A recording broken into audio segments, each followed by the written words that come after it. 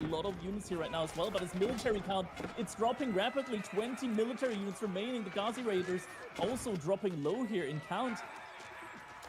It's tough to call right now who's going to win this, but judging from the military count, B, he's losing a lot of his units, and yeah, there aren't that many Donzas out anymore. And now, the remaining Ghazi Raiders are able to just slay all of these javelin throwers here. And B, he's getting more production buildings. There was a sing. Where did that ram come from? Oh my god, to just be so effective when it comes to soaking up that damage. Javelin throwers just not able to get the shots on the backline that they need to be able to get. And with that, it feels like Louis is just completely driving over B right now. And B just doesn't have what it takes in order to protect his base here. All of this is under the TC as well. 15 villagers inside that TC, completely idle, firing on the army there from Louis, but it's just not enough in order to like stem this tide of units that are just coming out. Villagers managed to take down the ram, but now they're under fire from the archers.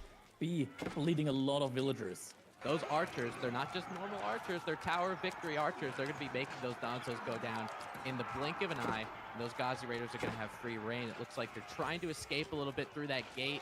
Villagers trying to escape through that gate as well, but we all know horsemen, they can take up a lot of space, and it looks like those javelin throwers are going to end up surviving. But look at how many worker kills now. 26 worker kills for Delhi. This has just been a complete ultra aggression masterclass. Javelin thrower is now trying to snipe out the archers, but that wall is going to go down. No amount of repairing is going to... You know, I mean, we're seeing B, he's adding some stone in as well. He's got about 400 in stops, so he's probably going to be going for a second Townsend. Now taking this fight with some Castle Age units against Feudal. Really like that archer mass from B, going to be able to take down a lot of these spearmen. You have the mobility of the horses that you're seeing B do with this absolute perfect micro. He tries to get around there, tries to go a little bit of a choke point, and then there's a little bit of a caster's curse as he stops and all those horses go down. Yeah, the perfect micro. I mean, he did do a lot of damage to these knights, and these are all like weak knights now that he's microing back. This could be a relatively good fight. Horseman trying to get a flank around the east side, trying to take down these nest of bees. As long as he has enough units to kind of surround these nest of bees, they might be in good shape, but one definitely going down. They get a surround on that back one. That range mass is going to be able to come up a little bit, and all of a sudden, all of these nest of bees, maybe besides one, I think one might end up getting saved. But that's a lot of resources that just turned into a pile of firewood on the ground, Cracky. Yeah, that's 1,800 resources suddenly going down there. Nest of Bees, one is remaining with very, very little health. Going down, the post goes up. Nest of Bees setting itself up for another couple of shots there. Palace Guards this time, protecting the Nest of Bees, making sure that this time Nest of Bee won't go down to those couple of horsemen there. Trying to take shots, but Nest of Bee is going to be a little bit too tanky here to go down.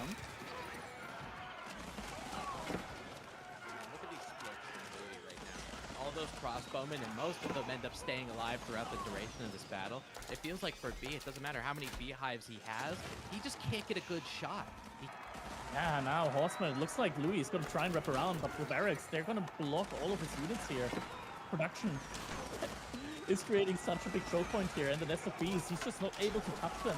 Might actually need to delete the barracks here if he really wants to get on top of them, but his massive infantry might actually be enough here to push B back.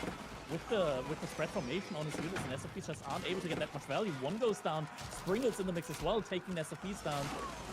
And Louis is actually able. Stockpile, I'm giving the edge. Yeah, the army on the field right now also looks superior for B at this point in time. Mangonel gets some shots off on those hand cannoneers that are clumped all around those bombard cannons, but the Berkshire is very likely to be going down here now. Yeah, I mean, look at the horsemen. They tried to get us around. There's hand cannoneers that are supposed to be the quote-unquote counter. It's a ranged unit, right? The DPS of those hand cannoneers are way too much. And honestly, for all of those horsemen, it just felt like a bunch of wasted food. That Berkshire is not a red palace. It can't shred through things like bombards. Now, it is going down. Louis is going to have to back up. He's got villagers. He had 2 in the duration of that battle. Samurai aren't going to do that much. You know, so they're going to be taking a lot of Yumi archer fire. These Yumi are trying to get on those archers, but they're veteran archers. They have 7 base damage, so they're going to be able to carve through the samurai too. And he does have defender's advantage. You wait for a couple more camel lancers to pop out, and then everything gets clean. Yeah, more camel lancers are coming out now as well. 3 more in queue.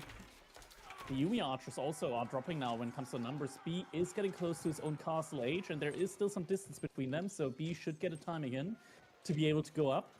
But the 8 villager count, well, yeah, the 8 villager advantage right now that Louis has. Golden or to queue any upgrades. A couple samurais are gonna be in queue. TC second daimyo is doing some damage here, but the +2 Pierce Armor has already come in for Louis, and Louis, he's just flooding B space right now with these Camel Lancers. Camel Lancer with 6 armor. It's so difficult to take them down. Villagers are going down. The archers are just chasing them down. Mameluke's aura has also come in. So every time these archers kill a unit, they're then getting a buff to do more damage after that. And the villagers, they're just running. The TC is already full. No villagers can seek shelter in there. And the reinforcements are coming in as well. And B has to say goodbye to his economy. And with that, we're probably going to be looking at a 3-2 for Louis. Getting a good amount of picks there, though. On the berries, actually, the villager are getting pinched in as well. Oh, no, they get out. They got out somehow. But at least one more is going down. That's 4 villagers that just went down there. At the same time, though, a little fight is happening there. One villager did go down for B behind that. B managed to run away with most of them. Oh my god, the Ghazi Raiders actually pinched there. The archers, they shouldn't be able to win this fight, but because of the choke point there, they're actually getting a really, really good trade in. A lot of the Ghazi Raiders just went down. Well, remember, you Jean have the also choke point. Getting killed. You have the choke point in the town center helping you out, too. Those spearmen might have free reign on the knights. Louis can't take a fight as much as he wants to, as much as he wants to get that XP. Yeah, he's got a lot of army value because of these knights, but there's a decent amount of spearmen, and now knights predominantly making up the front line. John all the way in the back, making sure she's safe. You're seeing the XP getting hit, all those +8s, those +8s. Divine Restoration, that was the most clutch Divine Restoration I've ever seen. Delhi's gonna get cleaned up. Yeah, a little misclick there. The archers suddenly run into the front line. Suddenly there's no archers, there's no spearmen remaining. Still 20 knights on the field. What was that? The Ghazi Raiders are down, the spearmen are down, the archers are down. B doesn't have any more units remaining. What is that? Themselves off. But you can't, like, the issue is behind this, Vortex is actually going up to feudal age pretty quickly. He's had a single villager on gold for a long time. And that's actually slowly but surely enabled him to get enough gold in to be able to go up to feudal age. And now, I mean, we can see here the spearmen, they're just not strong enough. They're trying to pick off the weak spearmen, but every now and then they're just getting microed back, the weak spears that is. And right now, Lucifron's army just not in a good enough position. Deerstones is now coming up here from Vortex, and Lucifron, yeah, he lost all of his spearmen. That might just already be GG. Yeah, that little bit of +9, +9, +9, it makes a difference. And if archers, you know, at the cost of a decent amount of them, looks like those knights will get a charge on those javelin throwers. They're a little bit pricier in terms of XP. Level 3 comes in. I think he wants to take this battle now. Indeed he does, and he's just overwhelming right now with the knights. The knights just looking so strong right now. We see all the experience just getting dropped there, left, right, front, center, and he's just chasing after those javelin throwers. One by one, he's just keeping up with them. The Holy Wrath comes in, a lot of them going down. All the military from Lucifron losing its life.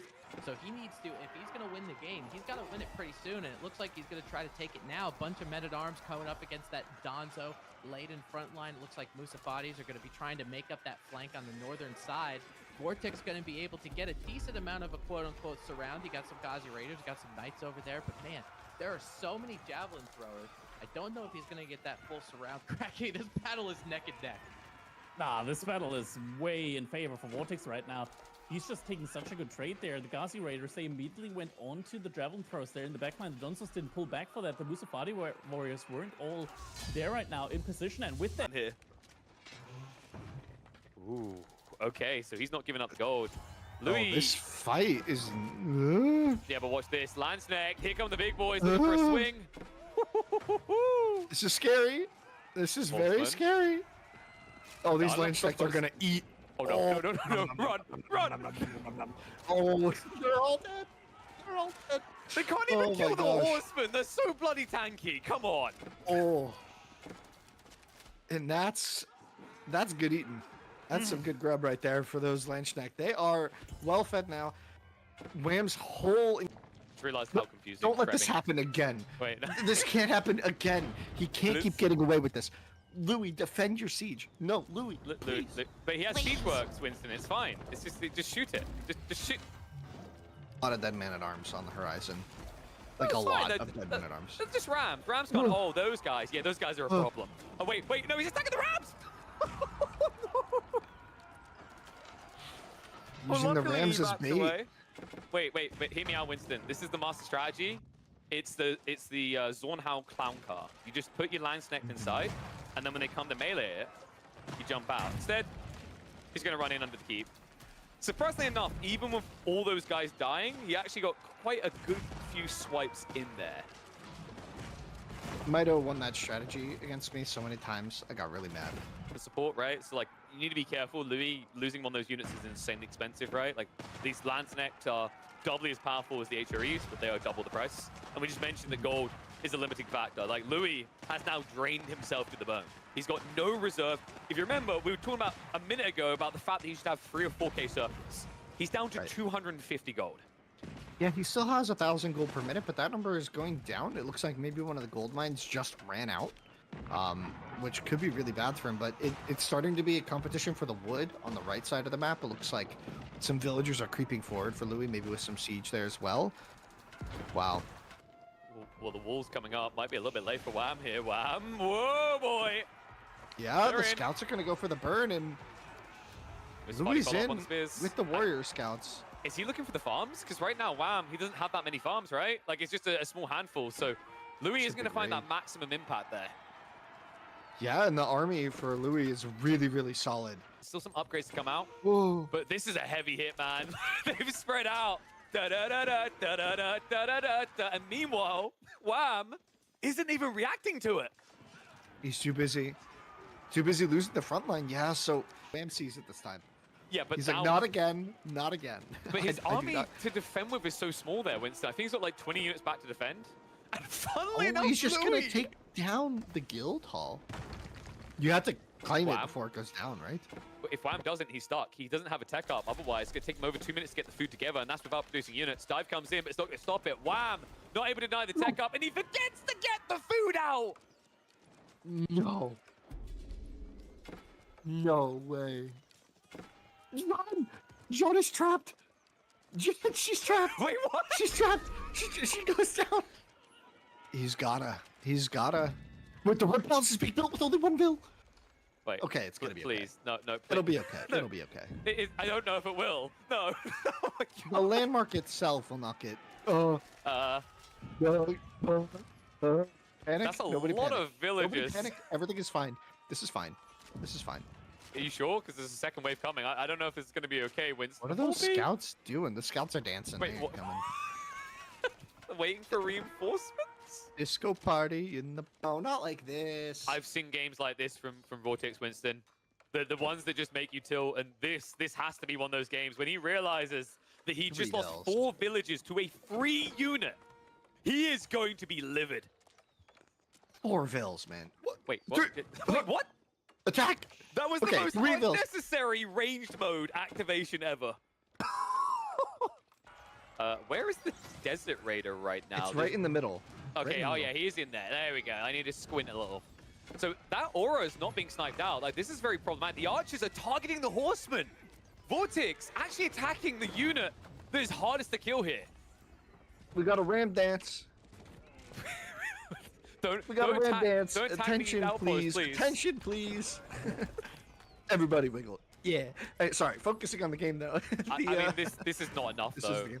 Yeah, this is isn't really not enough to deal permanent damage. The tower might go down, but the Egypt's here. The villagers are running forward. Ooh. Wait, what? Spearman There's counts the low. longbows. Oh Yeah, there's- no. That Oh is my. going to be all lombos going down. Look at now, that but- man at arms just getting owned here. Holy. You mean just he can just be ignored? That's the stupid part about like Yumi here. You Run by run him. past. Yeah. Yeah, it's like bye. You Okay. kill the longbows. What a great engagement for Puppy Paw. The Vills get pulled as well at the same time to deal with the ram. And the Yumi count gets low, but this army for Vortex is largely cleaned up. Mops up the archers to make it worthwhile. Actually, a really good fight for Bobby Paul. The Keshiks worth their Wow. weight in gold there. Yeah, Oh, the second score? Oh no. The Keshik goes in. This is such a big kill. Remember, Vortex, he doesn't have any gold trickle yet. holy crap. By God, I think am he's done it. so impressed by this from Puppy Paw. So even with the accidental click on the Triumph, he was able to take the fight. The Keshik edition really adds a lot of beef to the Biz army, and there were enough archers here, and he just took the engagement against the That's Spearman, it? and Vortex is just gonna call it. But maybe of the wrong type. It's the The Knights Hellfires. take the engagement. Meta goes down. The health bars are terrible, and Vortex's frontline of Knight's there, so he's not going to last long. He's going to lose this one. Yeah, the Archer's not bringing much to the table here for Vortex. They've been able to defend early. The Megan L shots miss completely. He might lose the Mangoes. The Lancers see it. They're going to go straight for it. That's a freebie. One more hit. It's going to lose one of them here. Archers with the body blocks might be able to protect the second, but that's still an expensive loss. And Vortex now quickly losing control of his own base area. 96 series. 485 games to get to here. The final day of the Elite Classic 2. One and all, welcome to the show.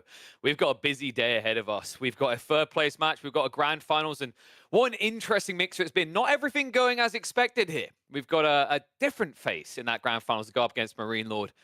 Puppy Paw and him will be facing off later today. But before that, we have to get to Louis MT, and we have to get to Beastie in a showdown that I have a feeling will be longer than the grand finals itself. But before we even get to that, I need to welcome some friendly faces to this show. I've got Lidicor and Drongo to join me on this fantastic final day. Boys, how are you feeling? You've been enjoying the tournament? This one's been an insane one, right, Drongo? It's been absolutely insane. You know, somebody asked me for my predictions yesterday, and I gave 2 predictions, got them completely wrong. And so here we are. Didn't think this is how it was going to go down. So very surprising, but it's been insane. There's been so many great games that have come out of it. Lots of great content. So yeah, I've been loving it, and it's sad to see that we're finally here, but at the same time, it's exciting. Yeah, analytical. I don't think that a lot of people would have predicted this result, right? Like some new faces getting so deep in the tournament. And also, I think a lot of people probably had Beastie and Marine Lord above all pegged for that grand finals, but a lot of surprises along the way. Oh, certainly. Talk about the storylines going into the final day of this event. Of course, Puppy Paw's emergence over here, first time he's playing a major grand final. At the same time, Marine Lord, of course, big news broke that he just signed with Gentle Mates. He had an impressive debut yesterday against a very powerful Louis MT, who is going to be playing in the third place match today. And I think this is going to be a bit of a David versus Goliath matchup that we are about to see in the grand finals. You know, Puppy Paw, massive underdog in this series, but he has been no pushover throughout this event. No, I think it'd be fair to say, Drongo, like Puppy Paw, I don't know about you, but I feel like this is the best AoE 4 we've been seeing out of him in his entire career. Yeah, I got to agree with you. And I think that's a bit... It's hard to analyze because he's been a bit under the radar. He's always done very, very well in tournaments, but never really made it through to the final stages. And I think with the rise of Louis, with CSO coming through and looking really strong in the main event, it's kind of not necessarily cast a shadow over Puppy Paw, but you just don't really notice him doing his thing over there every single week, just grinding, smashing through everybody. You know, I read a post on Reddit. He went 7-0 on China, so he's representing pretty well. But yeah, I'm looking forward to seeing what he's got. This is going to be pretty crazy. I'm confident. Oh, absolutely. I mean, it's not just that. I think the Byzantines have been remarkable for the Canadians as well, right, Lidicor? And I think we're all aware by now, Byzantines, those buffs, those changes, I mean, if they were already performing, I think it was best in the tournament overall, getting out of the group stage, they should be absolutely slaying. But the baffling thing actually was after yesterday, I checked the statistics for playoffs. Byzantines, despite all those buffs, are now down at 25% win rate. Sometimes you pick the civilization that you think is going to be the strongest, but then it flops the biggest. We're going to have to see how that works out today. But yeah, KP, I think one of the interesting things to look at going into both of these sets is that here in Elite Classic 2, we have a draft setup where you do not have mirror civilizations available. So it's going to be unique civilization matchups in every single game. And that puts a lot more emphasis on the player's drafting skills. Absolutely. I mean, we've got a few different details to keep in mind here, right? For a start, if you get 4 games in, there's going to be a draft reset, right? You're going to have to redraft again every 4 games. It creates this interesting dynamic that I think has been kind of a soft, nice refresh, especially for newer faces like Louis when they were going up against people who've been playing BO7s, BO9s all their time. And, you know, I'm sure, even though these two, Beastie and Louis, who are going to be our third place match, have been playing non-stop against each other in scrims, at the same time, I'm sure 1 or 2 opportunities have been taken by these players to take advantage of our deal over at Surfshark to get themselves a Smurf that is undetectable and come up with some cheesy new strategies. I mean, Drongo, you know, if you could just grab a Surfshark VPN subscription to hide some dirty secret that you're doing, what would it be? Like, what would be the thing you'd be doing in AoE4 that you didn't want people to know? Oh, I shouldn't say it too loudly because it's a forbidden word around these parts. But should I say it? I'm going to say it. I'm going to use the Zoom hacks that other hackers use to watch casted games zoomed out. That's what I'm going to do. But I'm going to have to do it on my VPN. I have to. Otherwise, they're going to catch me. That's that's a fair point. Like technically that's against the rules, but you aren't being a naughty boy. You're just using it for the spectating tool. So there you go. Like we've been listing all the reasons why you want to get your hands on that. Guys, just before we get into this series and draft it out, I really need to remind you, this code runs out end of the day. So take advantage of it right now. If you love seeing these increased productions, these increased elements to the show and more EGC tournaments, we want to be able to welcome these sponsors in as long-term sponsors. So show them that you're crazy about the product. If you're thinking about a VPN at any point in the next year, use that code ECCTV at checkout to let them know that we sent you and get your hands on 3 months free on us. And it works out like $75 for 2.25 years coverage, which is kind of insane. I definitely would get value out of that. Lida, I don't know about you, but I'm sick and tired of how crap Netflix is in my country. Well, I can't relate to that as I of do course not you have a can't. Netflix subscription, but Are you I know the serious? feel. I know Wait, the really? How feel. are you watching the 3-body problem if you don't have a Netflix subscription, Lidicor? You must be using a VPN to download that bad boy illegally. I see you. How you doing, Lidicor? In before this is the genius, right? His apartment is safe, but some poor kid in Cambodia's door just got busted in by the the anti-piracy police. But boys, we're getting midway through the draft. We're starting to see the picture painted here. Let's break this down a little bit because BC versus Louis, two familiar players, two that are not shy of this late game, and apparently two that seem to ID the fetish each might have for Chinese. That's not a ban we've been expecting much in the opening phase, but got to say, this weekend so far, it's been cropping up a lot with the 4 remaining players. Yeah, China is rising a lot in popularity recently, and I'm trying to think. It's probably not this single Barbican change that did it, but I guess just generally as patches go, you're going to see players get more greedy the longer the patch goes. So China typically seems to get better, but interestingly, we're at the very start of a patch, so you wouldn't expect a greedy civilization like China to be that much stronger here. No, I think like the main one that comes to mind, you mentioned them already, Puppy Paw, with that 7-win streak on the Chinese in this tournament is like the biggest threat, but other people showing a lot of respect. Kind of an interesting one coming out here to think about though, is that Louis has his own win streak he will not be able to flex in this series, at least at the beginning of Lidicor. Jean d'Arc actually getting banned away from him because he wanted those Ibids first. And I don't know about you, but I'm surprised that anyone is letting Ibids through. It's a tricky one, right? We've been talking about this throughout the event. You take away a civilization that's perceived to be extremely powerful, but that means that you let another one slip past. Talk about Ottomans, for instance, also available for Louis MT. So in many ways, this comes down to okay, almost pick your poison scenario. I'm going to ban this civilization because I don't like the matchup, but that means that I'm letting a couple of key civilizations slip through. Like again, Ayyubids for Louis, talk about Ottomans getting through. On the other side, Jeanne d'Arc, Japanese for Beastie. So both of these players have some of these more powerful, these juggernaut civilizations almost. Yeah, it's kind of interesting actually, Ozzy, right? With the changes to the Ottomans, I think people expect them to be taken down a peg, but this is baffling. In the playoffs, they've been played 4 times. They've lost 3 times. The nerfs that we were seeing around the Vizier points and the production rate seem to have hit a bit harder than what people were expecting. Yeah, this is always something that's really concerning with balance is you've got all these different levers and you've got to be careful about pulling too many at the same time. And we saw the nerf, much deserved nerf to the Great Bombard. But then I think the main things that hit them were just, the combination of Vizier points with the military training. So yeah, it's going to be curious to see how they stack up and what the devs look to do with them. But indeed, it's interesting how far they've fallen down from where they once were. Yeah, and I think some of these other picks still being a bit of a high priority speaks to the player's comfort, right? Beastie the Malian King is an interesting one for you lads. There is one Civ in playoffs that has a 0% win rate, and it has been picked 4 times. Can you guess what that Civ is, Lidicor? I cannot, but I can just open up my cheat sheet to actually find out. But I think it's quicker if you just tell us. It's the Malian King's favorite. The Ilalu ways have been crippled, which is actually surprising to me because I don't know if you guys knew this. There's a funny little I don't know if it's intended behavior right now with javelins, where javelins actually counter springalds. Yes, I have seen this. They do a lot of damage to springalds. So, you don't need to get your own springles. You can do the mangonel Javelin Donzo combo. I guess that would probably work pretty well.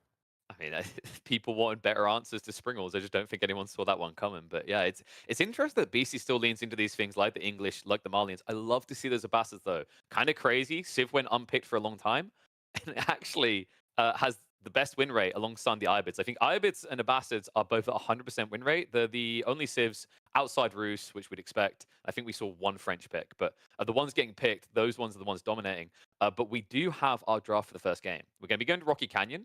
We've got Delhi versus Byzantines. Now, this is an interesting one, Lidicor, because I just mentioned Byzantines are not having a great time in these playoffs. Delhi still looking strong and sturdy, though. 3 wins, 2 losses. Yeah, Delhi, it's been at the top for a long, long time, KP. It's that strong combination of an early game push and a lot of late game prowess ever since you had Village Fortresses changed the way it was.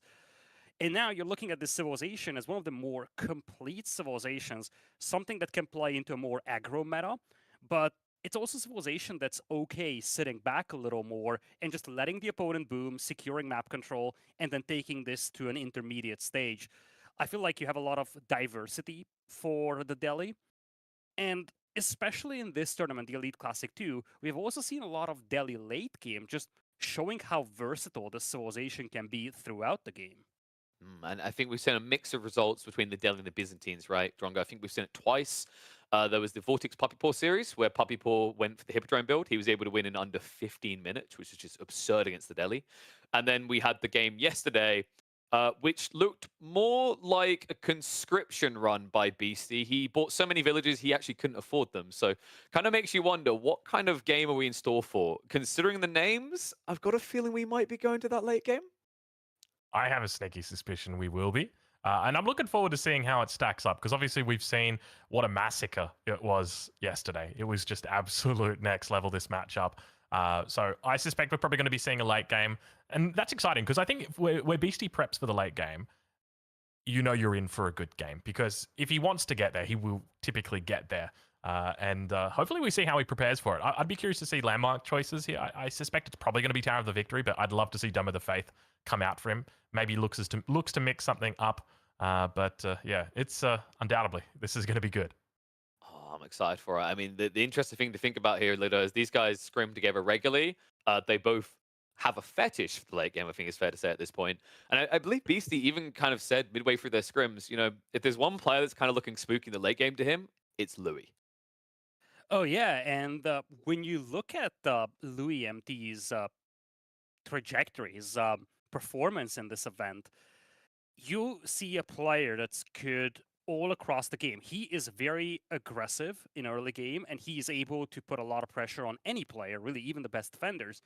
But he's also a player that doesn't shy away from playing late game, and that kind of duality is something that most players actually do not have.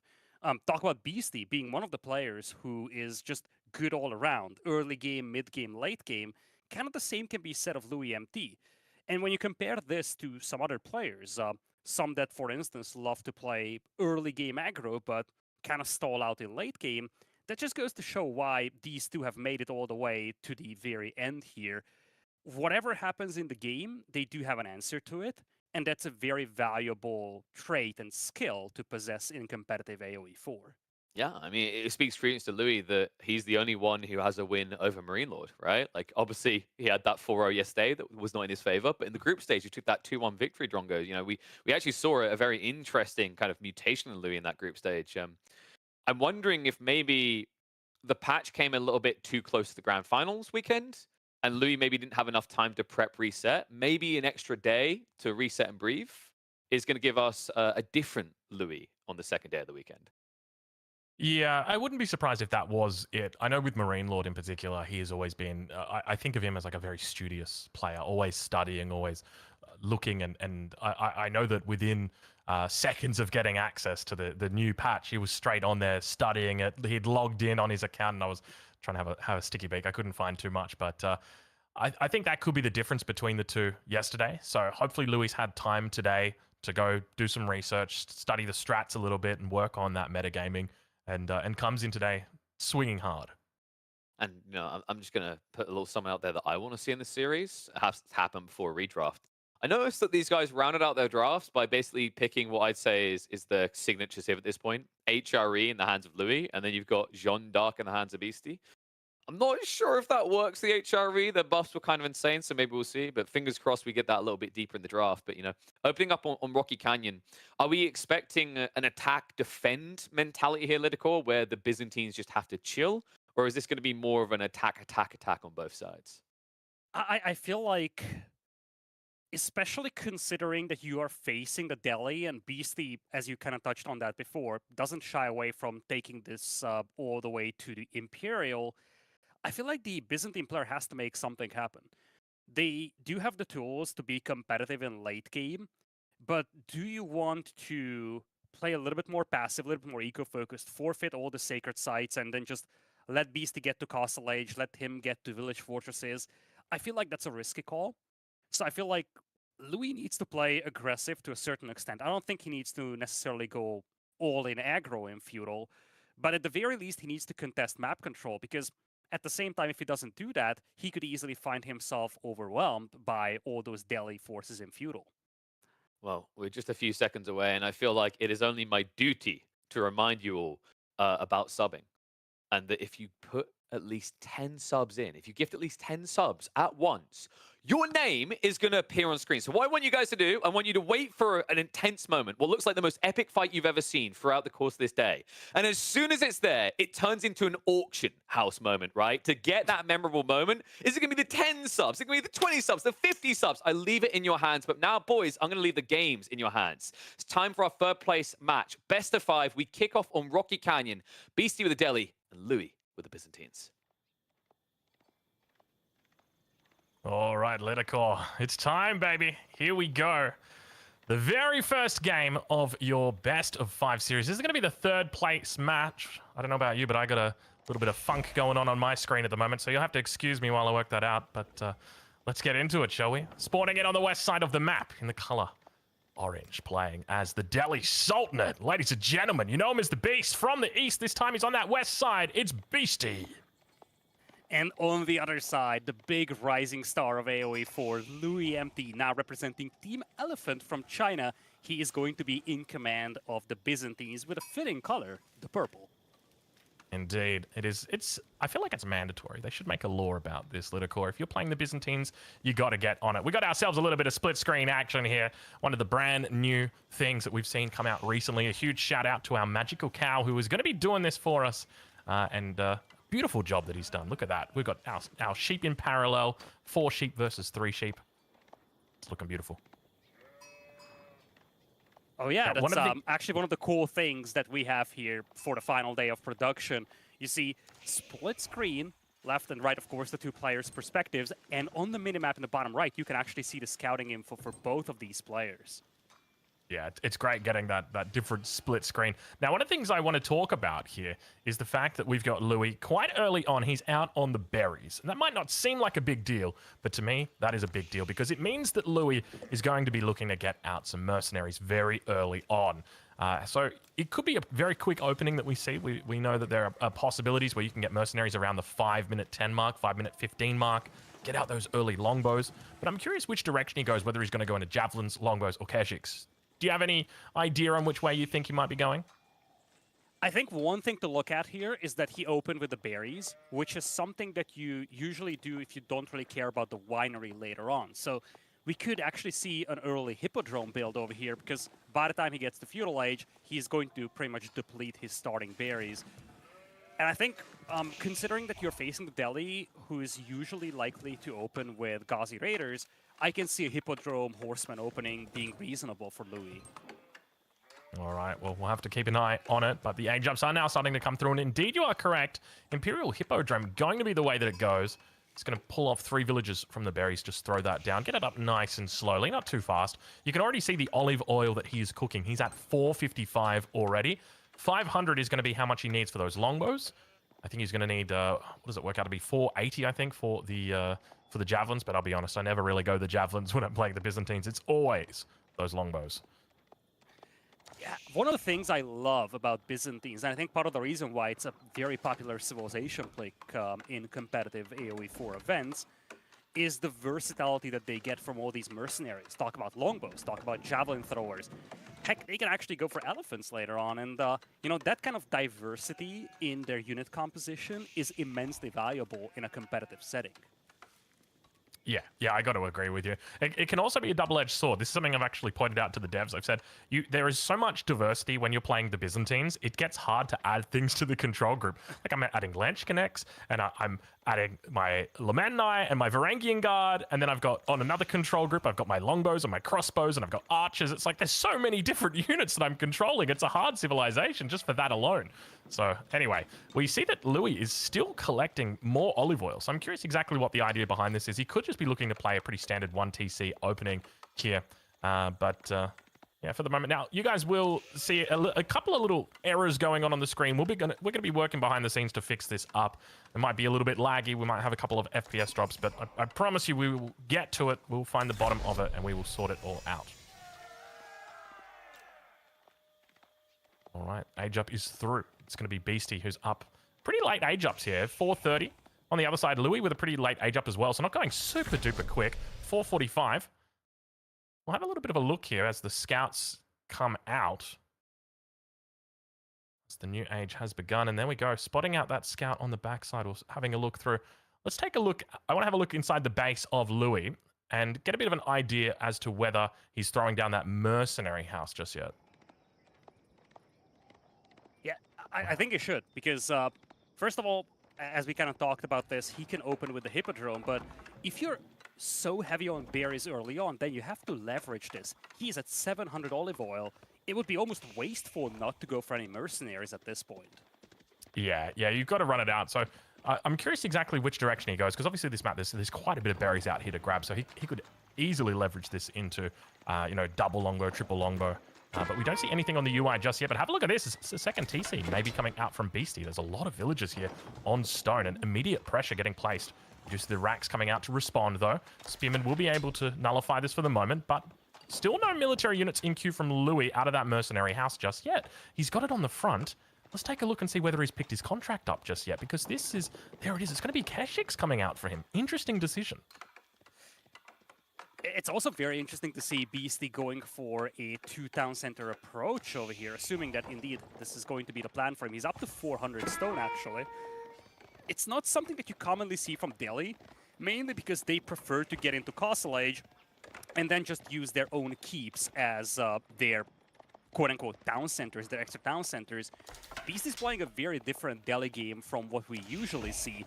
Very little map control, sacred sites barely contested, limited investment into army. Instead, he's working towards a second TC. Now, one problem that he could face is that he's kind of confined into his base, so finding that optimal second TC spot might be a bit of a challenge. He opts to drop it on the gold, and I guess fairly close to the berries as well.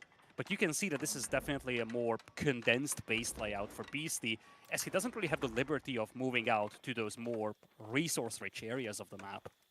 Yeah, I'm really curious what we're going to see out of him today, just because this is not the standard way that you see Delhi being played. I like the fact that Louis also gone into the Keshiks here. Initially, I was apprehensive about this, but the fact that Beastie's going to be playing defensive, I think the Keshiks will complement the Horsemen quite well, because he's going to have the Hippodrome to be able to buff up those units if they do dive underneath the town centers, which, typically if your opponent's got lots of villagers, you want to be diving them to try and take those villagers out. And with this town center coming up on the gold at the front as well, makes me think we could be looking at a fast castle here. The main question I'm going to have, though, is where's he going to get all this food from? It's a hunt. There's berries just outside that town center. Is that what he's going to look to try and get up to Castle Age with? Yeah, one thing that's often forgotten with civilizations like the Delhi or the HRE is that the resource gathering buff you get on resources like berries, for instance, means that you actually deplete those resources inside your base a lot quicker. So one thing that Beastie needs to be cautious about is not to run out of food, especially because he opted to place his second DC such that it doesn't really protect a lot of extra food. These berries are very much borderline. He opted not to take the hunt, and you can actually see archers on the other side from Louis MT as well. So I feel like Beastie could have issues accessing food unless he starts securing map control, but I love this move, Ozzy. He's walling off the southern side, and he does so at the very moment that Louis is swinging north. So this is perfect timing from Beastie. He knows fully well that these I guess Spearman won't be aggressed over there, obviously leveraging the fact as well that Delhi can use their Spearmen to build walls. That's exactly right. It's the perfect timing to do it. And here we can see a little bit of damage getting put in onto that scout. But of course, Beastie knows exactly what is up, and he says, I am not going to fall for that trick. Doesn't even take damage on the spears. It's only the scout. Villagers, he keeps them alive. But at the front, it looks like one of them will go down. So that mill will not get up. Neither will that outpost. A lot of health lost on one of those villagers. But slowly and steadily, Louis begins to build up. Now, keep in mind, behind this, he's also got his own economy that he is building. He's got wheelbarrow, he's got his double broadaxe, but I want to check in with his system network. Let's take a look and see what level his system network is currently running, because I suspect he might be up to a 2, maybe even a 3 by now. Yeah, it's just level 2 for the time being, but he's getting close to being able to drop a 3rd, and the immediate buff that you're getting from these cisterns is actually exactly what he needs to offset that initial boost that Beastie's getting for his eco. And I think that's the reason why it's a little concerning for Beastie right now. He needs to build up a pretty significant villager lead to compensate for those cisterns. And until that point, Louis MT is going to have the map control advantage, and Louis actually has the eco advantage even. Yeah, this is it's always one of those difficult things playing 2 TC up against the 1 TC, especially with a civilization like the Byzantines, because they have so many ways that they can build upon their economy. But I'm curious to see whether Louis looks to stick in Feudal Age here or go Castle Age, because I definitely feel like this would be a perfect timing to go Castle Age here and look for a kill. I guess the alternative is that he can just go into Siege Engineering like he's doing right now and throw down some Kairosophons. Look to put on some pressure to this forward town center. I like this a lot more for Louis, to be honest. Getting to Castle Age is a bit of a stretch with the eco that he has. At the same time, he's getting a bunch of olive oil that's near useless when it comes to rushing Castle. But it's very useful when it comes to doubling down on Feudal Age aggression. And you see, his army is definitely a lot more convincing than what Beastie has. Beastie's army is almost exclusively spearmen, only 2 Ghazi Raiders out there. Yeah, and when you compare that to Louis' army, which is 19 archers, that's a lot of archers you're going to have to get through to actually stop that one shot from happening. So Louis is going to be able to move forward with them, and he's going to be able to threaten this town center pretty quickly. I suspect it may be going down, and I don't think there's much that Beastie can do about this early on in game 1. Yeah, I feel like Beast is just gonna have to bail on this. Look at that hero Siphon just burning that building down in an instant. Beast knows fully well that there's no point fighting this. He doesn't have the army to fight this. He might charge to try and save the DC, but at the end of the day, the town center is gonna go down over here. And I just don't think Beastie has what it takes to fight this here. And that's going to be it. Game number 1 already going over to Louis MT. A very quick one. And I feel like Beastie was testing a little bit there. Wasn't 100% sure if it could work. But I guess he was hoping that Louis wasn't going to be putting on too much pressure early on. Guess it wasn't the case. Yeah, this was definitely a more experimental build, so to say, from Beastie. Maybe he didn't like the long-term prospects of this matchup and said, look, I feel like if I play conventional, I just don't have a good matchup, so I'm going to try something off meta. Maybe he expected Louis MT to play a little bit more passively as well, but Louis saw the 2TC build from Beastie. Granted, Beastie had a forward stone, so it was very easy to spot for Louis. And from that point on, he just went all in aggro and punished that 2TC expansion. Yeah. I've seen this work once before, and ironically, it was actually Louis MT that made it work. Instead of using the Tower of Victory, though, he used the what's the other landmark called? I forget. Gosh, my memory's gone terribly lately, Liticor. But we move on to game number 2. We already know the matchup. This is going to be a good one, an Abbasid Ayyubid matchup. So we've got the Dome of the Faith. Thank you, KP. KP helping out from chat right there. Jeez, I tell you what, I'm going to need some faith after that one. That was apparently tough. I disappeared, but don't worry, folks. I'm actually here. And we're going to be taking you into Lipany. There we go, production. Thank you so much for fixing me. And boy, oh boy, do we have an interesting matchup over here. Abbasids versus Ayyubids. Mom, can we have Ayyubids at home? We have Ayyubids at home. This is, I kind of like this matchup for the Abbasid, really, because the Ayyubid, typically, they want to do their military wing into eco wing, get all their villagers out, try and delay their opponent just a little bit by getting that camel out. But the one thing to note is that Beastie going military wing, he's already going to have military out on the field. That's if he goes into the military wing. He could look to go into eco wing, obviously with the buff recently to eco wing as well as to fresh food stuff. It kind of invites you to go for eco wing a little bit more than what people have been doing. So we'll see exactly how he responds, and I'm curious to see whether we get any more testing out of him. It's always a tricky choice, right? I feel like this is not a very favorable matchup for the Abbasids, but it really comes down to what the map generation looks like on Lipany. Some of these Lipany generations have a lot more cliffs. It's a lot more defendable and slower paced. Some of them almost looks like Dry Arabia. So I feel like the initial strategy choice of the players almost comes down to what kind of generation we are getting here for Lipany. Yeah, sometimes you can get really. I remember playing Lipany back in the OG days, and you would get some crazy spawns where you'd get, like a forest at the front, and then you'd get a cliff, and then another forest, and another cliff, and you could just wall it off with tiny little segments.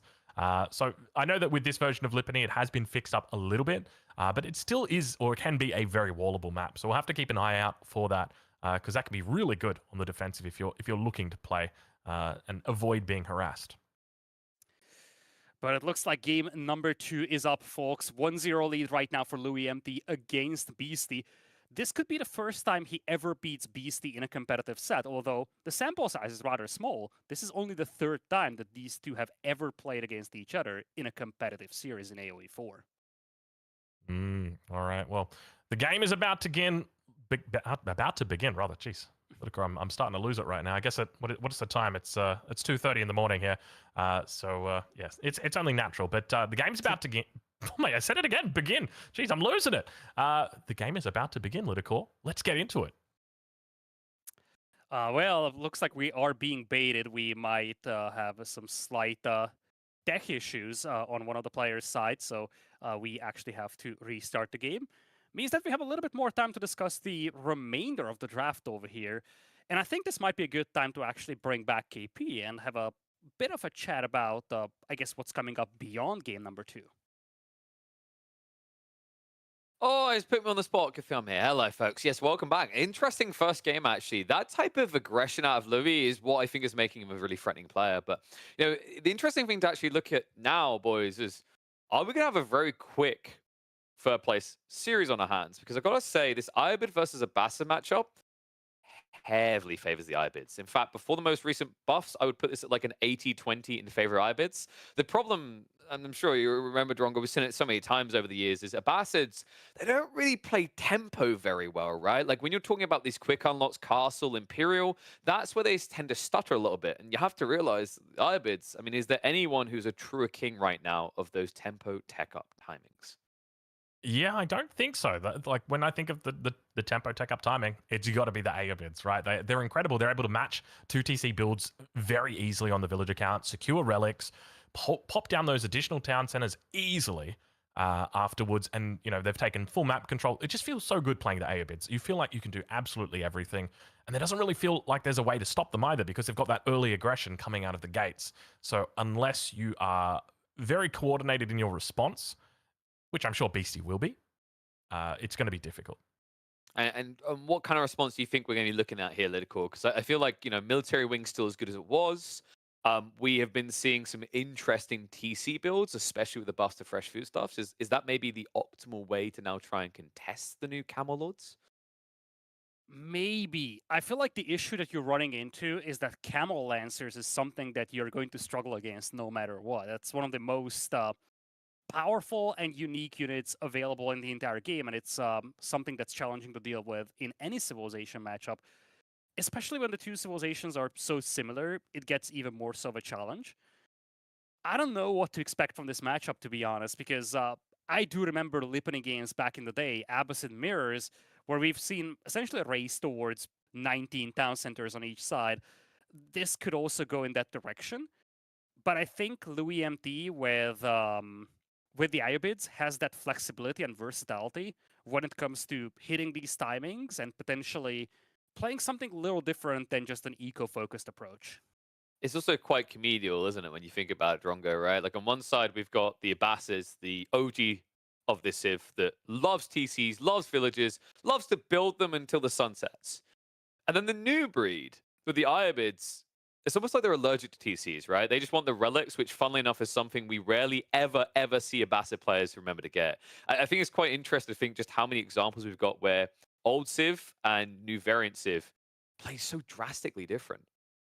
Yeah, it's definitely one of the most obvious ones. That the stark difference between the two.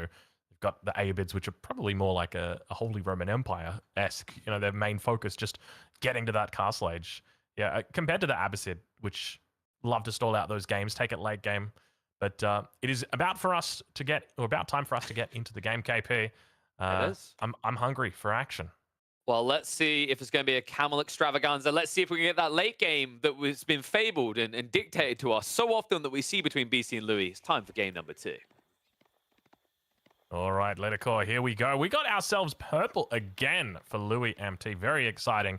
We're on Lipany. We're going to be looking out to see how good these walls are going to be for these defenders, but let's get into it. Ladies and gentlemen, spawning in on the south side of the map in the color orange, putting down his House of Wisdom right now. It's Beastie on the Abbasid dynasty. And on the other side, with the Abbasid variant, we have Louis MT with a 1-0 lead now, looking to get potentially his best ever tournament performance in AoE 4. Is actually not far away from potentially securing that 3rd place, but Beastie might have a few things to say about that. But Ozzy, as we kind of touched on this in the pre-game, this is an uphill's battle for the Abbasids. Everything that the Abbasids can do, so can the Aeobids, just better. Yeah, it really is. I'm curious how Beastie is going to find a way through this, or what he's thinking about, you know, to potentially to be able to counter what's going to be thrown at him from Louis, because it does really feel like one of those, you know, as KP was saying, an open shut case. So I'm curious to see exactly what we've got. The sheep count at the moment looking reasonable for Beastie. We'll check in on Louis as well. Maybe get a little bit of split screen action. I can feel myself itching for it. I know Cow's itching for it as well. Cow, give it to me, baby. Let me see. Oh, there it is. Look at that. We got ourselves. They're in the same region of the map at the moment. You can see that Louis crossed over to Beastie's side. Now Beastie, he's heading over into Louis' side. Now, one thing that you can take away from this is that the eastern side of the map is completely uncontested. Neither of the players has scouted that, which means that you still have a lot of sheep there to take. At the same time, this was a race to the left, which kind of means that, you know, Louis MT took a couple of sheep from there. Beastie does have a couple trailing him as well, but neither of the players were able to secure the majority of the sheep so far. And I think Louis should have the upper hand when it comes to securing the remainder of the sheep. He's the one heading to that actually uncontested area on the eastern side of the map. Yeah, you can see him heading over there now, so that's definitely going to favor Louis. But Beastie will be able to get that top side. And you can always find those little jackpots very close to the town centers. But we do have the age-ups coming through. Whoa. And Beastie's going for a trade wing. Okay, this is going to be interesting. Can we take a look down towards the south side of the map? Because could this be the way that he gets back into the game? Think about it like this, right? He knows he's up against the camel, so he can very easily... Oh, gosh, this is going to be tough. How is he going to fight this? I don't know how this is going to be possible. One thing to highlight with this map generation is that we have a lot of cliffs. So this is definitely one of the more defendable map generations. And generally speaking, trade builds are extremely powerful if your opponent isn't playing very aggressive at the beginning of the game. So if Louis MT is thinking about a multi-TC approach, the trade build can be easily utilized to beat that. I think the concern for Beastie is that both of the neutral markets are out there in the middle of nowhere. Obviously, Beastie wants to use the one to the north of his base, but even that is going to be challenging to defend because the area around is just wide open. At the same time, we have a Desert Raider opening here from Louis MT, so he's going to put some early pressure on Beastie, and he should be able to find out about this trade wing very soon. Yeah, this is going to be interesting. Let's say that much. I want to see the follow-up from Beastie, though, because keep in mind that the Abbasid have got very cheap traders. And even though at the moment trade isn't really in the meta, and we think about the Abbasid dynasty and we think about 10,000 town centers, but I also think there is a world where the Abbasid dynasty are incredibly strong with trade. In fact, it was on this map that Beastie actually lost to trade. I think it was from Puppy Paw. I'm not sure if it was a tournament game or a practice game. No, it was a tournament game, but it felt very hard for Beastie to actually deny the trade from Puppy Paw. Now, that was mainly because he had a very good spawn. You know, the market was all the way to the back of the map. It was very wallable, all that good stuff. But have a look at this. Louis, I think he may have spotted out what his opponent is up to, because he is not heading to castle just yet. Only 3 vills on gold and throwing down a stable. Yeah, I think one of the big things here for Beastie is that, again, we talked about this at the beginning of the game, Louis MT should have the superior civilization on paper, so Beastie needs to do something a little unconventional, and I love this. There is a high upside of this trade build. There's a chance it totally flops and it's going to be a disaster, but I feel like playing this game very conventionally for Beastie isn't going to be useful. It's not going to work against the Iobits. Now, the concern that you have over here for Beastie is that you're playing cavalry, but you're facing Desert Raiders, which are exceptionally good when it comes to dealing both with spearmen and horsemen. Yeah, the one thing to remember, though, is that it is that that double counter. So not only do the horsemen get countered by the Desert Raider, but the horseman also counters the Desert Raider because it is ranged. I remember the first time I was casting the Desert Raider, and I was like, okay, horseman should get absolutely whooped by him, and then the horseman started, you know, taking like 4-shotting him basically. I'm like, what the hell's going on here? And then I realized it's ranged as well. But I'm curious to see how Beastie looks to play this, because Louis is going to be adding in horsemen as well. So he's got the 1 camel and then the horseman. And I think technically that makes sense, right? Because as long as you've got the 1 camel to provide that camel unease, then that's all you really need. Yeah, it's not an easy unit to obtain and consistently produce in Feudal. It's more about that debuff that you're getting, and then you're just more than happy playing Horseman Wars because you do have that debuff unit. Makes me wonder if Beastie is going to make a range to get a Camel Rider, or a Camel Archer, I should say, just to make sure that he has that debuff aura as well. Yeah, I would like to see that coming out from him. So we do see the range also coming down from Louis here. He's going to be moving into archers.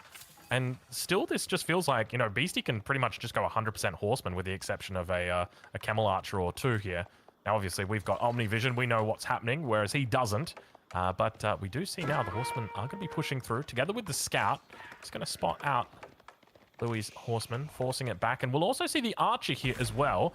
And slowly but steadily, the walls are coming up on the south side. And I do like this for Beastie. This is a smart move. It's going to mean that no cavalry will be able to get past here. We're looking to connect this all the way through, but Louis is going to be heading on that south side. We can see he's got a number of units already. Beastie up to 5 traders. And keep in mind, he has picked up the unique Abbasid Dynasty technology, which gives you a little bit of food every time you do a drop-off. Well, I think you can choose what you want, but he's choosing food at the moment. One thing I want to highlight as walls are coming up here for Beastie, trying to just shield this position from these raids, which will be intercepted. He actually built his House of Wisdom at the very back of his base, which is, again, just an added way of making sure that it's more difficult for his opponent to find out what he's doing. And it might be true that Louis doesn't know about the trade wing yet. His moves don't seem to indicate that he is worried about trade. This market is wide open. There is absolutely no pressure from Louis coming this way yet.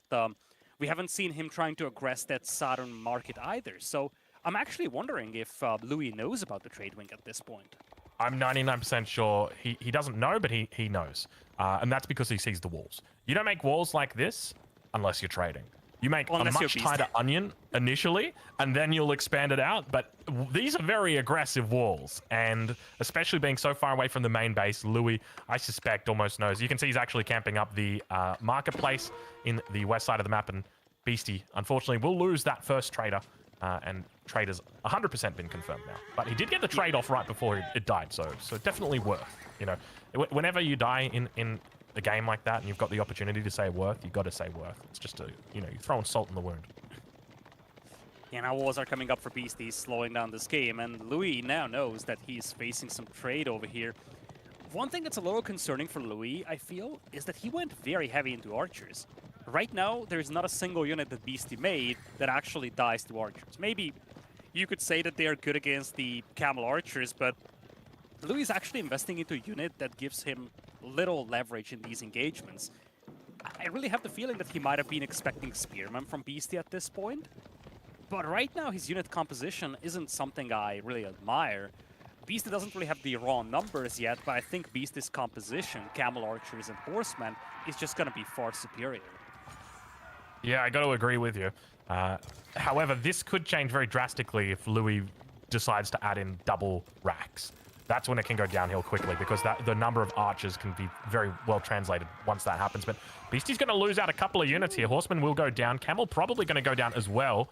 But fortunately, kept alive here. He's going to chase after the traders instead. Beastie now moving units towards this western corner of the map. Trader, unfortunately, in the stealth forest will get taken out. And once again, the Camel's going to be caught out of position a second time. But now those horsemen making their way through. As long as he's got one Camel alive, he's absolutely fine. And I wouldn't be surprised if we see Louis drop a barracks after he spots out the number of horsemen that are here, because this is way too many for him to handle. There is the Camel debuff on Louis' side, which means that these horsemen from Beastie will somewhat struggle against these archers, especially as long as Louis has his front line. And you can definitely see a major shift in Louis' approach now that he has seen the traders. He's a lot more aggressive to the north, and unless Beastie fights this, he's about to lose most of his traders. Yeah, he heads in, looking to try and hit on that top side. You can see we've got Louis focusing down the Camels on the back. He can look to try and position them around over to the right side. Does it perfectly. Manages to escape on a little bit of health. That's going to maintain that debuff on the opponent's horseman. And we see him now working his way through. Beastie numbers looking decent. Reinforcements have arrived for Louis. Keep in mind, he's still got the archer numbers in his favor. Needs to be careful with the Camel. If it gets picked off, he's going to lose that debuff. But the number of horsemen are down already here. And Beastie holding on for dear life with the trade, manages to keep decent numbers on his side, and now looks to clean up the remnants of the archers. This is why all these archers were worrisome for Louis. Again, it's not a unit that deals with anything that Beastie threw at him, and now he's just in a headlong retreat. I guess the trades are reasonable. He's picking off a lot of those valuable horsemen, but this could have been a lot better for Louis had he not gone so heavy on the archers. He's gonna head all the way back here. And that means that Beastie's trade is going to remain intact, more and more escalating, I guess. But Louis, he's thinking about something else. He wants to go to Castle. Oh, interesting. Okay, so Louis going to Castle, that'll give him Camel Riders, which will be the trump card. And that will be very difficult for Beastie to deal with. So he might need to look to play an extended feudal with that. I'm curious exactly what the response will be from him, but the age up will come through now. It's going to be growth. Now, keep in mind that Beastie's got 12 traders at the moment, so growth is not going to catch him up quite all the way, but it will give him a decent little bump. On top of that, he's also going to have access to the relics and then the sacred sites. He's got decent map control, but have a look at this. Louis is now going to be up against full walls as Beastie looks to wall the entirety of the map, including the relic on that top side. It's a very long wall to protect, but it's almost a lifeline for Beastie. Once Camel Lancers start coming out for Louis, Beastie's gonna be in an awful position. And let's not forget, he's already taking Hunt and Berries to the south, so he doesn't have a lot of safe food to work with. If those Camel Lancers start roaming the map, things could get very, very dicey over here for Beastie. But luckily for him, Louis is still insisting on the use of archers. That's the only kind of a unit that he's making right now. At least Beastie himself has his own archers, so Louis has something to trade with. But at the end of the day, I'm just not a big fan of Louis' current unit composition. We're going to have to see how that Castle Age power spikes comes into play, if at all. One thing is sure, Beastie can't really accelerate his way up to Castle Age, and that's something that Louis could leverage. Yeah, you're 100% right. The other thing to note that right now is the most dangerous time for the Aeobids.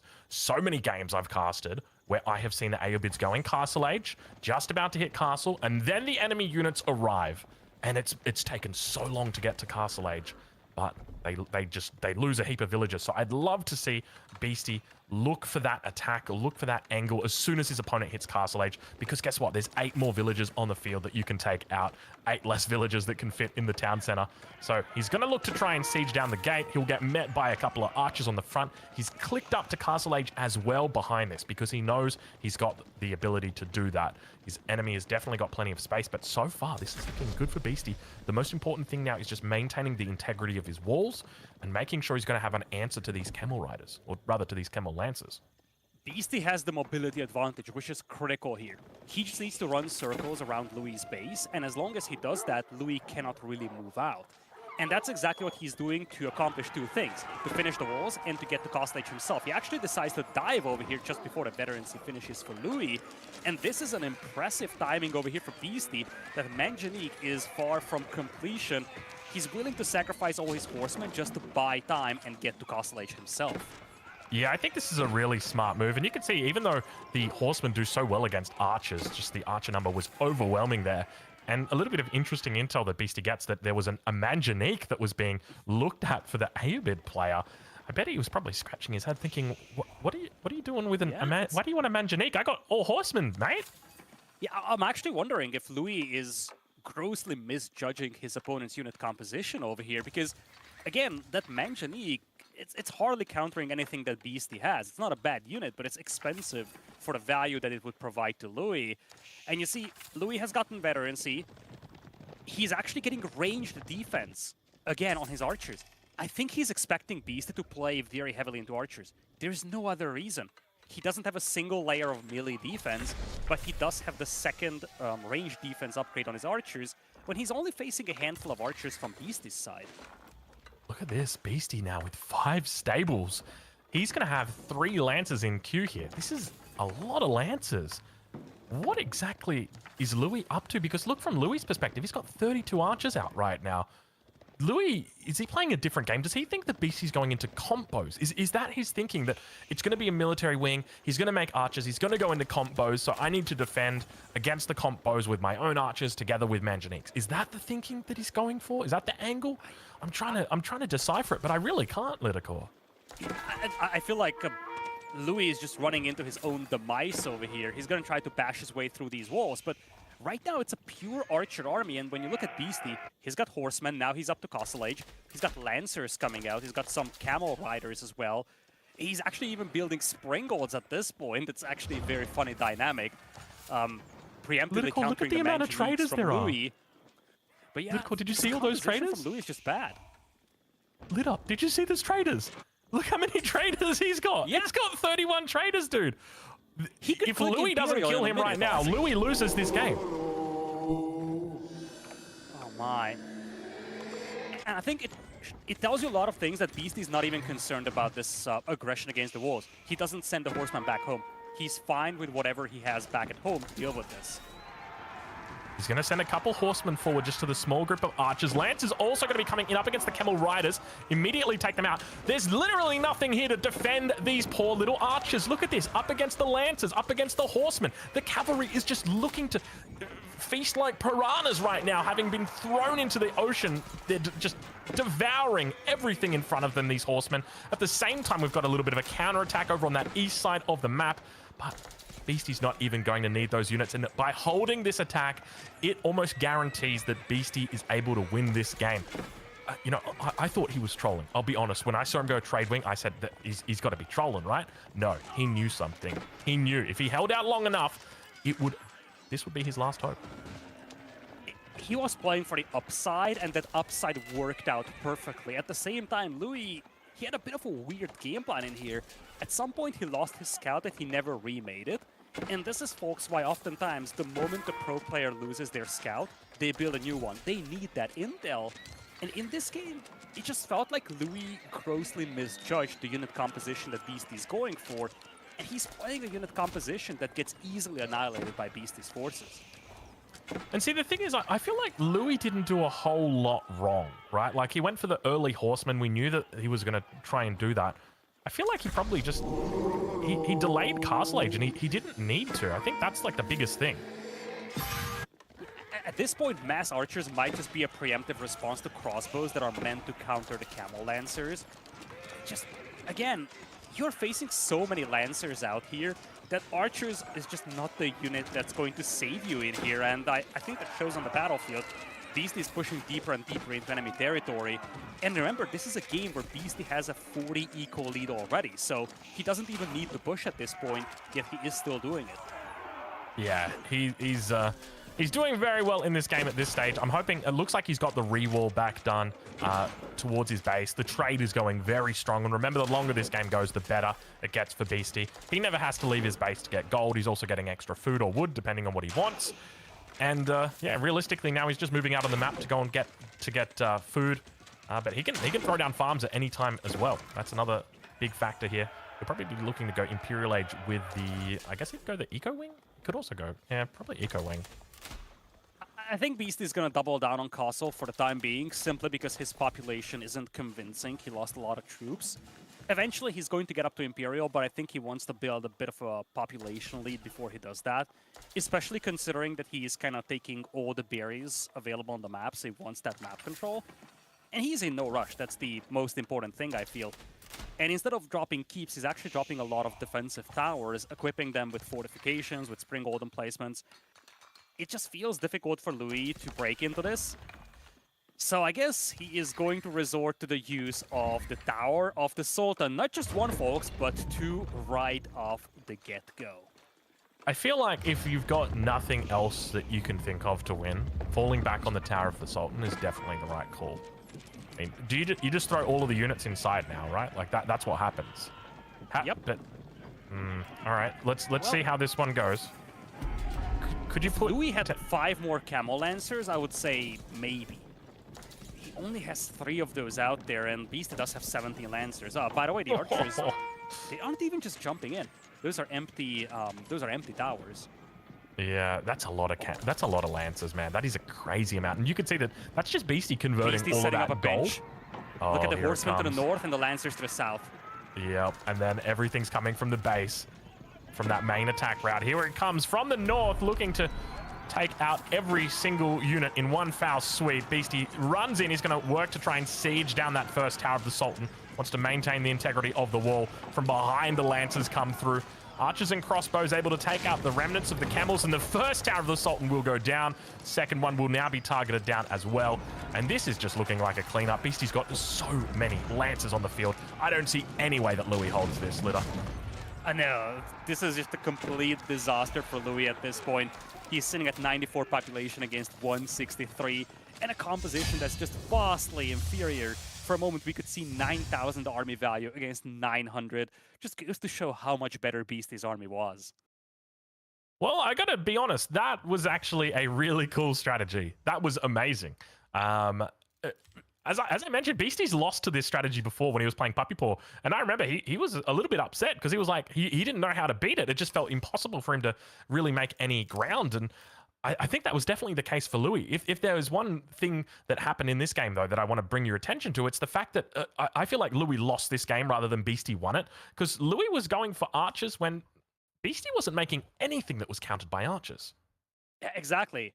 I don't think Beastie's strategies was bad, and I think his execution was really good in this game, but he definitely had an easier time than he was supposed to have, just considering how weird that unit composition was from Louis. And when you look at this military graph for a moment, you have just significant declines in the army count for Louis, because every once in a while he moved out with all his archers, getting completely caught off guard by Beastie's composition.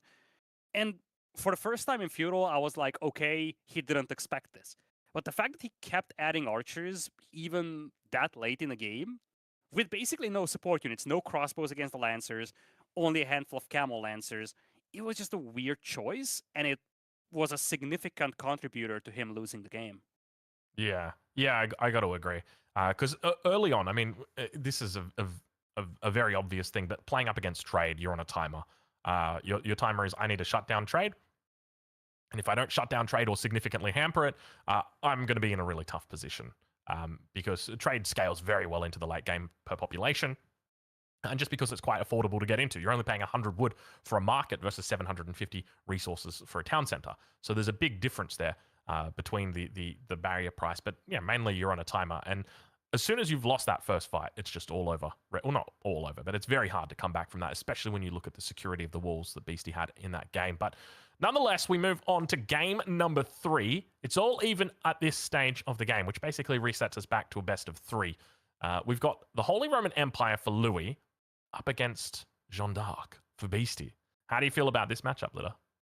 It is Frisian marshes, and we've seen an increased amount of trade games on this map in Elite Classic 2. I feel like, especially building off the strength of that trade build from Beastie in the previous game, I could easily see him trying to play another trade game over here, especially against a civilization that's generally slow to start, like the HRE. If you think about this, how could the HRE play this matchup? Maybe 2 town centers, eco-heavy approach on the shorefish, or a fast castle, semi-fast castle into Ragnitz Cathedral, and then fast Imperial. Whatever you do, the HRE usually doesn't contest the map in this early mid-game portion, and that is something that gets a trade into a perfect position. Unless Louis plays specifically into a lot of Horseman in Feudal, I feel like Beastie could get away with even more of a trade than what he had in the previous game. Yeah, it's definitely possible. The main thing I'm concerned about if you do that, and I think it might be coming, but my main fear is that if you give space to the Holy Roman Empire, they will take it. And naturally, the civilization wants to move towards Castle Age, wants to look to pick up relics. And once they get Castle Age, they're going to have access to knights. So looking to put pressure on early with a knight, and then forcing a response from your opponent in Arax, getting spears out to defend. I think that's a pretty important part of this matchup, especially. So I'd be curious to see how Beastie would go about playing the game up against Louis if he doesn't do that, because that would be a really scary thing to do. But I mean, if you asked me about the last game and said, hey, what about Trade Wing in this matchup? I'd be like, kind of wild, kind of scary. I don't know if I had to go for that one. And here we are, Beastie won. So let's see exactly what he gets up to. Will he get his cock out? Will he get his Chamber of Commerce out or not? That is going to be the question. At the same time, we also, I guess, should touch on the fact that Jeanne d'Arc, it's a civilization that you can tower rush with extremely well. Just get that tower up with Jeanne and then convert her into the archer or the swordsman form.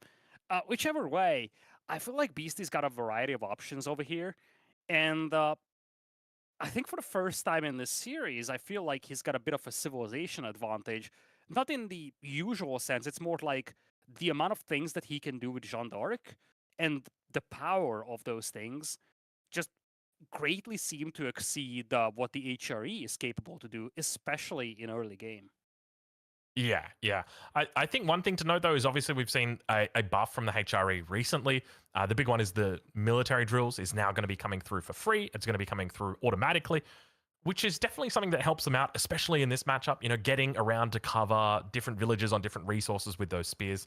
It's going to be very, very helpful. And it will also carry over into the mid game if we look to see knights together with spears. And the other thing that you can also see are archers early on, but that's probably not going to be something that we see too much of in this matchup.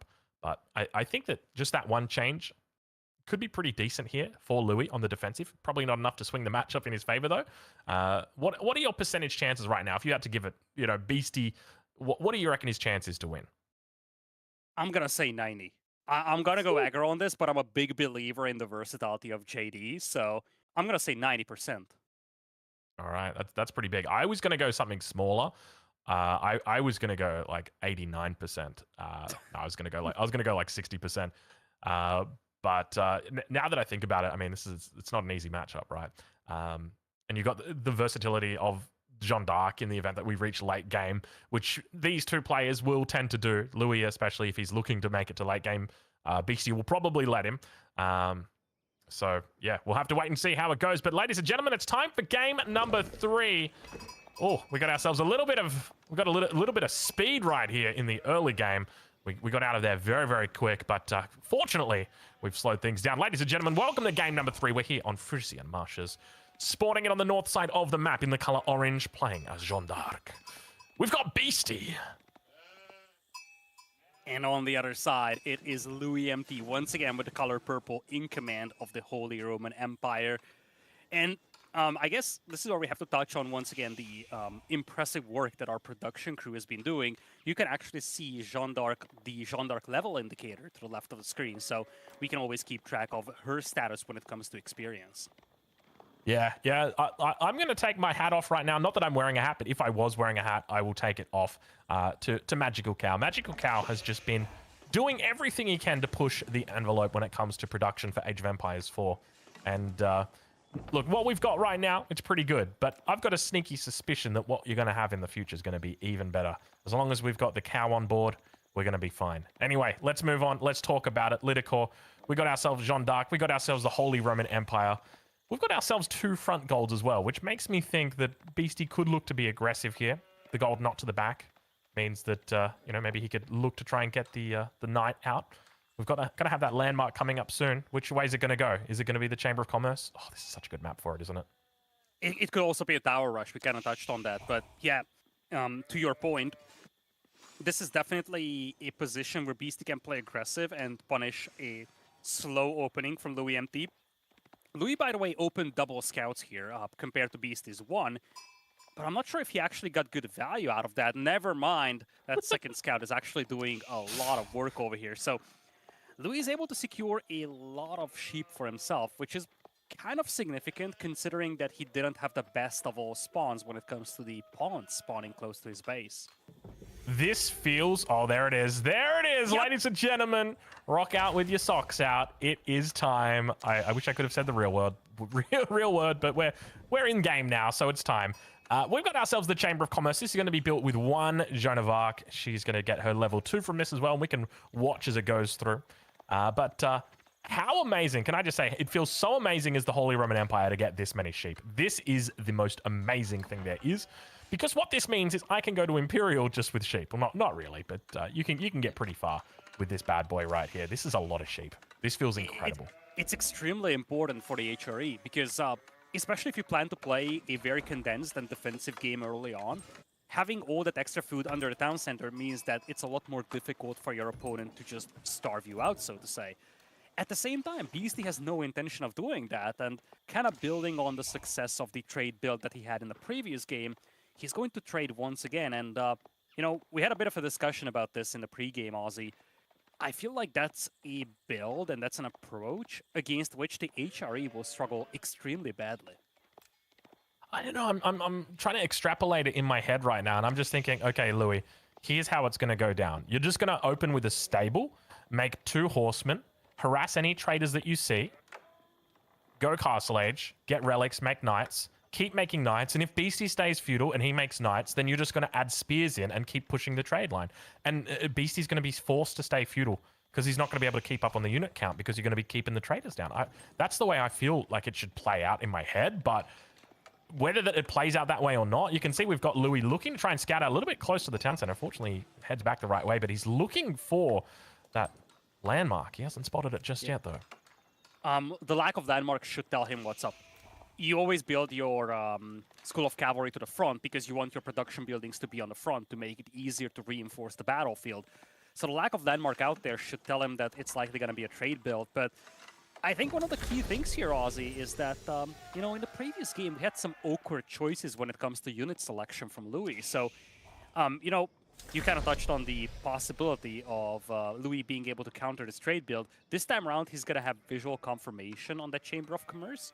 But it remains to be seen how he's going to approach this. You see, he's up to feudal, but he's just now starting to chop trees, no lumber camp yet. So it's still quite some time off from getting those horsemen out that you mentioned. Yeah, so he is going to be going for the outpost on the gold. He's also picked up enough stone to get the arrow slits in there. So thinking that it was probably going to be a School of Cavalry opening here rather than a Chamber of Commerce build, I wonder how much we're going to see him actually switch things up, because we do now see he's got wheelbarrow coming through as well, which definitely isn't standard for your fast castle openings. Yeah, one thing I kind of disliked about Louis' approach is that he was very late scouting that landmark when you consider that he had 2 scouts. Sure enough, he wanted to maximize the amount of sheep he got, but even as he was aging up, he already had a lot of sheep to work with. He could have used one of those scouts to try and look for the landmark a little sooner. And as you kind of touched on this, you actually see he had a tower on the gold mine, so he probably was expecting some level of aggression, maybe just from Jeanne d'Arc herself, but still, if this indeed is a setup where Louis had to change things up upon seeing the landmark, it's a bit of a misplay in some ways, because he was supposed to scout that landmark a little sooner and build his game plan around that. Looks like he's just going to rush Castle Age now, obviously. Having all that sheep is going to come in handy. But Beastie does have the Knights coming out already, and this is kind of what I had on my mind when I said that I like JD against HRE here a lot. It's going to be Knight versus Knight, but those Jeanne d'Arc Knights are almost as good as the Castle Age Knights from Louis. Yeah, they are. Definitely in high micro fights like this, where you've got Beastie, who's one of the best micro gamers in the world. this is where the Jeanne d'Arc, or where Jeanne d'Arc shines. You know, you've got knights that are going to be running in and running out on low health. And have a look at this. We got double villager coming in on the bottom side. Going to be looking for an outpost. Louis going to be throwing up a second one, immediately pulling the prelate as well, just making sure he's got the heals, and he is going to be fine. He will be able to cover. And now that villager idle time will come through here for Beastie. He'll be idling out those 2 vills. They're just going to head back to the drawing board. But look at this. He is going to make a bit of a push here. Now, keep in mind, Louis doesn't have a stable at this stage. Doesn't have any way to produce military. John? Oh, it's gonna be on the it's gonna be on the berries, and this is where you know, having all that sheep is going to come in so handy over here for Louis. Jean is actually very low. How did she get so low? I didn't even see that. Knight's gonna run through fire now. or something, but that's. I don't know if the scouts can finish her off. It looks like that knight is gonna come in just in time. She's got passive healing as well, and now the arrow slits. I don't think he's going to be able to hit the vills, so it's a perfect little spot. It's not going to do much, though, aside from blocking the berries. And I'm actually wondering if Louis is going to go Burgrave here. He's got a lot of food to work with, save gold. If he wants to play Burgrave, I think he has what he needs for that. All right, well, I think it'd be absolutely crazy to go Burgrave at this stage. Hopefully he goes Ragnets, because I feel like if you go... He's actually doing it, Liddy. You called it. I can't believe it. What's the plan? You just go Burgrave and kill him with men-at-arms or spears? I don't even know. It's 4 men-at-arms, and I honestly love it. I think one of the big things you get from Burgrave is a quick build-up. The problem that you have over here is that Beastie can run away with the game if he is left untouched for a long time. But Beastie doesn't have impressive production. He's got a single stable, actually make it triple stable soon, but Beastie's eco isn't really good enough to mass-produce knights at this point. And if you just start spamming a bunch of men-at-arms, maybe supported by a handful of spearmen into the eco, Beastie could easily start losing his food villagers. He could start losing some of those traders. I don't think it's sustainable for Louis. It's essentially an all-in many ways. But, you know, risk big, win big, I guess. That's exactly it. Now we can see a little bit of a threat coming in once again on the gold vein. Age up will be coming through shortly. Very late on this age up, though. You know, typically we're seeing HRE aging up around somewhere in that 6:37-minute mark. Definitely quite a late age up here today, as it finally comes through just shy of the 9-minute mark. And it's going to be mass spears that he's going for. So we'll be looking to go absolutely ham. And this really makes sense. And I guess one of the other things to note is he can't really take this outpost down on the bottom side because he will expose himself. Let's take a look and see from Beastie's line of sight. Does he actually spot out the Burgrave and the spearmen that are coming out here as well? If we can drop the map visibility. Oh, he does see it. He sees it perfectly. So he knows exactly what's up. So we should see archery rangers coming out in response to this, or maybe even just a castle age? What do you reckon? Yeah, Beastie went super heavy on the stable, so this time around that quote-unquote blind counter that Louis went for is actually working out. Beastie invested a lot into his stables. It's going to be a range for the time being. Beastie is still lacking gold. One worrisome detail here for Louis is that this build-up is a little too pedestrian for me. You see, he now got a bunch of spearmen out. He's actually going to use them to potentially torch down the tower. By the time he actually has a meaningful force out, Beastie's going to have the counter. I feel like mass men-at-arms and then sending them into the eco could have potentially worked a little better. I don't think it would have been enough to deal with Beastie, but I just feel like mass spearmen over here isn't going to work, especially because Beastie fortified the tower. So torching this down is going to be a big challenge in itself. And then by the time you arrive with the spears, Beastie has archers. Yeah, all right. Well, let's see exactly how he looks to go about this. Beastie's going to evacuate the villagers. Chamber of Commerce being sieged down slowly. Spear's going to be working it as well. But yeah, I definitely got to agree with you where I feel like this ain't it, Chief. It's just, you know, we're going for mass spears here. I think, and the response from Beastie's really simple, right? Like he just goes for another 2 archery ranges and just spams out a whole bunch of archers. That's pretty much it. Now, of course, that Louis can start mixing in men-at-arms, and that's where it gets a bit more difficult. And so that is something that we should probably be watching out for. And I think once this outpost goes down, maybe he could look to do that. Yeah, he still has a window here, and he could do like one decisive push against Beastie potentially, but he needs a lot of men-at-arms. If you're Beastie, I think you are actually dropping a lot of towers back at home, because archers take a long time to build up, and they're also costly on the wood cost. Compare that to towers. You drop a couple of defensive towers. Wood cost is just a little higher, but it's also a lot more difficult to deal with when you only have spearmen. Now men-at-arms are coming out, but I don't think they have veterancy just yet. They definitely don't have two-handed weapons or maces. Only the first range defense upgrade is in. Louis is going to go all in over here. The big thing for me is, look how many he's got in queue, though. He's got 4 in queue, which means he has got big resources behind this, ready to pump. Oh, but John going to cop a little bit of spear in her back right here. Manages to stay alive, and the archers are going to be picking up some free kills here. You've got to be careful about overextending in this situation, which it definitely feels like Louis may have done. He's dropped the spearman number quite a bit. He wants to avoid engaging with the spears at all costs. Let the men-at-arms go first, and then only once the fight has started happening, then bring those spears in so that they can do the damage. This is why I kind of wanted to see men-at-arms from Louis. Men-at-arms is something that's a lot more difficult to counter by Beastie. If you have maces, they are fairly competitive against knights even. Oh, Louis is making a big mistake here, I feel. He is not aggressing Beastie's base directly, which allows Beastie to send in the cavalry. And now, Louis is going to be forced to chase those cavalry units around his base, while he himself is going to be chasing traders over here. Traders that Beastie doesn't even have a lot of at this point. He doesn't care too much for the traders, but I've got a sneaky suspicion that Louis probably cares quite a bit about his villagers. Seeing as he doesn't have any relics at the moment. Oh yeah, and he's using a Burgrave, which means that he is depleting his resources very quickly. Every villager lost over here is a nightmare. And I'm actually starting to feel like Beastie's baiting Louis over here. Beastie's barely doing anything with the trade. He's got an eco lead of only 10. I feel like now Louis is almost overcommitting trying to deal with the trade. Bit of a PTSD maybe from the previous game. On the other side of the map, we do have the spears. There's a couple of men-at-arms that are in there that are going to be looking to try and take down the archers. Nice micro coming through from Louis, putting forward the men-at-arms exactly how you want to do it. Only once the knights are engaged on the men-at-arms do you want to actually get those spears in, because otherwise you're just going to be losing too many to the archers. They'll one-shot you. And even in this circumstance, you still don't need to bring them in just because there's not enough knights here to justify it. Curious to see whether two-handed axe is through and whether he's got heavy maces as well. Doesn't look He's like got maces, but no axe, which is actually making them a little weaker against all these archers. Decent push from Louis to slow down the trade here, you feel. But again, a Burgrave Palace build is an all-in style build. And while Louis is pumping out all these men-at-arms, he is very quickly depleting all the sheep he has. So one thing to keep in mind is that sustainability is not on his side.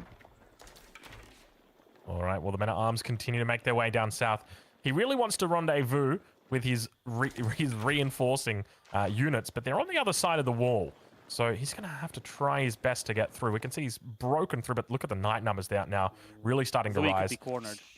Yeah, I think he might be, and this could be exactly what Beastie needs in this game. He's raiding the villagers. He's raiding the pond of Louis. That is what possibly could decide this game, Ozzy.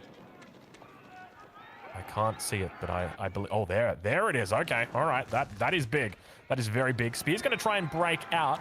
I'd love to see the Spears sacrifice themselves here for the men-at-arms. You can see they're going to try and force it back. The number of archers is going to be way too strong here. And the men-at-arms trying their best to escape.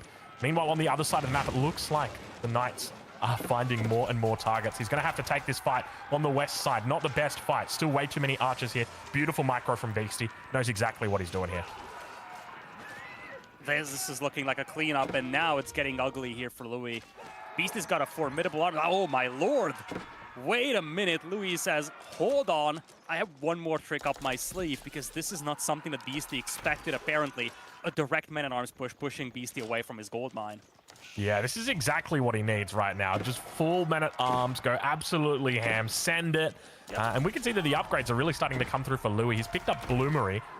Be interesting to see whether he picks up the second level of melee attack as well. You can see he's got 12 plus 3 damage, so definitely doing the right thing. Going to be causing a fair bit of idle time here. Beastie looking for that age up, not going to be able to find it, at least not for the moment.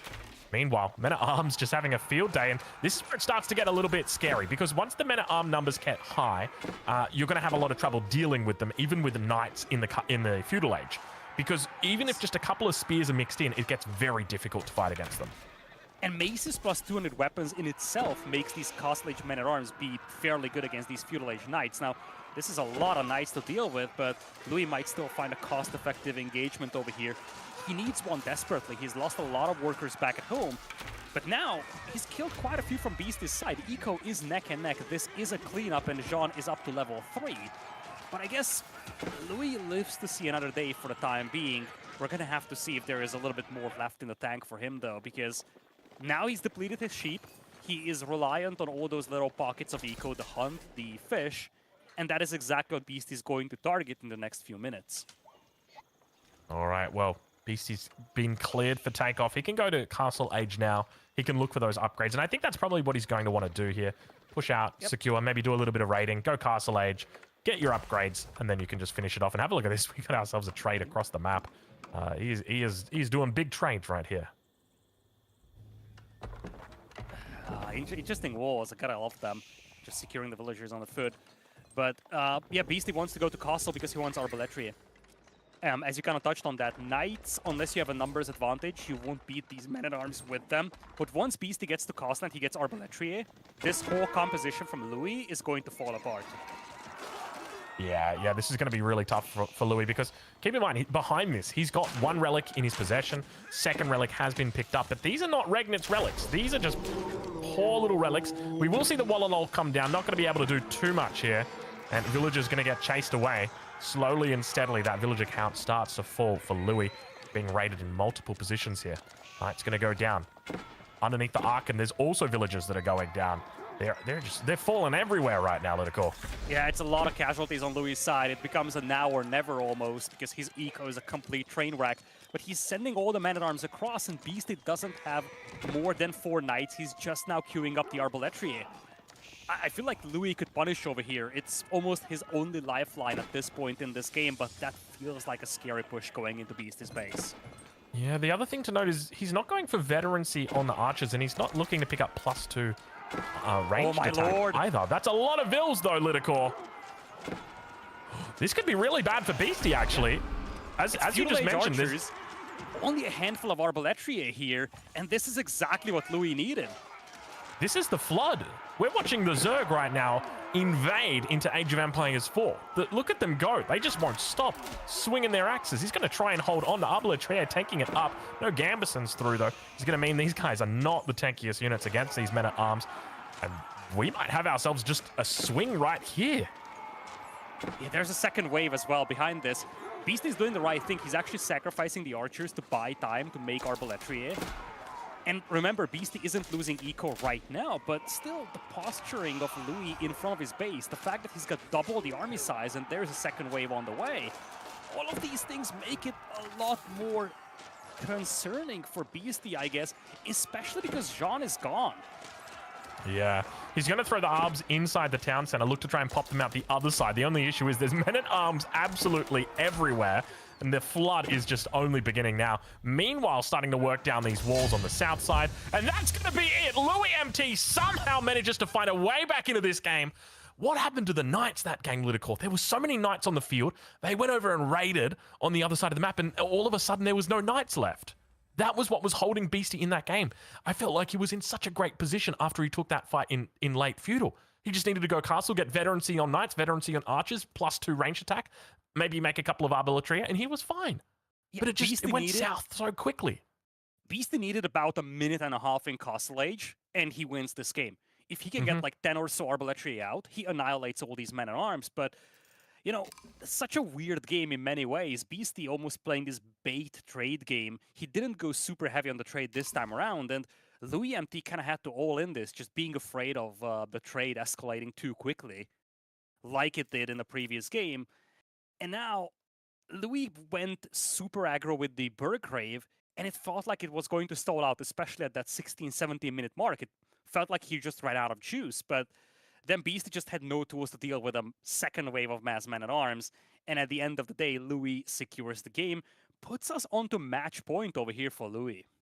Whew, but this one still has some distance in it, boys. And reminder to people there will not be a draft reset. What they have left is what they have to work with. But, you know, let's quickly just break down that game, because a crazy game, Drongo. I think the interesting thing to kind of note in that one was the Burgrave choice and the choice to go Spears first. Very interesting op from Louis. Seemed like it was prioritizing the vision, removing the outpost factor to make sure he masked the next move. And that next move struck hard. I mean, I think it's fair to say that that buff, having marching drills, is even impactful still in these fast castle builds, because we're used to seeing Burgrave whiff because you don't have the mobility to utilize it.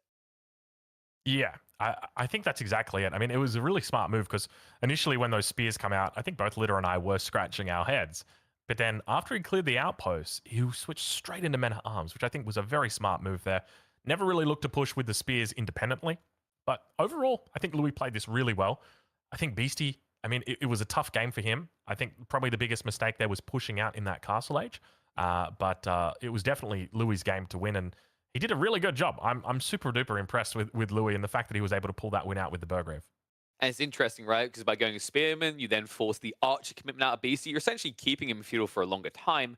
That scales into Knights. And that led to that beautiful fight, Lidical, just outside of BC's base, right? Where Louis looks like he's just throwing away the men-at-arms. But by stripping all those Knights away, all of a sudden, BC only has one choice left, and it isn't Royal Institute. So at that point, I guess, Jean feels like she has to lean towards an Imperial timing eventually, this Guild Hall.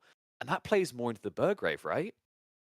Oh, certainly. I feel like Beastie, maybe he felt like there was blood in the water. Maybe he felt like Louis was just running out of juice and he could just send a counterattack, wipe out the eco, and that's it. But at the same time, as you kind of touched on that, he lost a lot of the knights. A lot of the knights died while they were raiding. Louis did have a lot of defensive towers. Next thing you know, Louis shows up with like 30 or 40 men-at-arms, and all that Beastie has to fight those off is just a handful of feudal age archers. No arbaletier, no castle age knights, and that ultimately ended up being his demise. So really, a weird game in many ways, especially because most of the time when the first push stalls out with the Burgrave Palace, it's game over for the HRE. This time around, Louis MT could muster a second assault, and that was the one that won him the game. Yeah, and phenomenally well won game there. I'm starting to see a pattern as well with Beastie. I mean, we always call him CG Cutie. I think we got Trader Cutie today, Drongo. After what we saw in the second game, worked very well. It seems that we're not going to get a Lecoq Sport sponsorship just yet. Chamber of Commerce still not quite hitting as intended, but that Abbasid trade boom against Ibids, a bloody impressive game. Yeah, that one was that one's still hitting the spot for me. I'm still scratching my head about it, but I gotta be honest, man. Beastie's cooking up some good strats today.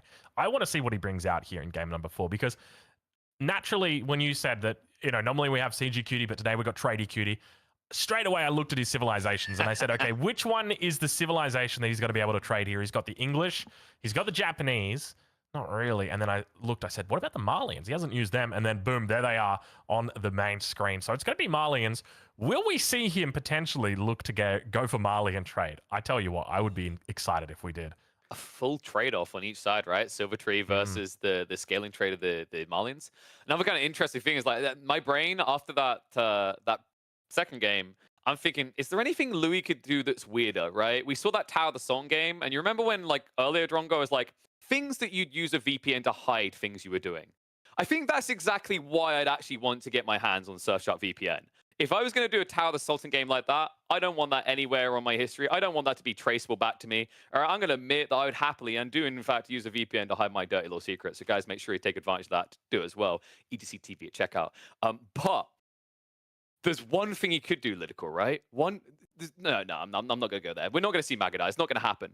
What we need to know, though, is this going to be that cheeky Deerstone Kurultai rush timing we've been seeing recently out of the Mongols that seems to be disarming the Malians before they get online? I just know one thing, KP. Mongols don't have walls, and walls often make Gorge, or even Arabia games, but Gorge as well. Walls, they make games long, and these guys love their games long. So I feel like this could be a more up-tempo game, a lot more compared to what we've seen in the previous ones. Excited for it, KP, Louis at match point as we head into game number 4. Let's go. All right, ladies and gentlemen, have a look at this. We've already got ourselves a little bit of a Dark Age barracks coming down for our Malians. Let's introduce our players for today. Spawning in the west side of the map, the color orange playing as the Malians. It is, of course, the Beast. Beastie Cutie. And on the other side, now at match point, Louis MT in command of the Mongols in purple. A civilization matchup, Ozzy, that we don't super commonly see. By the way, I just want to touch on the fact that you have your TC right next to the forest, but you opted to drop the Gur on the single straggler tree just to take it. Definitely an interesting opening here for Louis MT. Because it takes a long time for the TC to get down, whereas for the Gur, you can just kind of throw it down right there. I'm not against it, it just looks awkward, right? It does, it looks very weird. Yes, I definitely agree with you there. But so we're going to have 2 Dark Age Raxes coming out for these 2 players. Let's talk a little bit about this, Littlecore, because well, this is going to get fun. So we've got the Donzo that does pretty well in the Dark Age, particularly because not only does it have its javelin that it throws, but it's also got 1 melee armor. Might not seem like a big deal, but when you consider spear fights, spears don't have a lot of damage. So if you can reduce 7 damage to 6 damage or 8 damage to 7 damage, then all of a sudden, that's a lot of mitigation. Of course, and you can also throw your spear with the Donzo, so you can actually land a hit before the battle even begins. Now, one thing I want to touch on is that Beastie did this barracks build before scouting the enemy base. So this was a almost blind counter. He was definitely expecting Louis to open spears over here. And Louis is indeed opening spears. It's going to be double production, and it's going to be a tower build here. Now, for Beastie, his gold mine is a little exposed, but it's towards the back. So it's a little challenging for Louis to put a lot of pressure on him. And it looks like Louis is changing his mind over here, seeing the Donzo as he pulls back the villager and the spears. Smart call from Louis. This is exactly the right thing to do in this situation. And I think for Beastie, as the Malians going for the early Donzo here, it's just win-win. It's one of those things where if your opponent goes for a rush, you're going to be able to stop them. And if they don't go for a rush, you're just going to be able to put pressure on either their gold or their stone, wherever it is that they can't cover it with the town center. Because we're playing on Dry Arabia, we're not playing on one of those silly maps where you get all your resources under the town center, like forts. It makes it very, very easy to go and be annoying. But Beastie's not going to need to do that for the moment. He's going to add in a 3rd Donzo here. And he's just going to keep building up. And keep in mind that every single second that goes on, he is getting passive gold that's generating for him.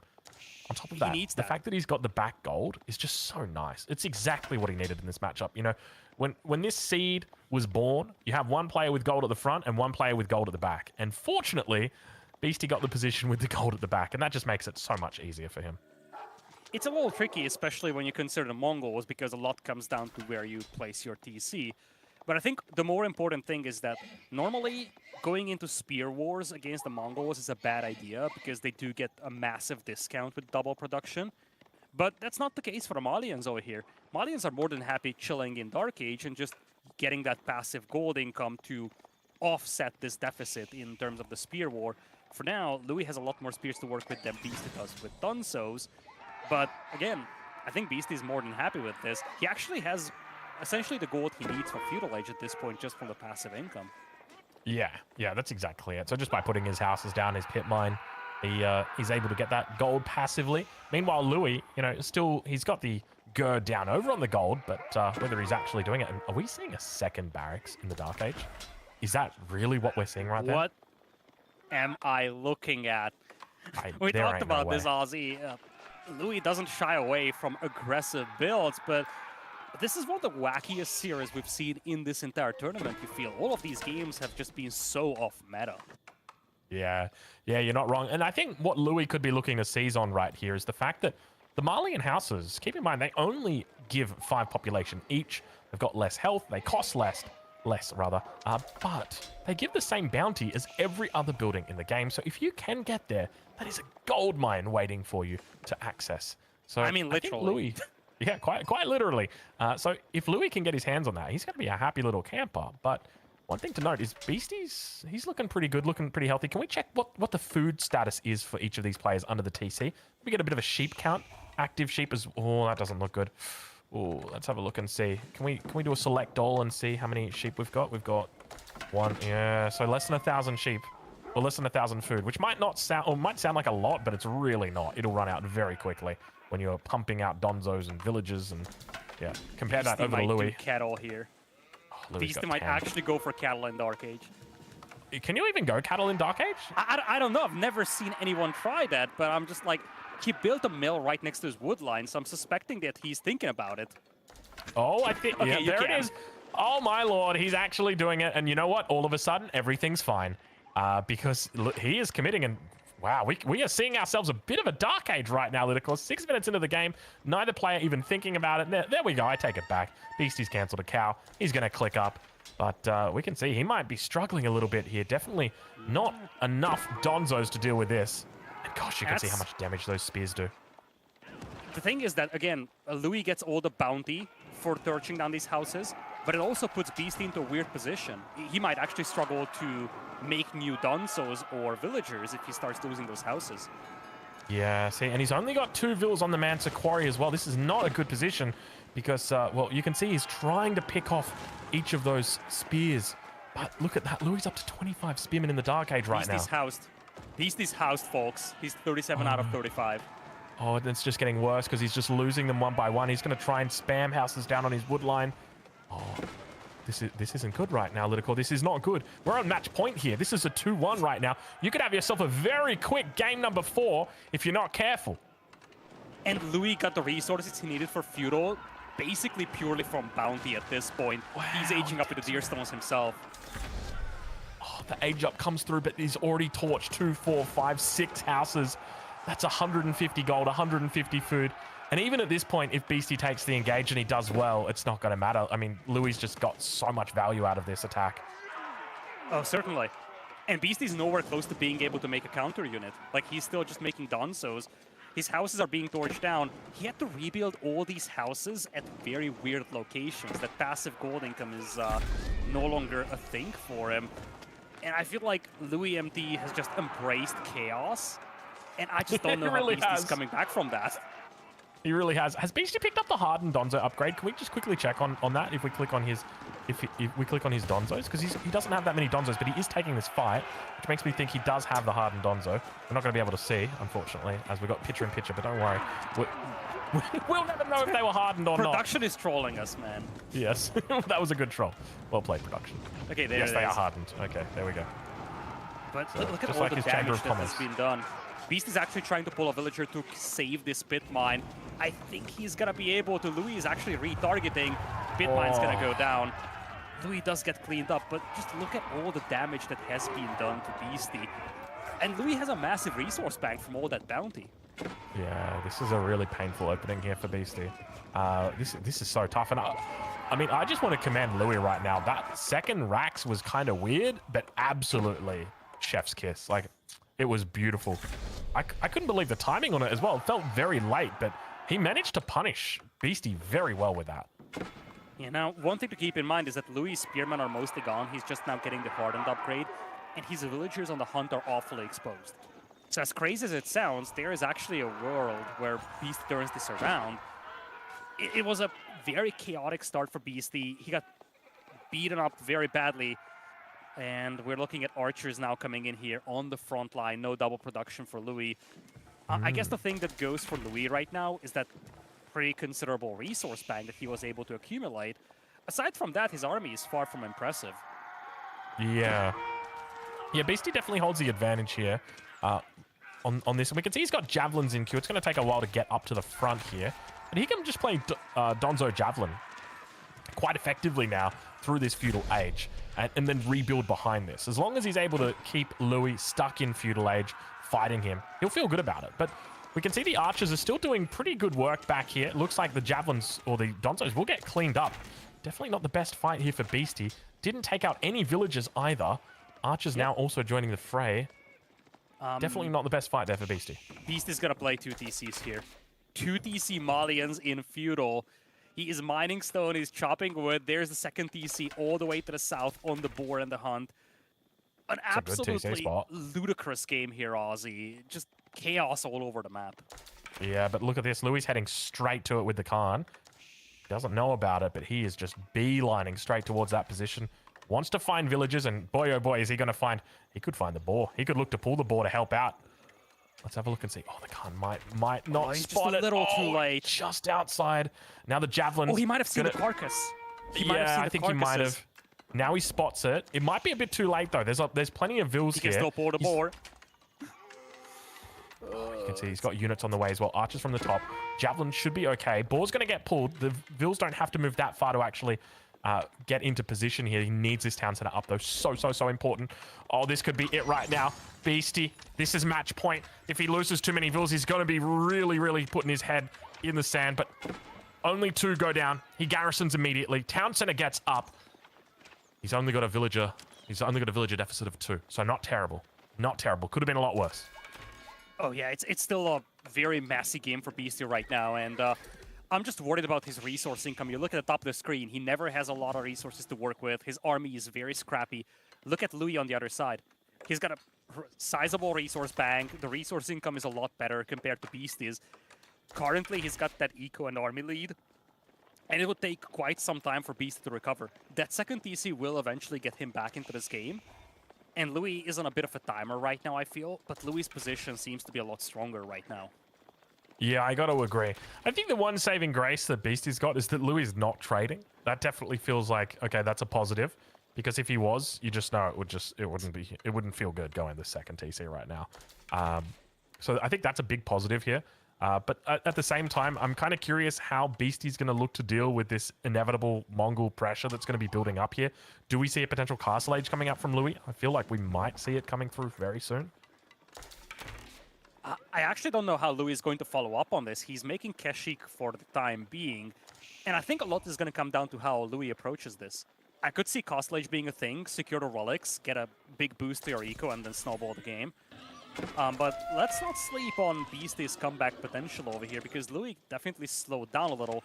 A nice little touch here, shooting across the forest using the shared line of sight from the Khan. And one thing that Beastie could struggle with is access to wood. He only has one well-defendable wood line to work with. Rest of the villagers, they are just going to have to get those little clumps of trees to the south, I guess. Yeah, this is... Okay, I want to take a look at Beastie. Let's have a look at his base. How big is he going on cows? Because I would suspect he's probably not going to go that big. If you've got a second TC, generally your focus is going on villagers. Yeah, so at the moment, only the 3 cows are out. He does have a 4th one coming out, though. So could be looking to go into the big cow landmark. Could also go into the Farimba. I did watch a game with Beastie where he went for this really cool strategy where he got all of these cows in pastures or ranches, and then instead of putting the big cow landmark in the middle of them, he put the Farimba down instead. That was a super cool strategy. Didn't work out for him, but hopefully he doesn't emulate that strategy today. Maybe looks to mix it up with the big cow landmark instead. I wouldn't mind using the Farimba garrison here. I feel like this game isn't going to be 2 hours long. This is going to be a game that could be decided by a single decisive engagement. And a Farimba garrison can help you a lot with that. So I wouldn't be against it, but Castle Age is just a distant dream right now for Beastie. He is getting quite a few javelin throwers out, which is going to be great against almost everything that Louis makes. At the same time, Louis' army is still twice the size of Beastie's, and once again you have a bunch of houses out here. Perfect for the taking here for Louis. Yeah, this is a hard matchup for a reason, and we're seeing right now Louis just doing a very good job of controlling the tempo of this game. Rams coming out on both sides of the map as well. This is going to be very hard for Beastie to defend. Yeah, this is one of those cases where it's almost a pick your poison for Beastie. Is he going to try and stop this ram push or the one to the south of his base on the second TC? And the problem for Beastie is that he cannot directly engage all these forces, and the best unit he has, the Javelin Throwers, they do nothing against the Rams. So he needs those Donzos to get close to the Rams, but the moment he gets close, he's going to start getting picked apart by all these archers. Yeah, the numbers are starting to build for him, though. He's up to 11 Javelin Throwers now, so ideally he's going to push up with them directly on top of the Ram, look to try and fight up against the archers here. And this is not a bad fight for him to take, as long as he's able to continue kiting. This is the problem, though. This is going to be a multi-pronged attack. And I love this. Oftentimes, splitting your forces like this is not a good idea, especially when you sacrifice this Ram. But you see, this is just a diversion. Louis is more than happy with this, because he knows that by pulling all the forces of Beastie to the north, he's got a free real estate to the south. Villagers will have to flee. Ram is going to target the TC, and by the time Beastie arrives, it might be too late. Yeah, only 7 vills in the town center, and we can see that second set of units towards that west side is still looking to poke and prod on the back side of the base. Spearman now being re-added into the combo, and now Beastie with a handful of javelins and donzos tries to hold on. He's got 7 vills inside. He's going to need to repair. He's going to need to cover fire on the TC, and he's going to need to take down the battering ram with these 7 villagers. That's a lot of different things to do with only 7 villagers, but at the same time, towards that top side of his base, he still faces pressure. Beastie losing this second town center a little bit early here, which is just naturally what happens when you go for these extra crazy TCs. That's a beautiful spot. Covers deer, covers the boar. But at the end of the day, it is very exposed out here. Yeah, Beastie's building up his numbers. Numbers are equalizing, and I think he's going to try to save this DC here. Louis, I love the towers from him. He's got a fallback position, making it difficult for Beastie to counterattack. What's more worrisome here for Beastie is all the idle time on that eco. Villagers garrisoned inside the town center, not working. And now Beastie has to break out. I don't think he saw the towers before, because with all these towers nearby, I don't think he can fight this. Ram is going down. Town Center is on fire, but he's managing to repair it through. Javelin's going to cop a little bit of damage on that top side. Donzos, they're kind of bugging out a little bit there, doing a little bit of a dance next to where the Ram was, almost taunting the Ram. Look at that single Donzo. Can we get a zoom? Poor guy's unfortunately lost it, but I tell you what, he definitely did not lose the dance moves. Meanwhile, towards that top side, Beastie has repelled the main attack. Town Center is still online, though, so overall, this isn't terrible for Beastie. The villager count is still kind of on par here. He's actually using a lot of them to kill the Keshiks. It's going to continue falling, though. Oh, Beastie's lost quite a few now. Yeah, Beastie is losing a lot of villagers, but he does have some passive resource income to offset this. As crazy as it sounds, I think he's fine. He's down by just 6 villagers. That's offset by the passive resource income, but he also took out a lot of forces from Louis. And now we are getting close to that danger zone where you have a bunch of Donzos, bunch of Javelin throwers, a composition that Louis' forces will struggle against. Not to mention the cows are building, Lidicor. I get excited anytime there are cows around. As you know, typically when cows are present, they're going to enhance a number of different things. In this case, they enhance your economy, but for us as casters, cows enhance our production. So we love, the more cows, the better. That is what we enjoy. But, that's bad for Beastie, though. He's got the Donzos nearby, but once again, he's losing a couple of villagers here. He's lost 20 in this game already. And once again, this is just a diversion because the main push is once again to the south. Not a single troop back at home here for Beastie to defend. This time around, the TC wasn't even fully repaired, so it doesn't take a lot of time for Louis to torch this down.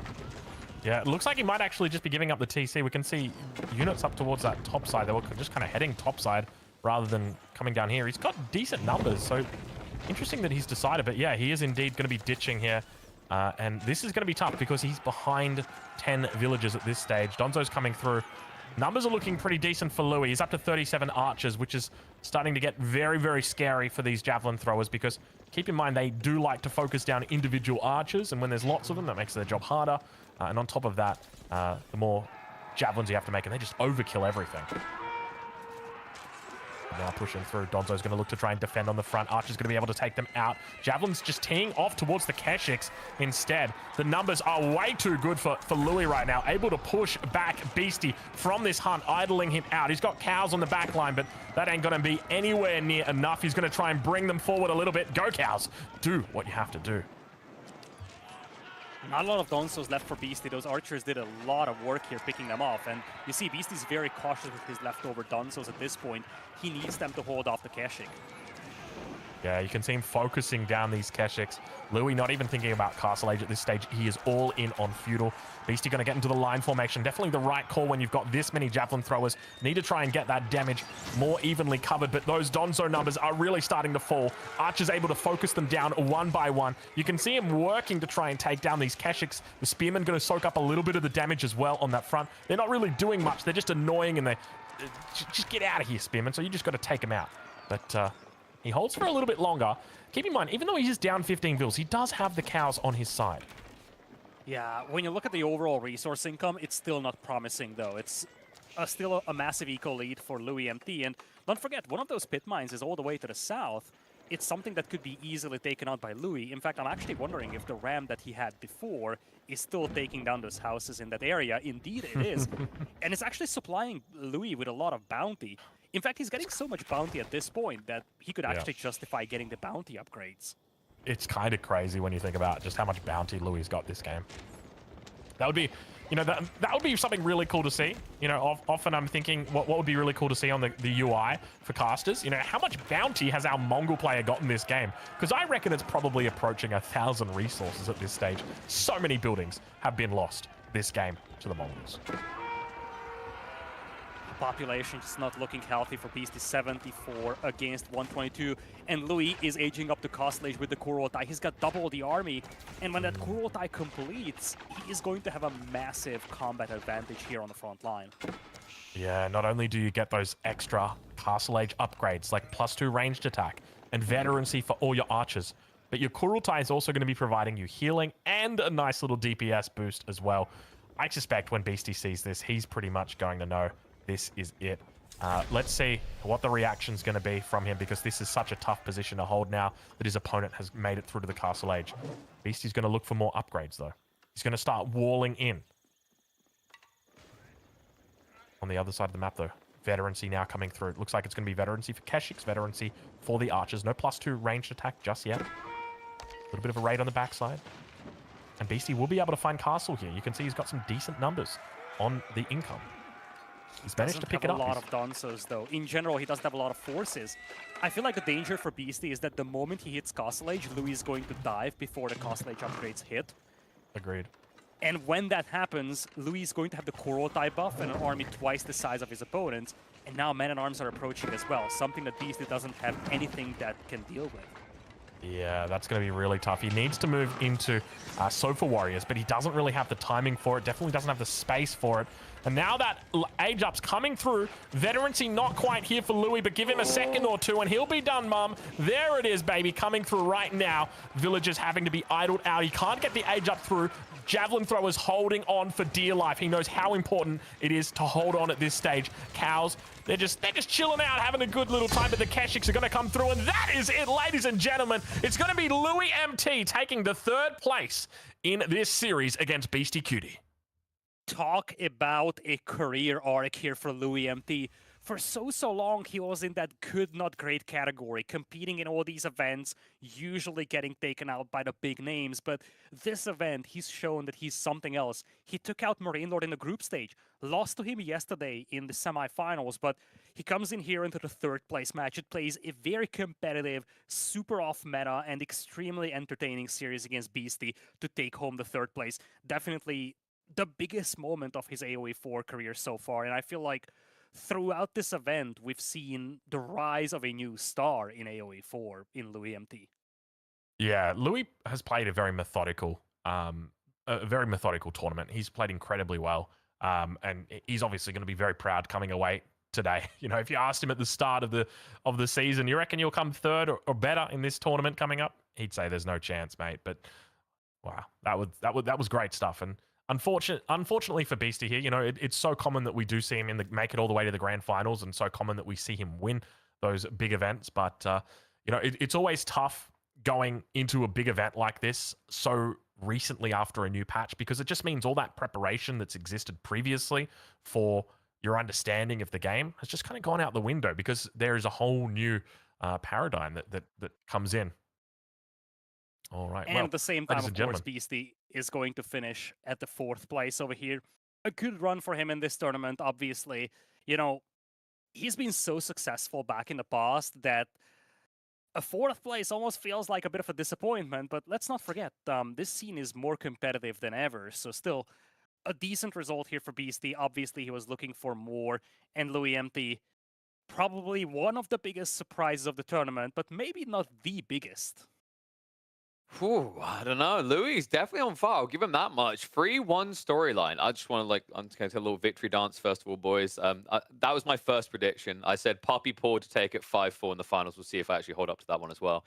But this is incredible, boys. Let's dissect that final game, because I think it's very important to get into this. Marlians versus Mongols before the patch was seen as a kind of a more 50-50 matchup by a lot of players. A fairly balanced one, Drongo. Then we see the Mongol nerfs come in, right? This Civ is looking worse. We literally had Phyllis Birdo, the most prolific Mongol spammer on the ladder right now, just saying, it's done. There's no way you can possibly win. The true doomsayer.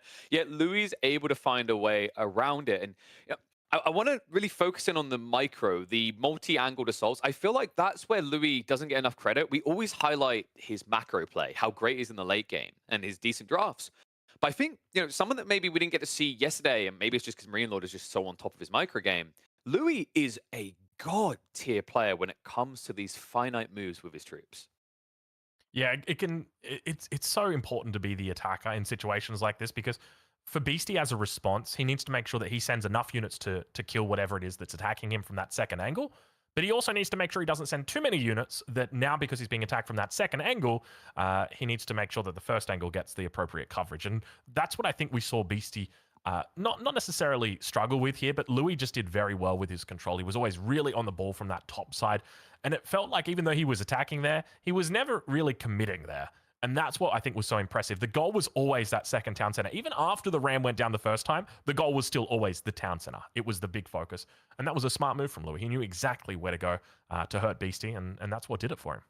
A divide and conquer approach, right? Like I think we always say the Malians, the tricky part about them is the way they turtle. They hold one location and they are impenetrable in that element. So I guess the big question, Lidicore, has to be on that second TC, so wide, so far out there. Did that seem to be Beastie's undoing here? I would be reluctant to say that because that was more of the contingency plan. Not even plan B, not even plan C. It was like plan K at this point. With all that chaos going on in Dark Age, he just had to go for it. I feel like if I wanted to say why this game went the way it did, it was because Louis was able to balance out two-pronged attacks. And that's awfully difficult to do. So many times you see players trying to replicate this thing. And what they end up with is two small groups that get cleaned up individually. So you have your entire army lost instead of having one decisive push. What Louis was able to accomplish in this game is split up his forces without getting cleaned up in those smaller groups and be able to really effectively mount an aggressive play against one of the best defenders in the entire game. Nah, and on top of that, I think it's fair to say Deerstone is getting its dues. Like, for a long time, Drongo, everyone's been crazed about Silvertree. They've wanted the trade, but we already pointed out in this series, Beastie is the trader. That's the only way it's allowed to play out. I love that we're seeing a lot more Deerstone, and I don't know about you, but I feel like this has been slept on, and this game was a pristine example of the impact you still get out of that landmark. Yeah, it was wonderful movement, wonderful control that came out from Louis. We saw it very well used throughout that game. I do miss the trade though. I'm a big trader when it comes to You missed the trade. Half the games in this series had it, Drongo. I know, but I'm just looking at the numbers here and I'm thinking maybe if Beastie had gone for trade, there would have been a chance. No, probably not. No chance at all. All right. Do you want to get real with the numbers? Here's one for you, boys. We love these players. They're entertaining, but let's be totally real, right? Third place match, final game, truly was the trash game because both of these guys whipped out the worst performing civs. Mongols actually just improved a little bit from a 20% win rate, but that now means that Malians, Lidicore, the former dominant civ in competitive play, has 0 wins and 5 losses in these playoffs. Is it fair to say that whoever picks Malians in this upcoming grand finals is doomed? I would be hesitant to say that, but we're going to have to see, KP. I honestly don't know what to expect from that series because as much as we had a somewhat unconventional matchup here in the third place match, we do have one in the grand finals as well. And, as we touched on, Louis MT being one of the rising stars, Puppy Paw also kicking the doors in. He's been out there at the top for a long time, but this is going to be the first time for him playing a grand finals. And that's the beautiful storyline here, right, Drongo? Looking at Elite Classic 2 in the third place, it's Louis taking it, the new kid on the block. Representation for Asia, basically in your same region there. That's got to be feeling good as well, right? Like, it's nice to see people outside Europe doing well. But also, outside of Europe, we now have a Canadian in there. Everyone was anticipating Marine Lord, Beastie, these are the given names. Vortex, Lucifer have been performing well, but it must just feel so refreshing that we've now got faces from different regions representing in the top 4. Yeah, it feels really good to know that it's more than just a European show. And it's especially exciting to see Louis in here because I know that judging from a lot of the comments that we see in chat, especially the comments I see on Reddit and on YouTube, there's a huge community in Asia, Southeast Asia especially. So having Louis at the top here is a really important thing because it means now that they've got somebody to cheer for. They've got somebody that they're hoping is going to be winning, and most importantly, they've got somebody to watch when they come over to the EGC TV stream. And that's really exciting. The NA guys, I don't care so much about those guys. Lidicore, not as important. I mean, there's still some guys over there to cheer for, but yeah, look, it's exciting that we're branching out. We're getting more top players in different regions. Just waiting for Antarctica to get the representation up there.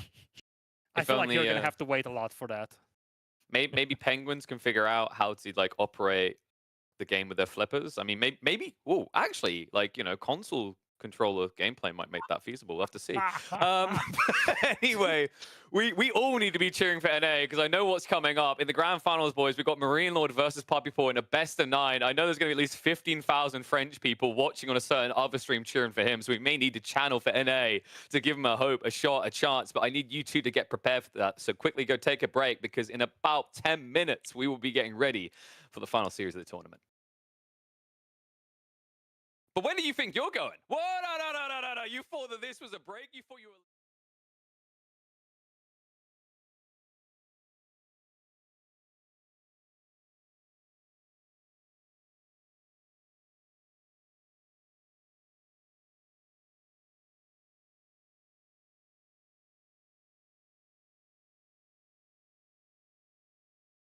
This level of production would not be possible in Elite Classic 2.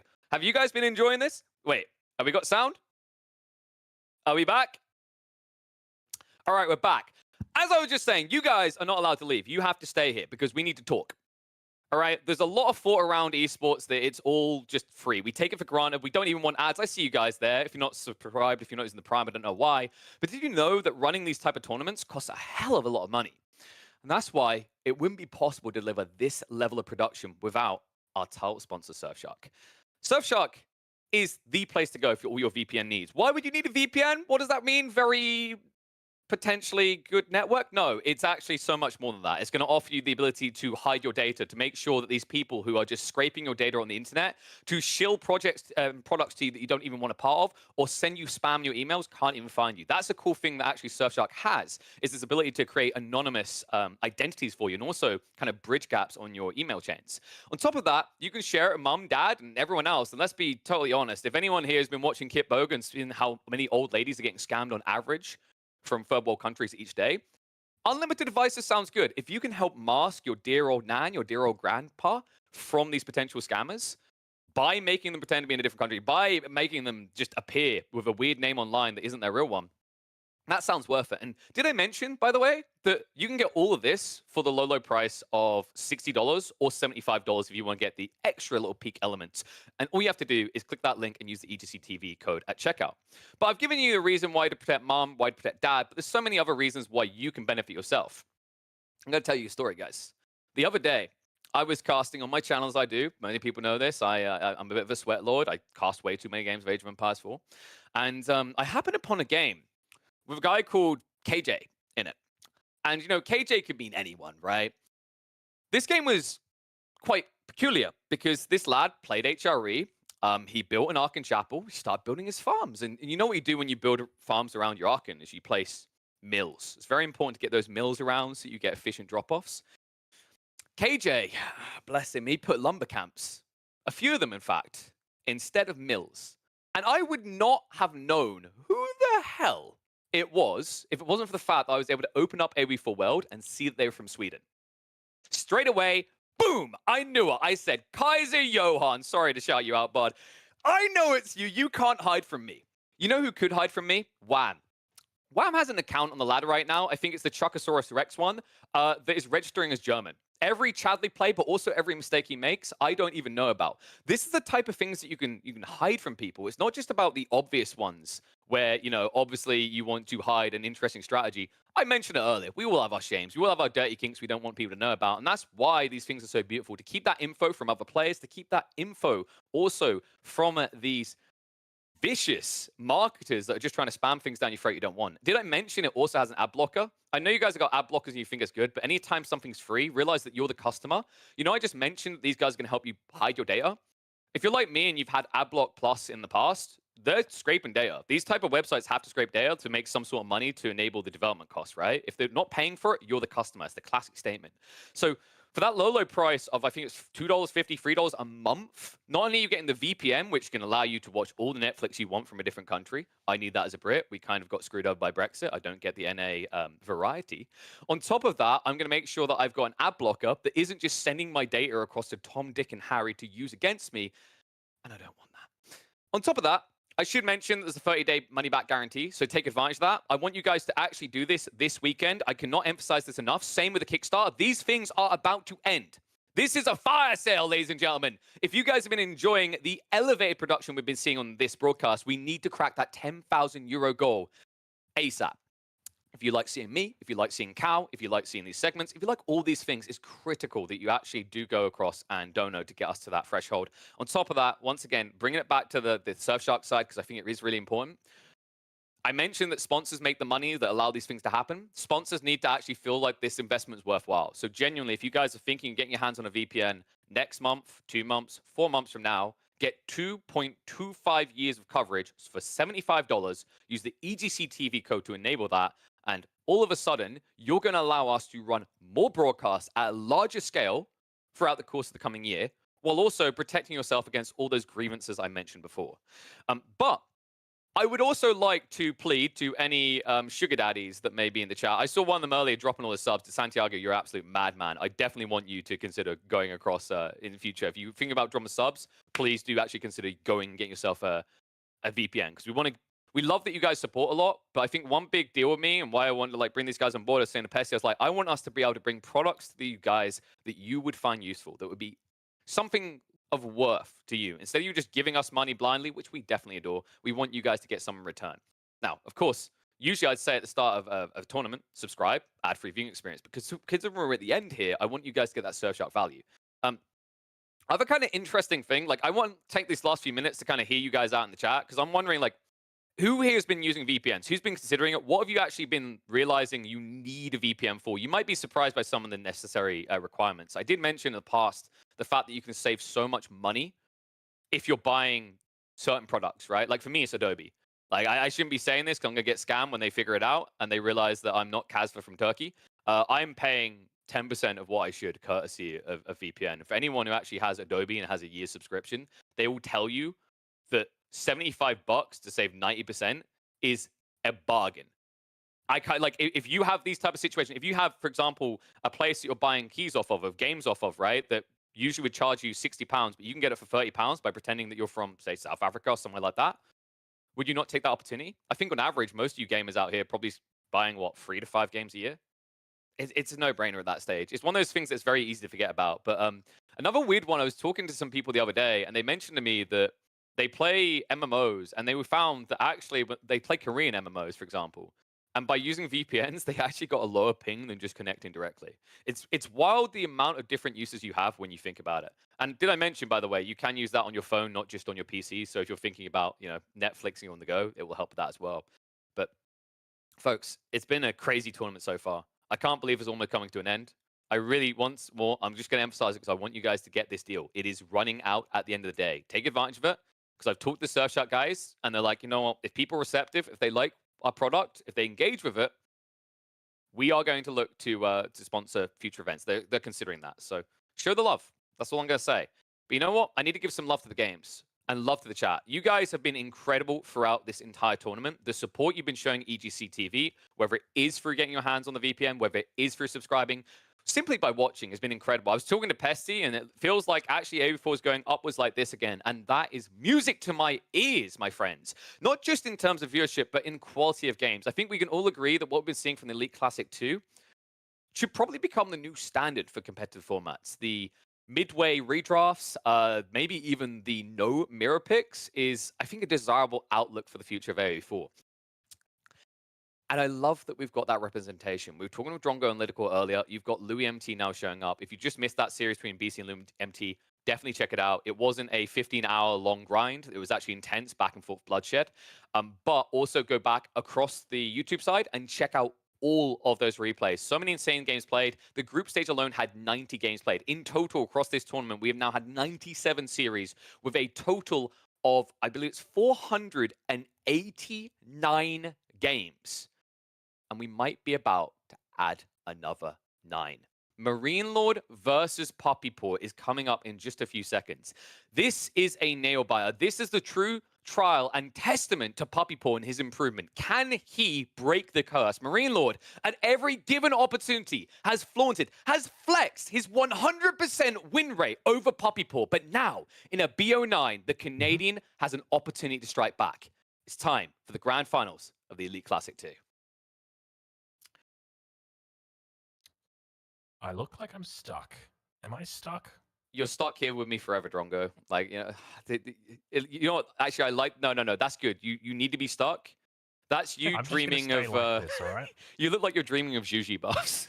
I am. I'm dreaming of them. I'm gonna turn off my camera and turn it back on again, and I'm gonna Yeah. hope that it comes back. You can see the excitement on Drongo's face. Drongo's Yeah. like, I wish I had some money in my bank so I could take advantage of that Surfshark deal right now. That would be good. It looks like restarting the camera hasn't fixed it, so I'm gonna have to reconnect over on here. Just give me a second though. I'll be back soon, guys. Don't worry. No, actually, maybe this is genuinely AI generated Drongo. I have heard fears of this, right? Like, I don't know if you saw this recently, Lidcore. There was an NVIDIA tech talk where the guy said in 5 to 10 years, AI will be able to make games. And, we already see, like, in Hollywood, people signing over their rights for AI, like, generation. What if this is the beginning of us getting replaced by machines? It's very possible, KP. I mean, AI-based casting is something that we are very familiar with. Just think about all those robot voices that you've heard throughout the event. That if that's not a sign, then nothing is. Yep. I mean, I could be a robot. Like, the amount of dad jokes I make, all you'd have to do if you're an AI is just open up, like, Google dad jokes and you'd be good to go. But it looks like Drongo is good to go. Welcome back, my friend. Just in time for an insane one here. Marine Lord versus Puppy Paw. You heard that stat I gave on the entrance. Puppy Paw has never beat Marine Lord in competitive play.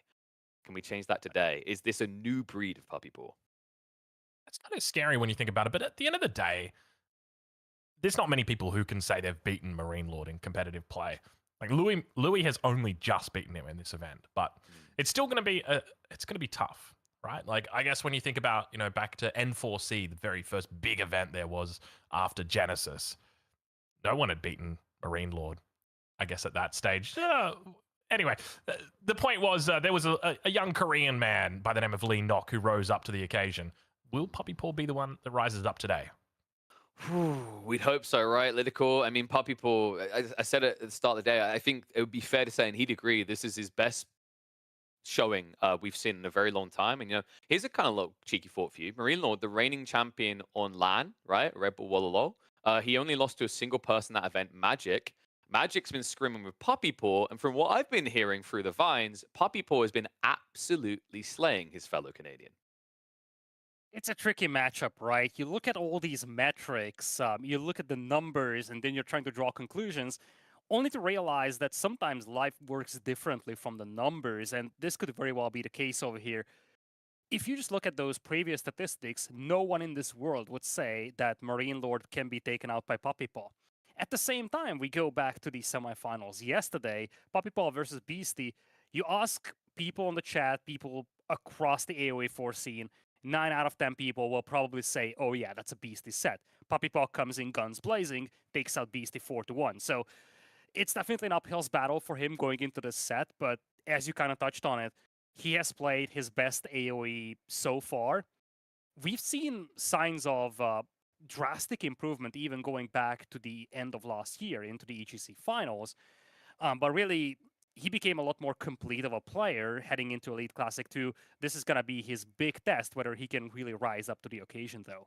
And this draft is already getting spicy, Drongo. We see the Chinese bans at different stages on each side. Byzantines get let through again. They've been having a rough time, actually, since the update in the playoffs. Iabids will not be seen. That's probably a sensible choice. Marine Lord is, I believe it's 7 or 8 wins with Iabids, no losses whatsoever. But it does mean the Rus has also snuck through. Yeah, it's interesting, the decision-making process that's gone in. Like the way that Puppy Paw has gone ahead and grabbed the Byzantines before even the Chinese, which has been pretty much a permaban like these last couple of days. So it takes the Byzantines, makes sure that it's going to be okay. And we also see double HRE bans coming out on both sides, which is a little bit wild considering most people weren't calling them the sharpest tools in the shed recently. But that excites me greatly, that we get to see some Byzantines out from Puppy Paw. He's been very exciting on them, and I'm confident he'll do well today, but the Rus saddens me. I never liked the Rus. Yeah, it feels like this is still the #1 dominant Civ, but to that HRE point, Lidical, on the rise, you mentioned, not sharpest tools in the sheds, but they've got some brand new sandals. Marching drills buff, even in Dark Age, seems to be a very powerful tool. Especially with some of the maps in rotation. One surprising thing, we don't see Golden Heights here. That got completely blocked out, right? But we have got Holy Island. Maybe HRE was a threat there. But then again, I think at this point, we have to be wondering what's Puppy Paw's solution going to be for that map. We've been seeing a lot of Juji at the moment, and Marine Lord already has the Japanese as a safety net for Holy Island. I think one key thing to look at here is that, as you will see, players will go all the way up to 6 civilization selections, but this is a best of 9, folks. So as much as we see these civilizations come out and we're kind of theory crafting about what civ gets picked where, we shouldn't forget the fact that a lot comes down to the order at which these maps are being played. So one thing that we need to keep in mind is that we might not even see the civilization solution for a specific map. And I think that's particularly applicable for your own home maps, because every time you lose, you get to pick home maps. You can either pick the opponent's home map or you can pick your own. But when it comes to being able to drop a game plan for this, the thing that you can expect is if I lose a game, I get to pick a map. What is the order at which I want to play my home maps? Because that's going to have a significant influence on how I pick my civilizations. It's a very interesting point that Lidicor is making there, right, Drongo? But there's a flip side to it where, for example, if you don't prep for a robust draft and you grab a game against your opponent, like Marine Lord in this situation, if he loses the game to Puppy Paw and he looks at his draft and says, oh, you've got nothing for Holy Island, that's now a strategic advantage for Marine Lord. Yeah. Yeah, and that's something that you've got to be very careful with. So I suspect that early on in this first draft, they're probably going to be very, very safe. Whereas for the second draft, where there's going to be a lot more limited maps, you're going to see more maybe risky civilizations that could be picked up there. But interesting things to see, though. Juicy Legacy going to be picked up here for Marine Lord. No Order of the Dragon coming through, so unfortunately going to be sitting out today. Who's the last civilization that we don't see picked up? Because the French did get picked up last. There's one civilization that's missing, but I'll be honest, I can't. Right now in this draft, I think we are missing. Well, Ibid's obviously got banned out. Is it the? Yeah, I'm trying to find it I think myself. it's just the dented. Like the dented is the one that we are definitely missing another one. There should be It's one Chinese, more, yeah. right? Like yeah, Chinese, Ibids, dented. Chinese are double all banned. missing. Yeah. So I think that should actually. Oh, we're add missing up. the Order of the Dragon, folks. Yeah, that's what we say. Yeah, or the dragon. We've said that already. I think everything is accounted for, like between the bans and that, except for the dragons. Dragons that are 1 win, 1 loss. But I think like it's interesting with the HRE being banned out, maybe less of a priority here. We haven't seen many people desiring it, but we have to look forward to Dry Arabia, and this is interesting to think about actually. Marine Lord got the Delhi, which would seem like a shoe-in, but the other side of it, Lidicor, Jeanne d'Arc has been looking mighty tasty up against that Civ. So I wonder if Marine Lord has to go for something a little bit more creative to open this series. I feel like Marine Lord doesn't need to get creative here. He's got the upper hand, and I think he is very confident going into this set based on his 4-0 outing against Louis MT, based on him taking out Puppy Paw 2-0 in the group stage. I think Marine Lord can play his own game over here, and I think for him, there is actually a bigger danger in overcomplicating things and trying to be quote-unquote too smart. I think if he just plays his own game, he's going to have a really good setup here. I think if there is anyone that needs to get creative, it has to be Puppy Paw. And how are we kind of viewing this from a heads up in the sky kind of perspective, Drongo? When we're looking at like the way this plays, we said the Louis MT Beastie, we were anticipating a lot of late games. Funnily enough, didn't get many of them. Does this feel like the first 20 minutes matters a lot? Because we know Marine Lord is all about these small advantages he scales. And Puppy Paw, in fairness to him, has been, I'd say, one of the most aggressive players consistently in this tournament so far. Yeah, I wouldn't be surprised if we see Puppy Paw go for Byzantines and just come out swinging hard. This civilization is incredible in the early game now with their recent buff. So I wouldn't be surprised if, no matter the civilization, he's just going to go absolutely ham. But it isn't going to be the case. He's going to be the Mongols that he's opting for here. And it's going to be the Ottomans on the other side. So a bit of an interesting matchup. Not sure how I feel about this one. Both of them performing poorly, right? Like, Louis' win with the Mongols earlier side, Mongols were sitting at a 20% win rate. Funny thing about the Oppermans might be the Uppermans now, underpowered Ottomans, because they're down to a 25% win rate in the playoffs, Lidicor. It's crazy to say that, KP. When we started this tournament, Ottomans were the automatic ban in every single match. People said it's too powerful. I don't want to deal with this. We're just going to remove the Ottomans. And now that we are here in the playoffs, it's something that gets very frequently picked. It is a monster civilization when you consider that it's difficult for opponents to punish them. The core principle of this game is that you build workers, you gather resources, you turn that into army, and then win. But the Ottomans, with the military schools, they kind of just leapfrog this step. They say, okay, once I have my military schools, I can make army even if I lose villagers. And that's something that makes Ottomans very unique and often very difficult to deal with. Even if you kill a lot of their eco, they have that comeback potential based purely on that military school production. Now, some we have to keep in mind, Drongo. Obviously, it's not a water hybrid map here. We're not going to see a prolonged Dark Age. But the feudal age was the thing hit hard for the Ottomans. And I'd say for Mongols, that stone generation hurts at any phase, but the Dark Age was the biggest crippling factor. So we have to look at that feudal point in the game and ask the question, do the Mongols have enough swing to take the Ottomans out at that stage? Yeah, that's a good point because, yeah, we will see that nerf coming through. In fact, for both of these civilizations. The one thing I'm curious about is whether we're going to see Marine Lord look for that Dark Age barracks. We've seen players do that before. Typically, it's the military school that the Ottomans are running in the Dark Age. But the barracks, because it is cheaper for the Ottomans, will... I gotta double check myself right here. Yeah, 100 wood for the Ottomans, yeah. Okay, I was just making sure. I was like, hold on a minute. It's too early. It's 4:20 in the morning right now, which is a great time to be awake. But it's also a tired time for me. But yeah, it's one of those things where if you cut to the barracks instead of waiting for the barracks after the military school, you can get a lot more units out sooner. So I'm going to be keeping an eye out for that. And I might be suspecting Puppy Paw could be on the defensive at least a little bit early here, but we'll have to wait and see. We've only got 30 seconds to go. This is going to be an absolute insane game. Yeah. KP, have you got any predictions? What are you feeling here? Like overall for this game? No, for this series. What are you thinking? 5-4 Puppy Paw. There we go. I said it. You make these statements, they seem bold, but if they come true, people remember. If not, people totally forget. If it's a 5-0 for Marine Lord, and you predict that, no one's gonna remember that crap. Come on, get predictive. I'm seeing it right now in the channel point predictions. I know that 1.1 mil is on Marine Lord. Let's actually balance that out. Put some credence on the NA name. Puppy Paw is here to sprinkle a bit of Canadian magic into your Mongol realm, because it's time to kick off our grand finals, the final series of the Elite Classic 2 to decide who will be our champion. EU versus NA. Game number 1, Marine Lord with the Ottomans, Puppy Paw to the Mongols. Lads, take your stations. Oh boy, Lidicor, we're here, baby. We finally made it. It is it. This is a best of 9 series. So if you haven't already, go get yourself something to drink, put your legs up, because ladies and gentlemen, it is time for us to get into it. The very first game in a long series. It's going to be drawn out. It's going to be painful. Let's introduce our players for the day. Spawning in over on the west side of the map in the color pink. Playing as the Ottomans, representing Gentle Mates. It's going to be Marine Lord.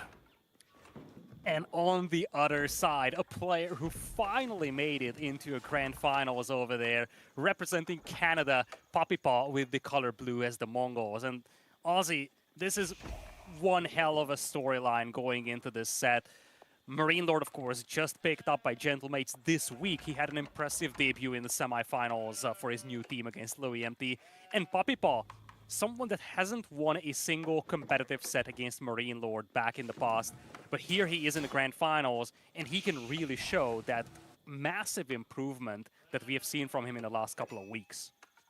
Yeah, coming into this game right here, or this match right here, there have been a lot of upsets, right? If you were to ask the Age of Empires 4 audience, the educated viewers on Twitch or the educated commenters over on Reddit, who they thought was going to win the semifinals that happened just a day before, I reckon you would have had close to 90% saying Beastie's going to take out Puppy Paw.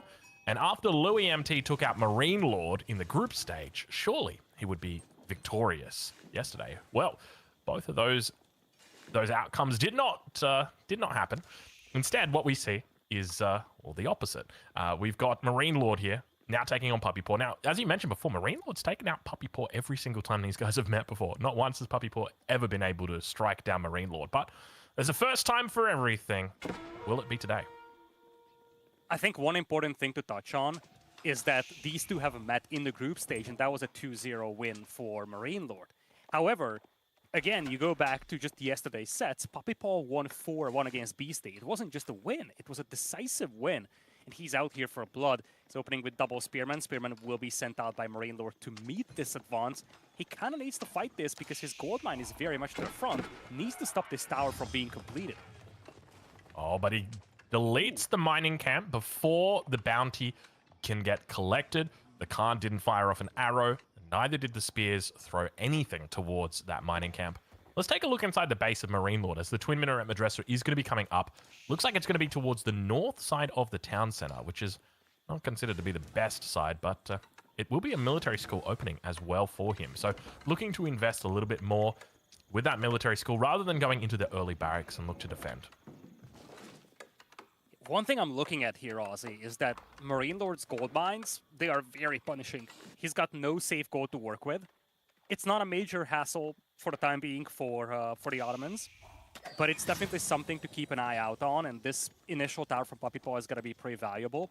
Obviously, that aggression means that he's going to be a little delayed going into Feudal Age, so he's just now going to start his age up.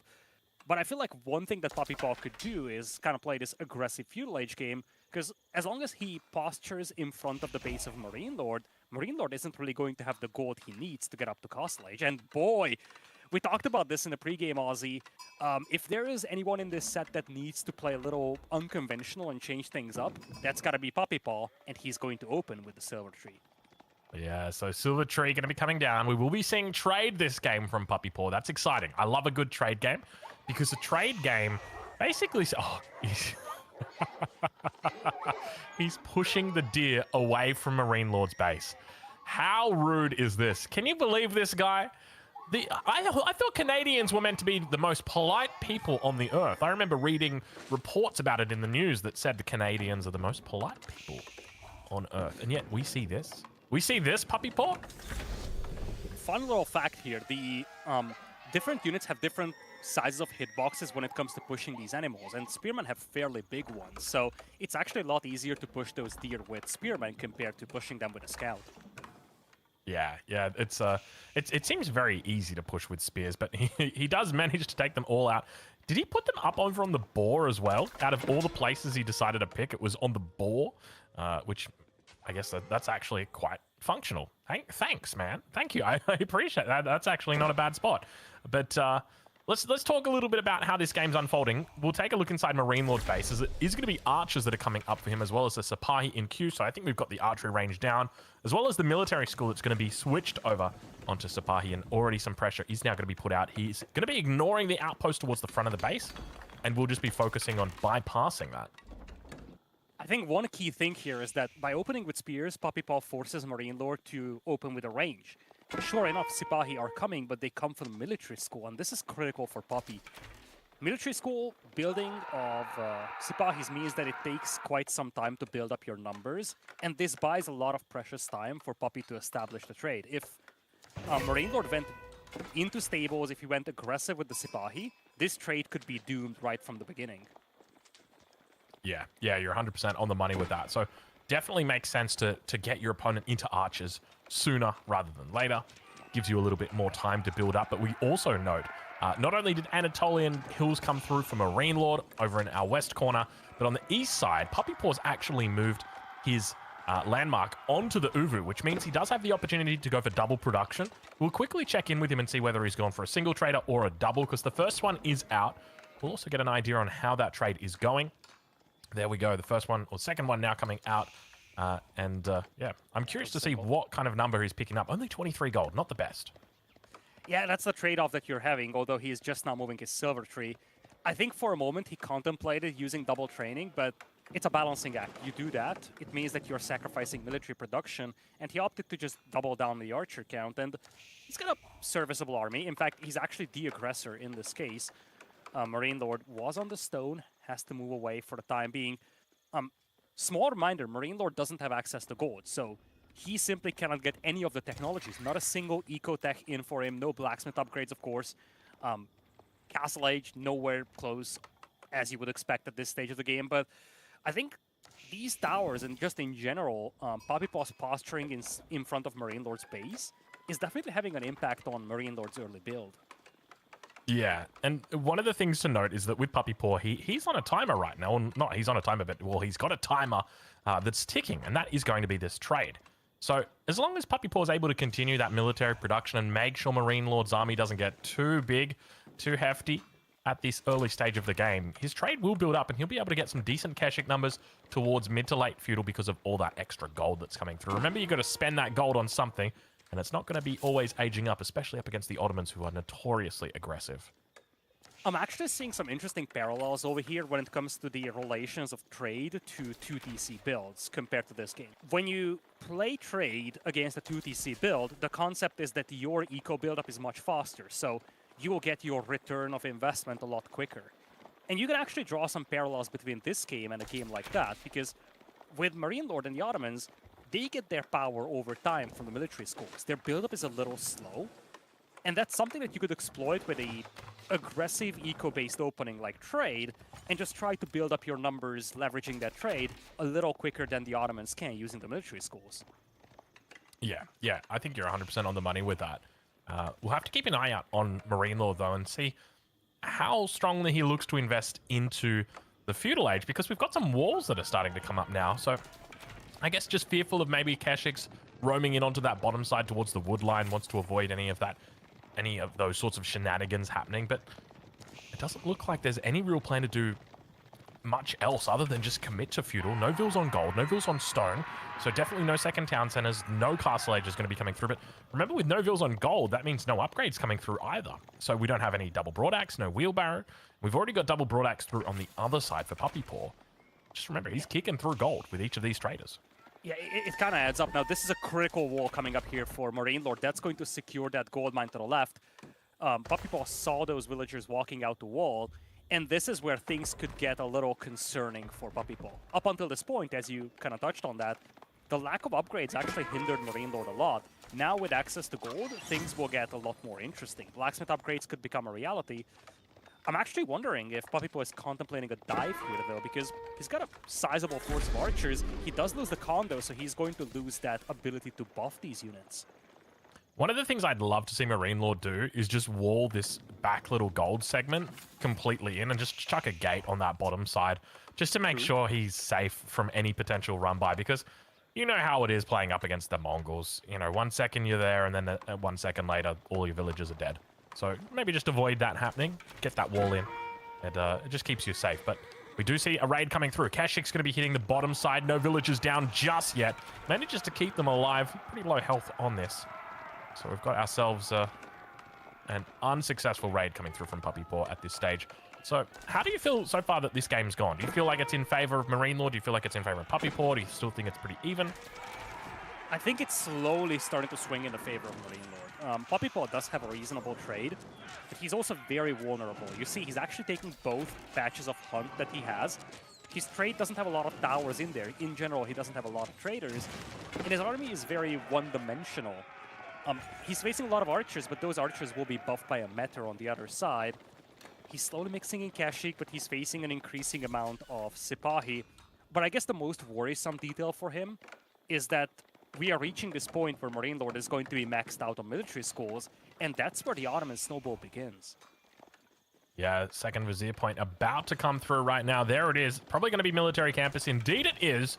No real surprise right there. Considered pretty much to be your S tier selection when it comes in for that second point.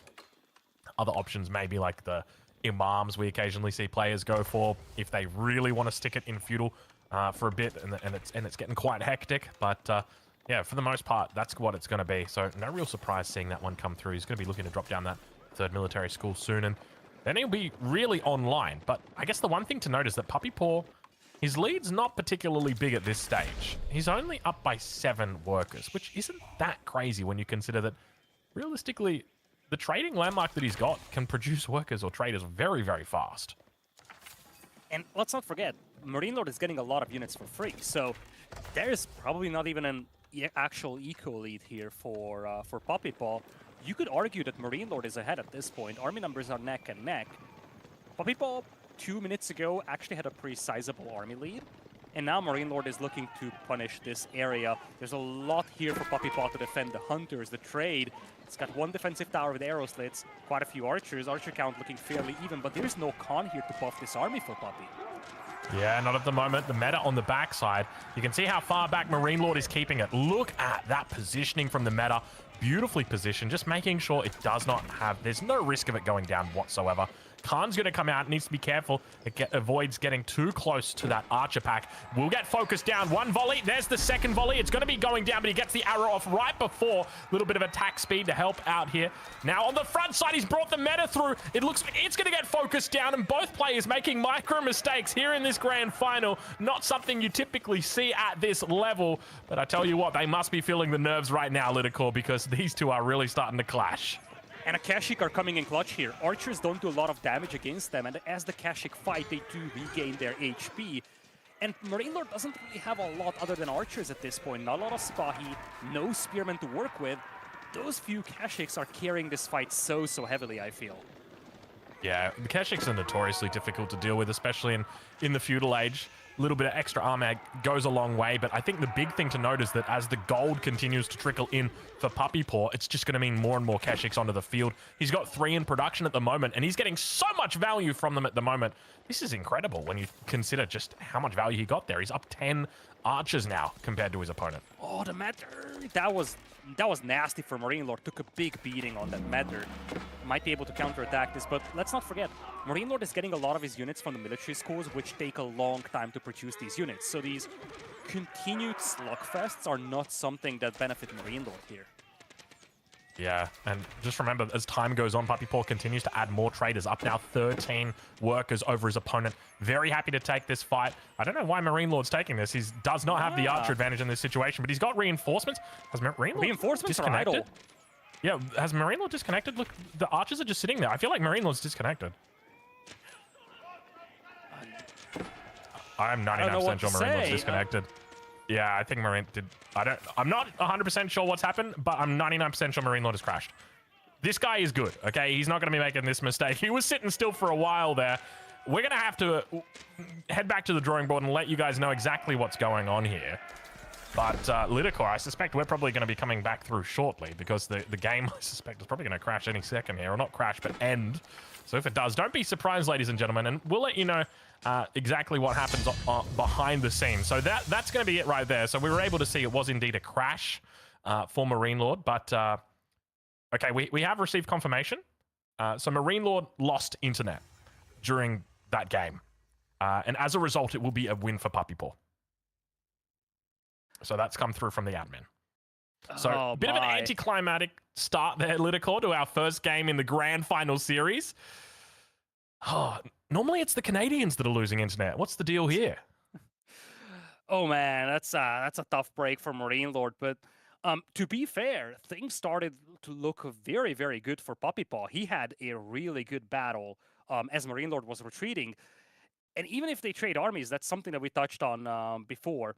A trade of armies means that both of them are reset to low counts, but that's something that makes Marine Lord's life a little bit more difficult because he needs time to build up those numbers again with the military schools. He only had a handful of production buildings to work with that can quickly produce an army. Still, I don't think Marine Lord was completely out of this game just yet, but his position started looking a lot scarier once we've seen this counterattack coming into play from Puppy Paw. Yeah, agreed 100%. Well, look... Want to know what happens when you disconnect? That's what happens when you disconnect. Yeah. It was kind of weird. You could tell in the fight, like that was a bad fight and he shouldn't have been taking that fight. And the fact that he was taking it, you knew something was up. But very quickly, Puppy Paw dispatched of his military. So we head back, well, not necessarily heading back to the drawing board. We're heading back to the next board, whatever may be upon it. Maybe it's a white board. Perhaps it's a black board. Who knows, whatever it is. But that was looking pretty good for Puppy Paw. I'm not going to lie. Trade advantage, military number advantage. Kashyyyks were just going to keep building up there. And sure, you had like the nice build-up of triple military school for Marine Lord, but realistically, that's not enough to overcome like 13-plus traders that are going to continue expanding as the game goes deeper. Looks like we're going to be heading into Holy Island, though. So that's going to be the first home map selection of Marine Lord. Opts to go for... his own home map selection here. Now, looking at the civilizations, he can choose from Jushi, French, Delhi, Japanese, and Rus. A lot of good options available here for Marine Lord. Yeah, he could look to throw something like Jushi out here. wouldn't be too bad. They're not particularly strong at the moment or particularly popular, but I think on Holy Island you can definitely get away with them. What civilization do you think Puppy Paw is going to opt for here? Do you think we could potentially be seeing a little bit of English? I think Byzantines could be an interesting idea. We've seen some Byzantines being played around here. JD could be a bit of an off-meta selection. Malians, I don't envision that being a thing, and English, perhaps. We actually seen a lot of English on hybrid maps. It's a pretty versatile civilization, and it's one of those few civs that can afford to play water and also put up some land aggression with longbows at the same time. Yeah, I wouldn't be surprised if it's English here. I feel like it's going to be the only pick, and for Juicy Legacy into English, that can be a difficult matchup, and that's exactly what it's going to be here. So, look, if this was a land map, right? If you told me Dry Arabia, the matchup is English Juicy Legacy, I'd say, okay, this is probably like a 75% chance English win. This is hard for the Juicy Legacy. They don't really have an answer to longbows in the feudal age, but that's not what we're dealing with here. We're dealing with largely a war on land is very minimal, and it's mainly a focus on water. That's the big focus. Yeah, Jushi versus English. Now, Jushi do have their potential of putting up that aggression on land, but this is actually one of the more intriguing players, or one of the more intriguing maps when you look at the map pool. One of the key things to look at is that there is a lot to focus on, and we've seen this over and over again on Holy Island. Even for the best of the best, it is sometimes challenging to keep track of all the battles happening on land and water. So a lot comes down to macro game, and I think the interesting thing about these two civilizations is that both of them are able to put up land aggression and naval aggression at the beginning of the game simultaneously.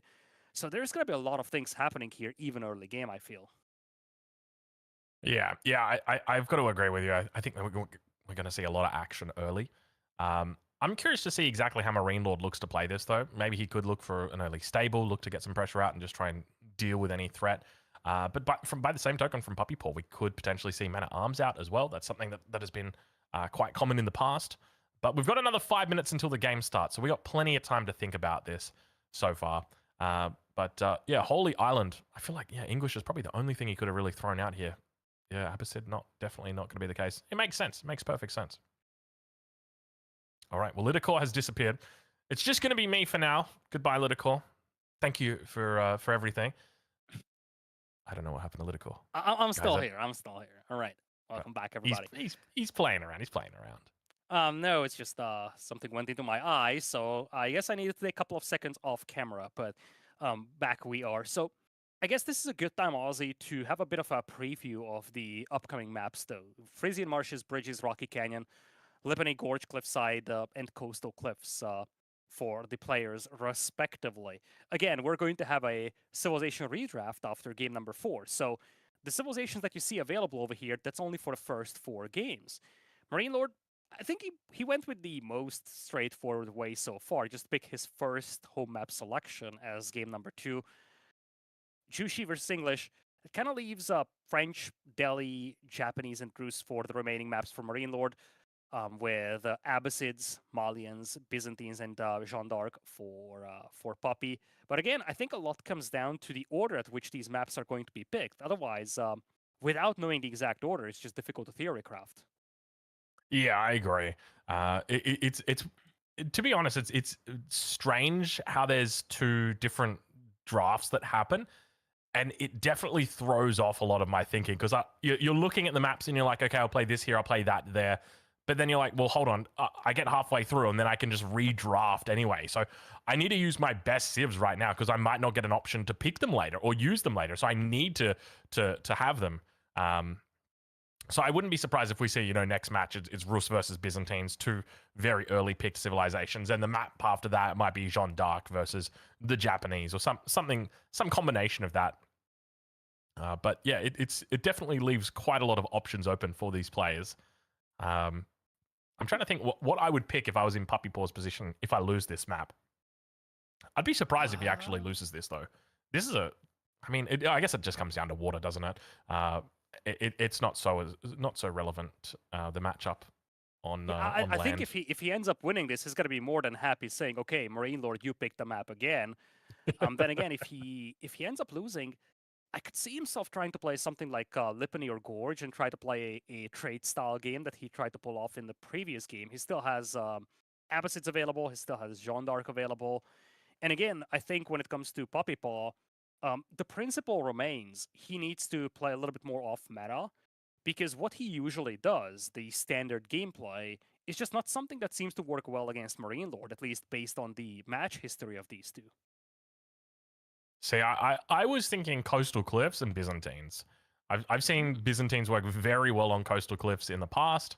They're very happy to play one base. They don't really need stone, that much, and you can be very aggressive on that map and be rewarded greatly for it. So, yeah, I wouldn't be surprised to see a combo like that come out. And I guess if you're looking from Marine Lord's perspective, what do you really play on Coastal Cliffs? I mean, you don't really want to do Delhi. There's only 2 sacred sites that are pretty close together, so if you lose control, you're probably not going to have a good game there.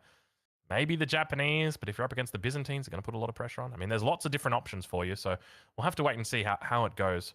But yeah, coming into this, what's your percentage? If you had to throw out a percentage here for Marine Lord versus Puppy Paw, which way do you think it's going to go, Lidicor? I would say 70% Marine Lord. I think it's not a civilization matchup thing. I think it's a map layout and playstyle thing. This is an extremely macro and micro intensive map at the same time. Talk about the water micro, talk about land micro if you have a lot of archers going on at the same time. And again, keeping track of all these events happening, it's a challenge for all of the pro players. And Marine Lord excels in these fields, both micro and exceptional macro. And I think this map probably just plays into the skills that he has. And that's probably part of the reason why he picked this map as his first home map. He probably feels very confident playing this map, and he probably knows that he's got the upper hand against Puppy Paw in this map, no matter what the civilizations are. Yeah, I agree with you. It's chaos, this map. It's definitely one that I fear. There's a lot going on all the time, or at least there can be, because the focus is often on water. But whenever there's a stalemate on water, it always seems to spill over onto the land, and then it becomes a question of how you're going to handle it. So what I'm curious to see is how long Marine Lord actually looks to stay in Feudal Age, because he doesn't have a whole lot of answers against the English in the Feudal Age. So I wouldn't be surprised to see him go for a pretty quick Castle Age just so that he's got access to maybe +2 ranged armor for Palace Guards or even just Lancers, which would help him out a huge amount. But yeah, not having archers as the Juicy Legacy is difficult. But we don't have too much longer to theory craft, Lidicor, as now it's no longer theory, it's all practice. The game is about to begin. I'm excited. If I had to give a percentage here, I'd say a similar number to you. I'd probably say about like Marine Lord 60%, just because it definitely feels like his zone. But ladies and gentlemen, it is time. Ladies and gentlemen, welcome to game number 2.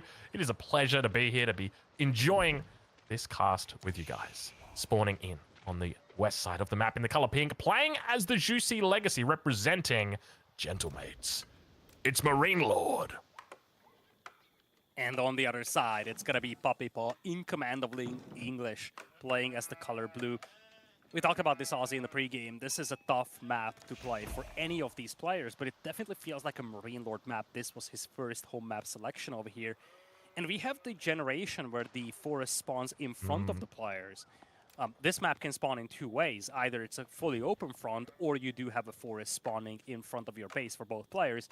We actually seem to have gotten the latter for this game. And if anything, I think that favors Puppy Paw. The reason why? Because naturally, Marine Lord seems to thrive in chaos. The more chaos he can foster, the better he'll do. And by putting this wood line in the front of your base, what it does is it says, we're going to have a little bit more of a defensive game here. And what you can do is you can take that wood line and you can start playing connect the dots, which is my favorite thing to do with wood lines.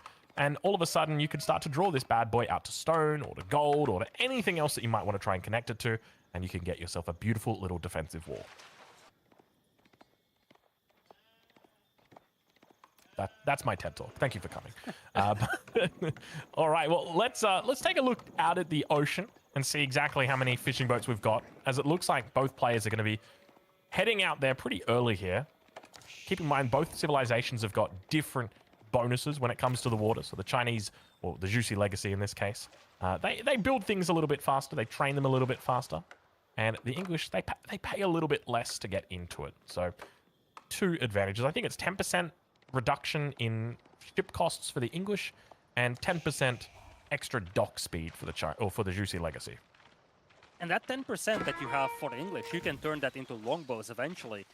One of the cool things about English on this map is that as you age up the feudal age with the council hall, you do get a land-based production building. And because you do save a little on the fishing boats, you do have the ability to turn that into some land-based army. And not only fight on the water in early feudal, but also be able to aggress your opponent on land. That's a really good point. Yeah, it's just a couple of extra resources, but it can make a big difference because it means that you're getting those fishing boats out slightly faster. And have a look at this. We've got a second dock coming down in the Dark Age here for Puppy Paw. And he's going to be looking to add a couple more fishing boats in here. Now, he'll be able to use this as, or he'll be able to double this up as production. We've got both players now going for the double dock here, getting it out a little bit closer to each other. How many villages have we got? Actually, I just realized we can see how many villages each players have got on wood. We've got 11 for Marine Lord, 9 for Puppy Paw. So they are absolutely pumping the fishing boats out at this stage of the game. That's kind of what you expect, and that's why feudal age is usually delayed for players doing these hybrid builds. You just focus so much on that wood initially that you don't even have any villagers on gold. In fact, we can actually see the players just now moving towards the gold. Speaking of which, the gold mines for all these players are fairly exposed. You don't really have them tucked away at the back, which is something that you usually see on this map. It's going to be more north oriented for Puppy Paw, and it's going to be more towards the south for Marine Lord. But at the end of the day, both of these players will have the ability to potentially pressure the opponent's gold mine. And that's one of the best ways to slow down the enemy's production of combat ships. Yeah, it can be very, very hampering. Ever since they changed the cost of boats, I mean, gold's always been a priority, but yeah, there was a big change that happened to boats quite recently. Not quite recently, maybe, a year ago, I think, where basically they made it so it costs food, wood, and gold now. But we do now start to see those age-ups coming through. It's going to be the Council Hall for Puppy Paw.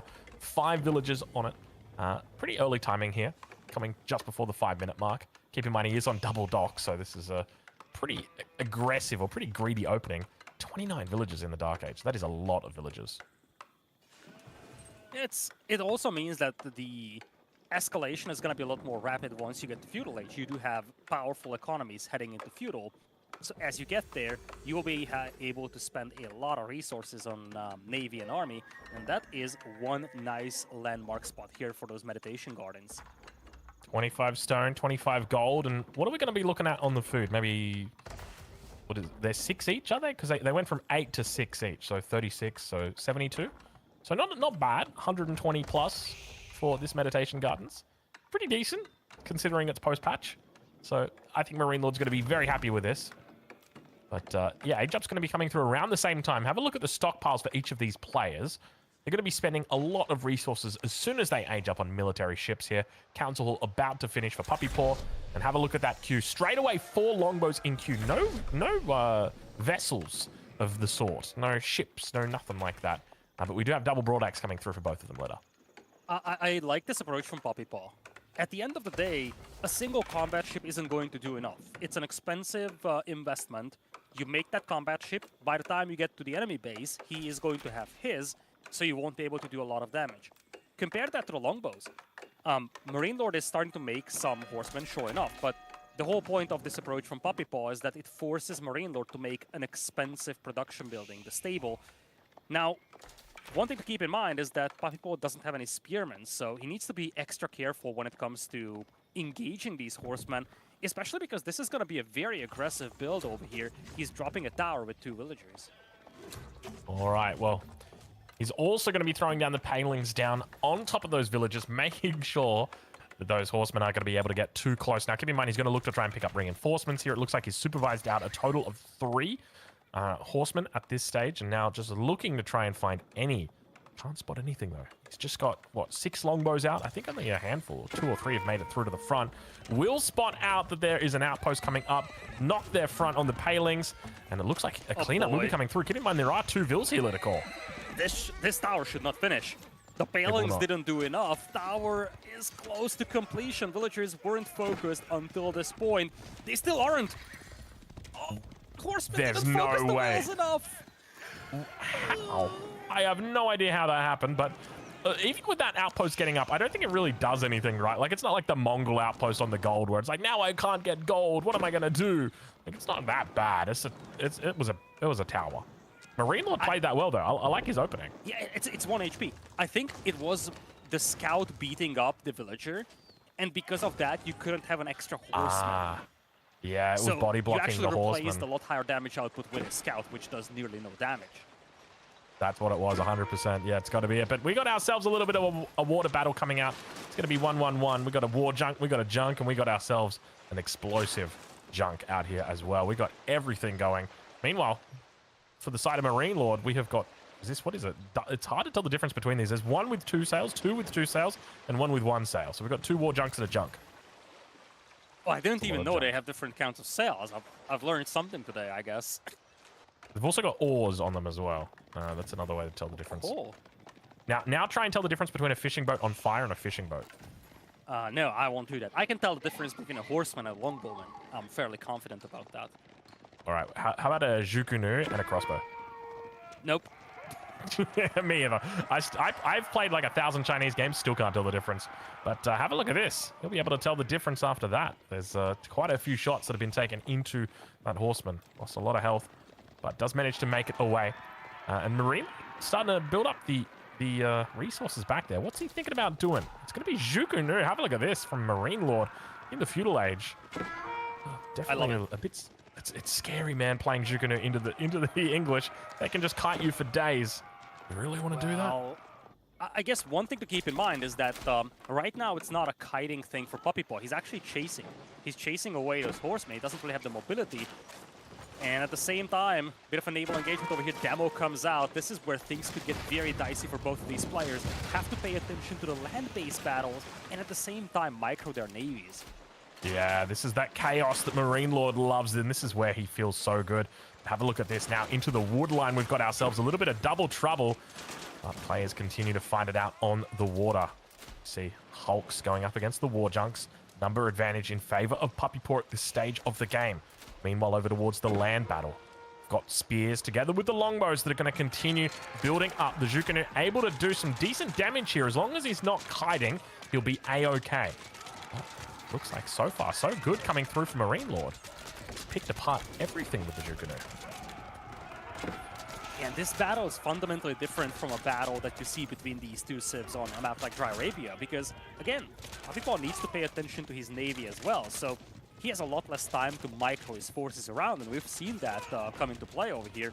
These Jukunu have been very, very effective against all these longbows. And now you look at the land army, there is next to none remaining for Puppy Paw. The remaining longbows will get cleaned up by the horsemen. It's all Marine Lord on land right now, and he also has an 8-villager lead by now. Yeah, that's an impressive villager lead. Where did that come from? Is that just fishing boats? It's got to be, right? We see that there's been 2 worker kills for him. Oh, the 2 worker kills early on, of course. And then what? 6 fishing boats, the difference. Yeah, we've got a lot out here. Look at this.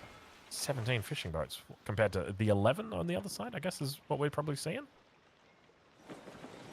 Indeed it is.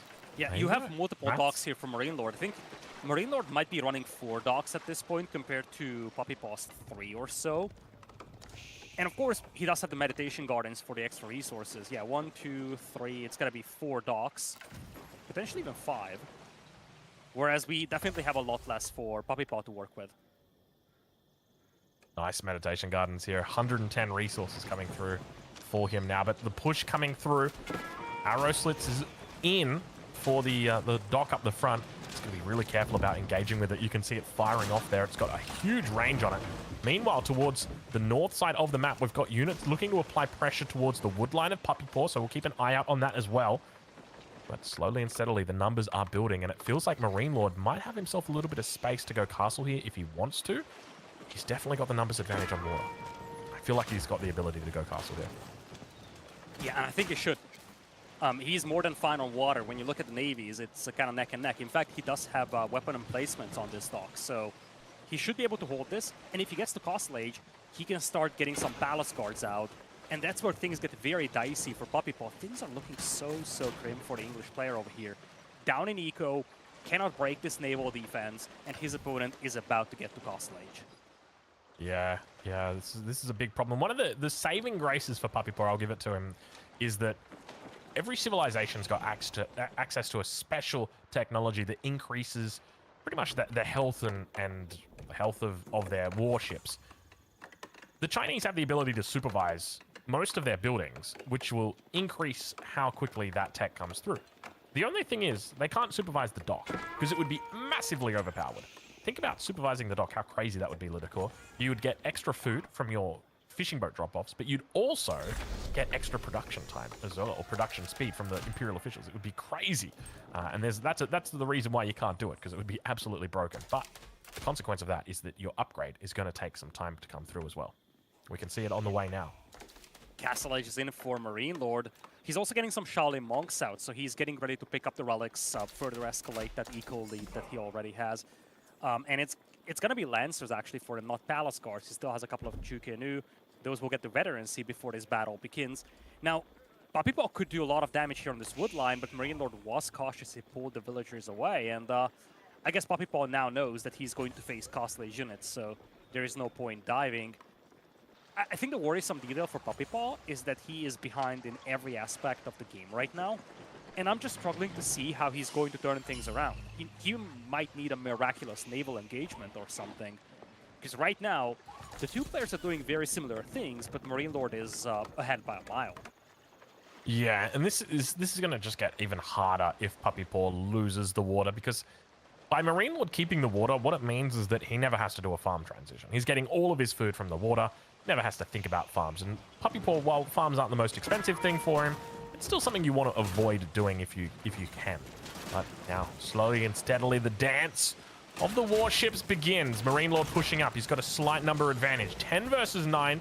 Keep in mind, we'll be watching out for the fire ships in here. There's a single one, and Puppy Paw's actually gone into quite a few. He's got 3 of them out. Meanwhile, a little bit of a push coming from to shove as Marine Lord moves in on that top side of the map as well. You can see just how much he's trying to put pressure on Puppy Paw. He loves that chaos, doesn't he, Litter? Oh, certainly. This is all about fighting at the same time and hoping that your opponent isn't going to look when your demo ship approaches, but Castle Age is going to be coming in for Puppy Paw as well, as Marine Lord opts to retreat, and he is aging up with the King's Palace, so he's going to have that extra villager production available. He's only down by 9 eco right now, so I think Puppy Paw, starting with the King's Palace, that's a reasonable way to start getting back into this game. Marine Lord has only picked up 1 relic so far, so despite that massive Castle Age advantage for Marine Lord, he wasn't really able to get a lot out of it so far. Yeah, that relic number will continue to climb, though. He's picked up a second one now. He's got the position to take the third one as well, and then we'll get the fourth. The fifth one probably going to go over to Puppy Paw, so it'll be a 4-1 advantage. Yeah, the question for me is, what's Puppy Paw's win condition here? Like, if we make it to late game, then is that where our win condition is? I guess maybe, but the Juicy Legacy are pretty strong in the late game as well, right? But I don't know, maybe it's men-at-arms, maybe it's armor-cladding men-at-arms. I don't know how he looks to play this out the longer this game goes. I think the first benchmark to look at will be when fish starts to run low and players will have to start adding farms. But both players will be more than happy playing with some farms, English and Juicy alike. For the time being, population is escalating rapidly for both of these players. We're actually approaching that 200 population zone because both players have been reluctant to engage on the water. Barely any ships have been lost, but that's a lot of demos. It's 8 demos against 3, actually.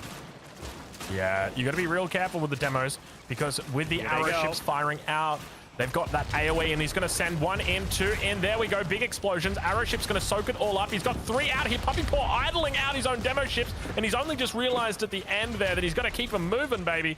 And unfortunately, both of them seeming to go for a bit of a hit and a miss. 8 war junks coming out for Puppy Paw. On the other side, we see 10. So 8 hulks up against the 10 war junks there. But it definitely feels like Puppy Paw is on the back foot, struggling to hold on for dear life. If he loses the water, the game's not necessarily over, but it will be a lot harder. Oh, it certainly will be, and this is a really good push by Marine Lord. He's been patient, he's been building that navy for a while, and now that he dives, he does have the Castle Age upgrades. Those demos also were fairly impactful. We're gonna have 1 missing over here. Puppy Paw, he still has a navy intact, and Marine Lord will retreat a little, but he has idled out the fishing eco of his opponent quite a bit, so I feel like Marine Lord is going to be more than happy with that engagement. Yeah, that was a decent engagement there for him. Didn't manage to take out that many fishing boats, but to be honest, there's not a huge amount that are out there. But yeah, I think overall, Marine Lord's pretty happy with this.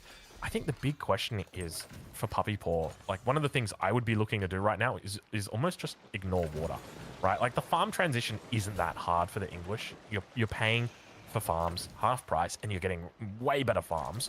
So there's that. So one of the things I'd love to see him do is just go into like a whole bunch of stone, maybe look at throwing down a second or a third TC in this case because he's got the King's Palace.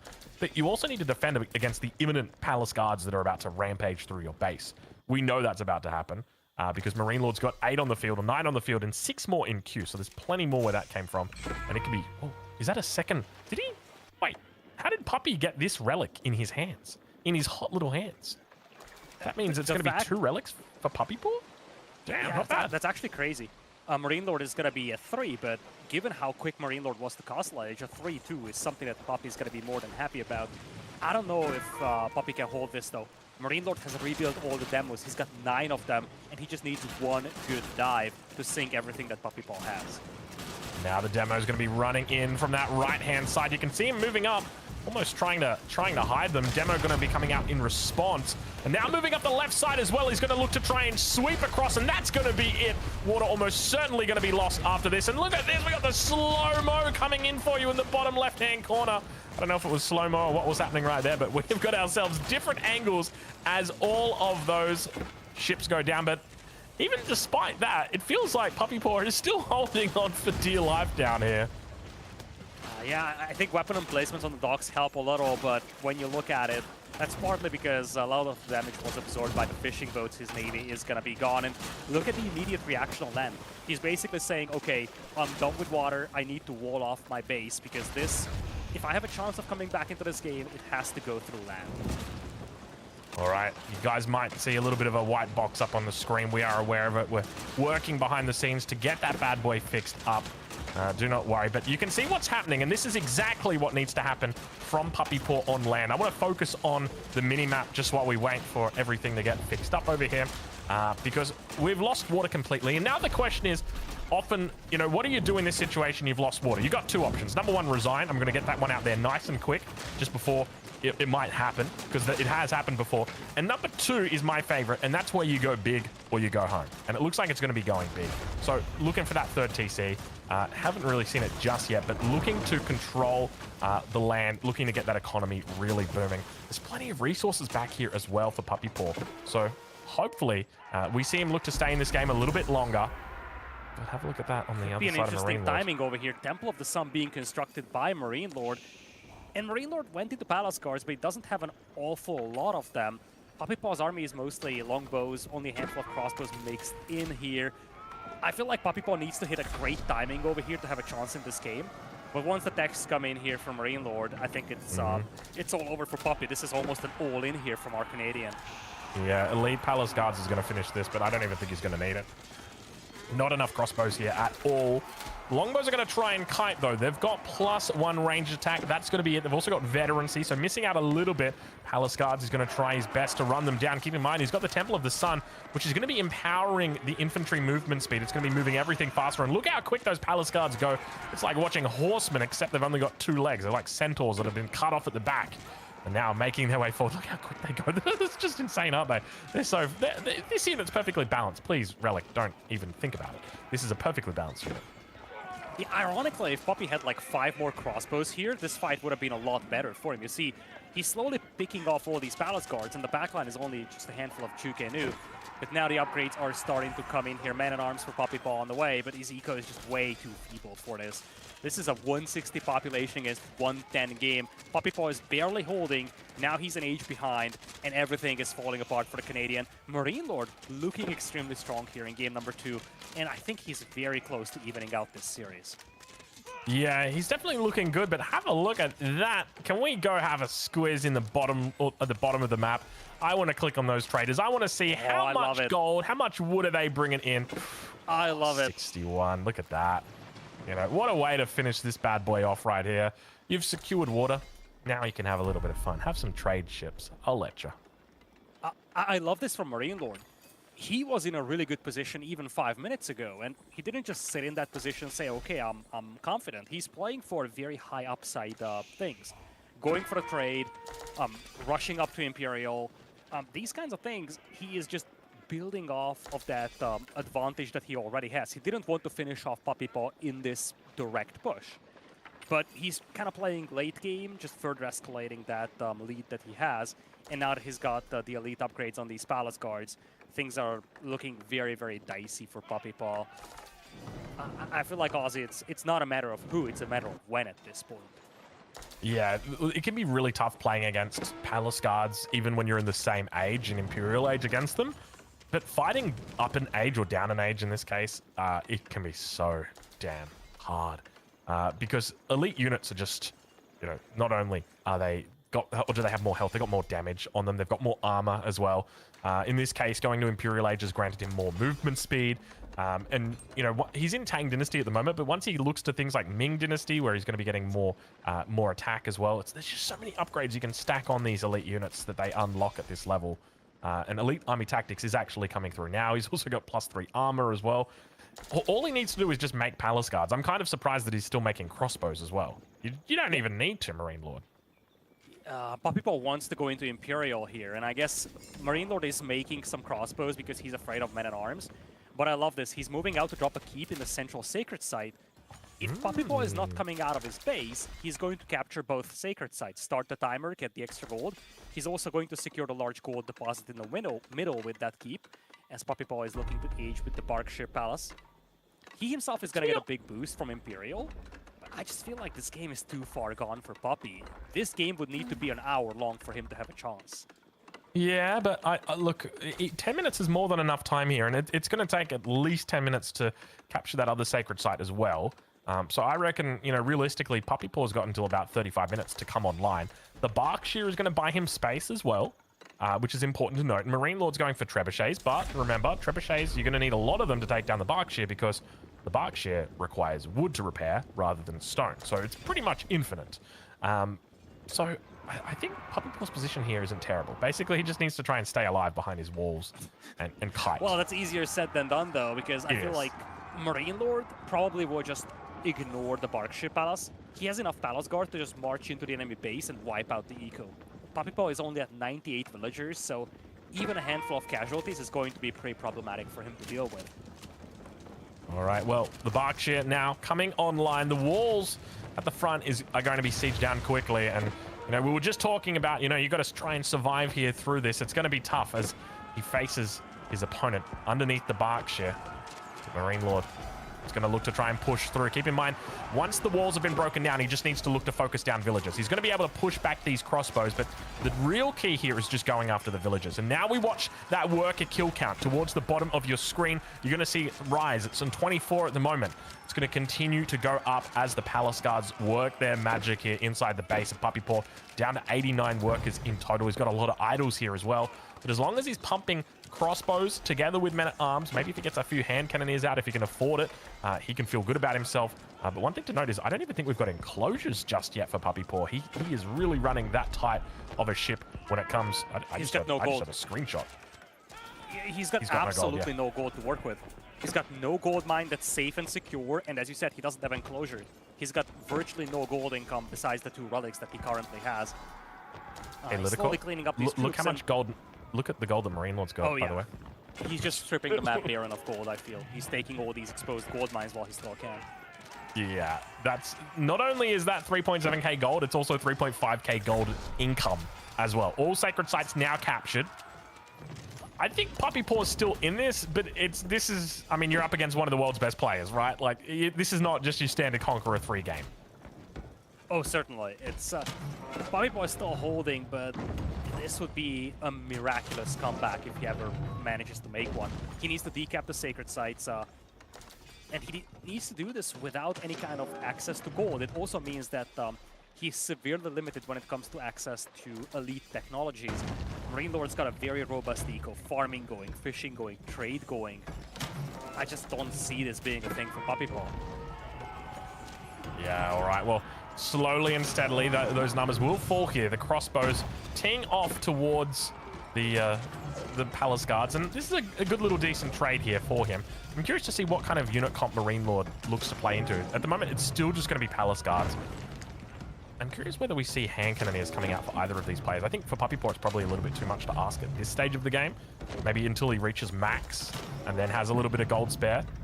But yeah, this is not an easy position for him to hold. He's going to look to go into Springles to try and deal with these Trebs.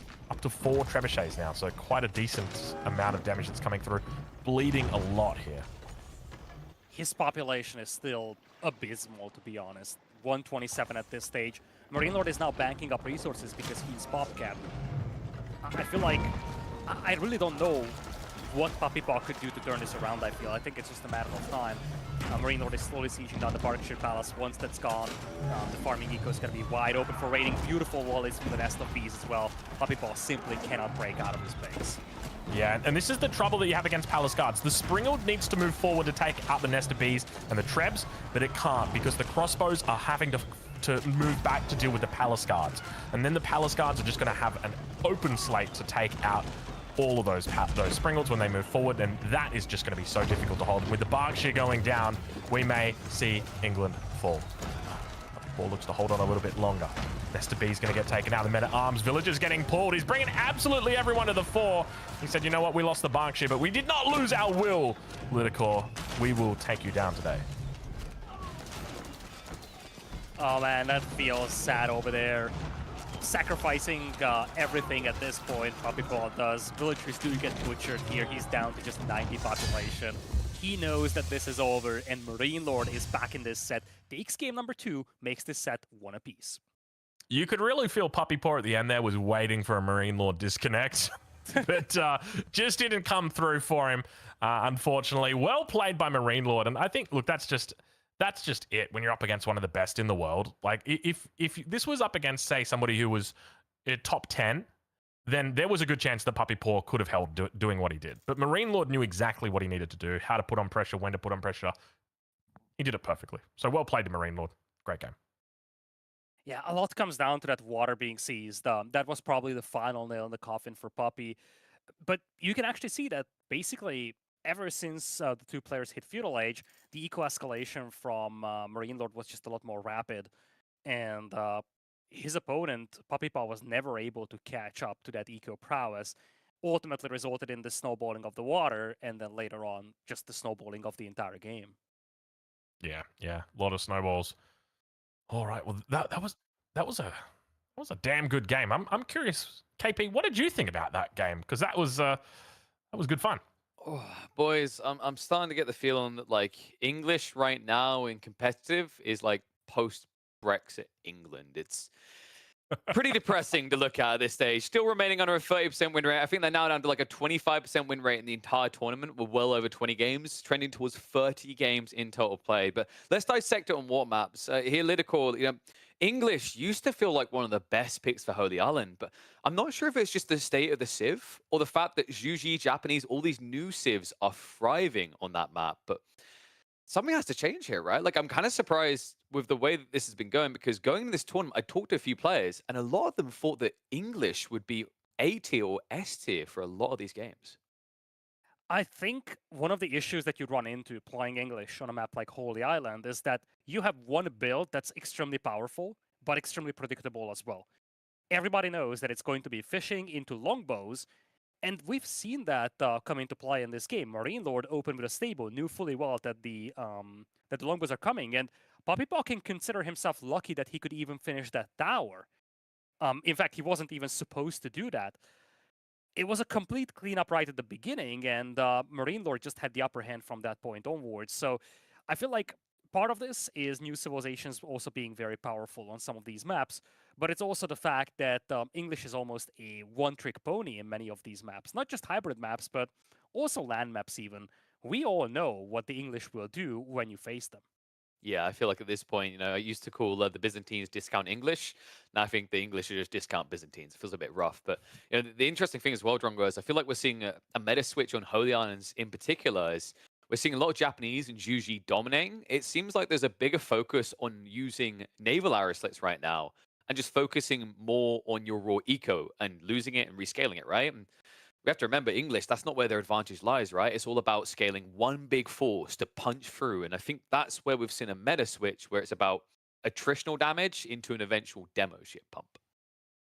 Yeah, it's interesting how the meta has developed because back in the day it was 100% all in on water, maybe 1 or 2 units towards the gold and maybe a little bit of defense, but it was just all focused towards units. But I like the way that we have seen those naval arrow slits come through because it does mean when the naval arrow slits come through, it basically just shuts you down. There's nothing you can really do up against that, and that subsequently buys time for Castle Age or for booming or whatever there is. But yeah, it was very well played coming out from Marine Lord. Let's see if he can actually do as well in this next game because Puppy Paw has got his favorite civilization, the Byzantine. Insanely great performance out of him. I think he hasn't dropped a single game so far. If you're wondering why we didn't talk about game number 1, all I can say about that is maybe if Marine Lord had Surfshark, this connection would have been more secure. Get to it, boys. Game number 3. Even up. Delhi versus Byzantines.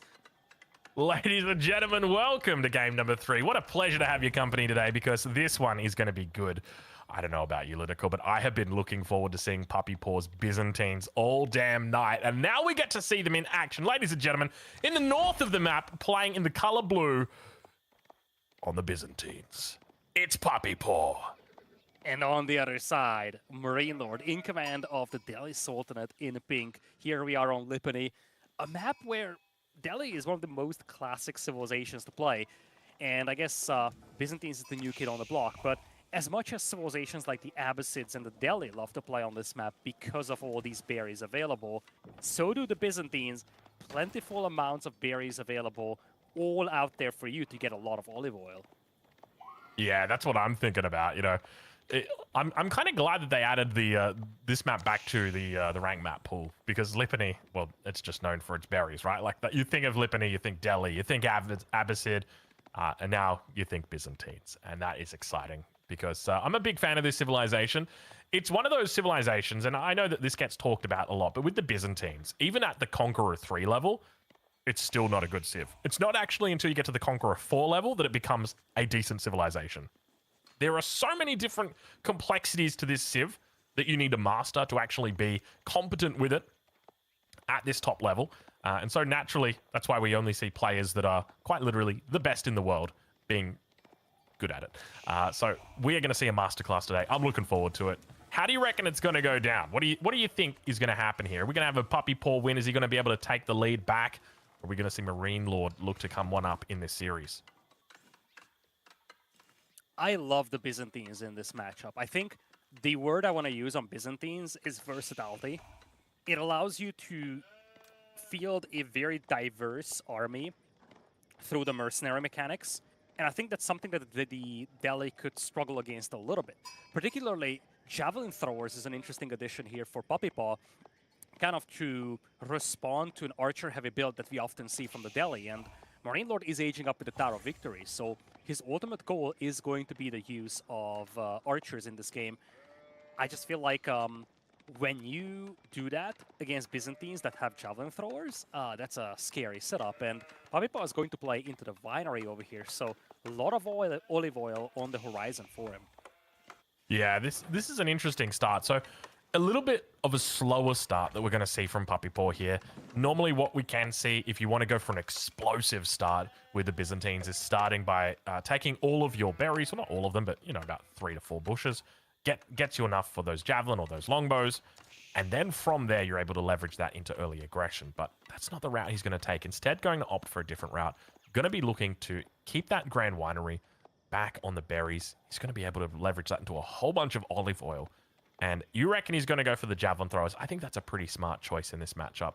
Lamette and I together with the Javelin Throwers, they're incredible.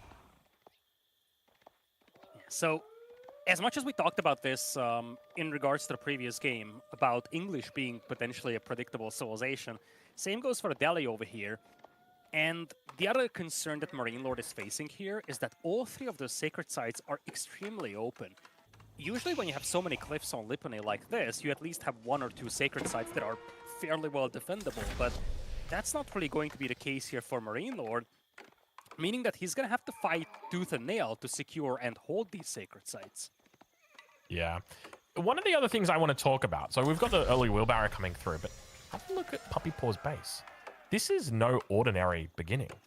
We have got ourselves a triple Olive Grove opening before the 5-minute mark.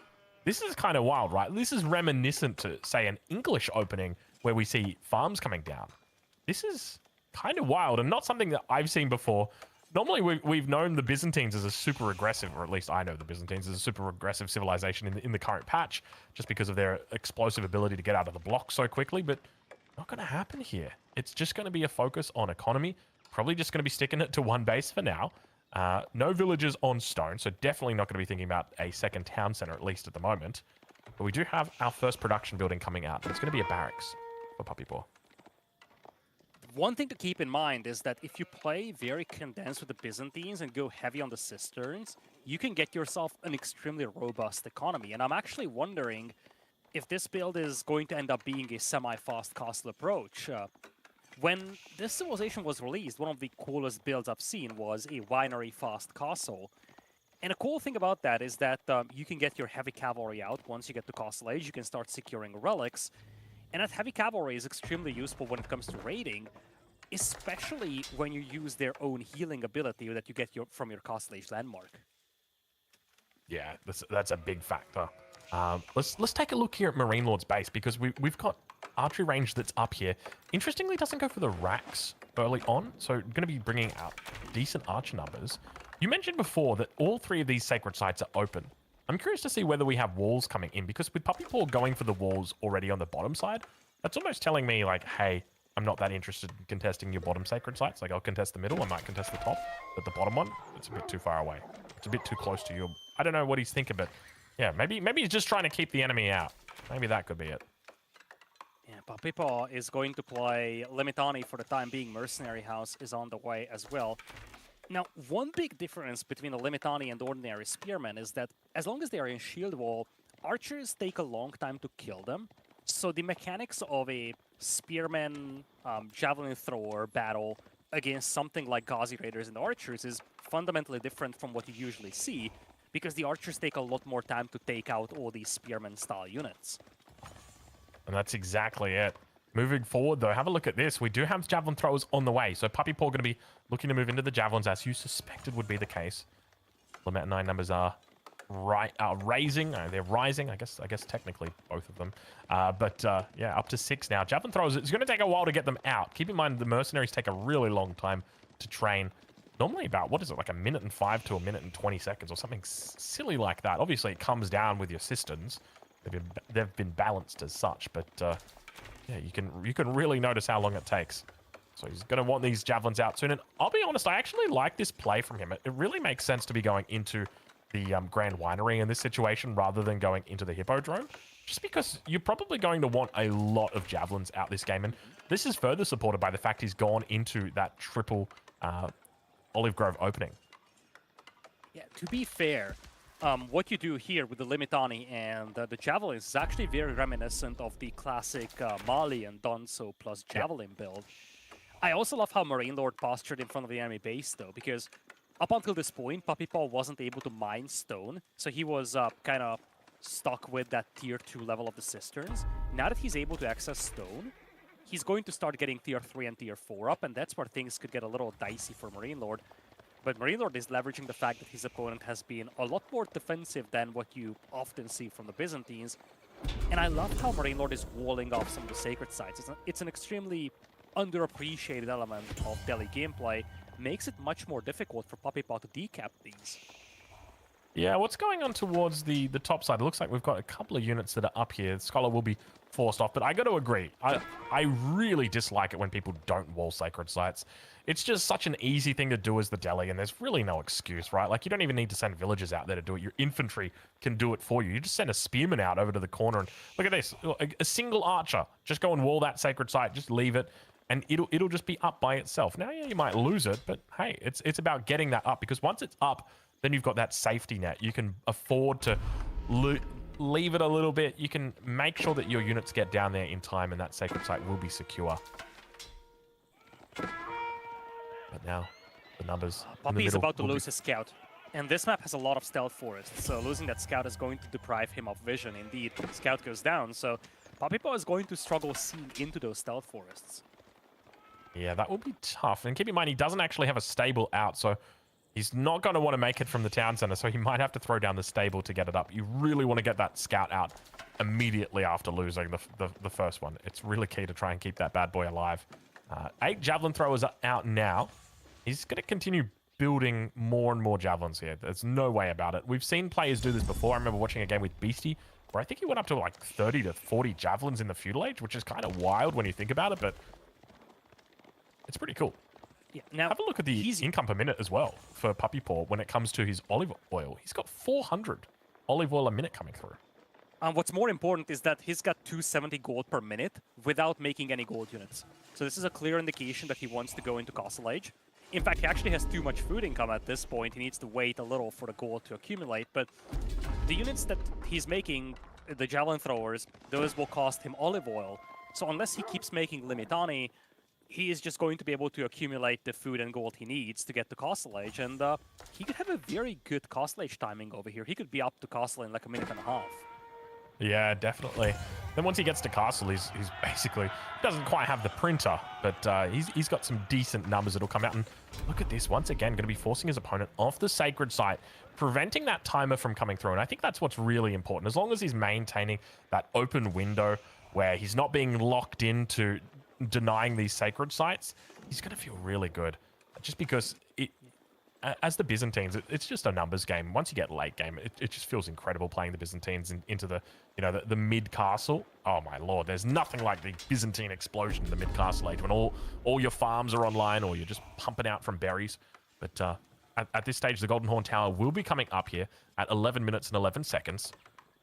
It's going to have access to the javelin throwers. Already up to 12, so some good numbers. Yeah. The concern for Marine Lord is that he doesn't have anything that deals with this composition. He only has 7 Gauzy Raiders to kill the Javelin Throwers, but what's more important is that with Shield Wall, these Limitani will survive long enough for them to hold these Gauzy Raiders as hostage, and the Javelin Throwers can just pick up RT Archers.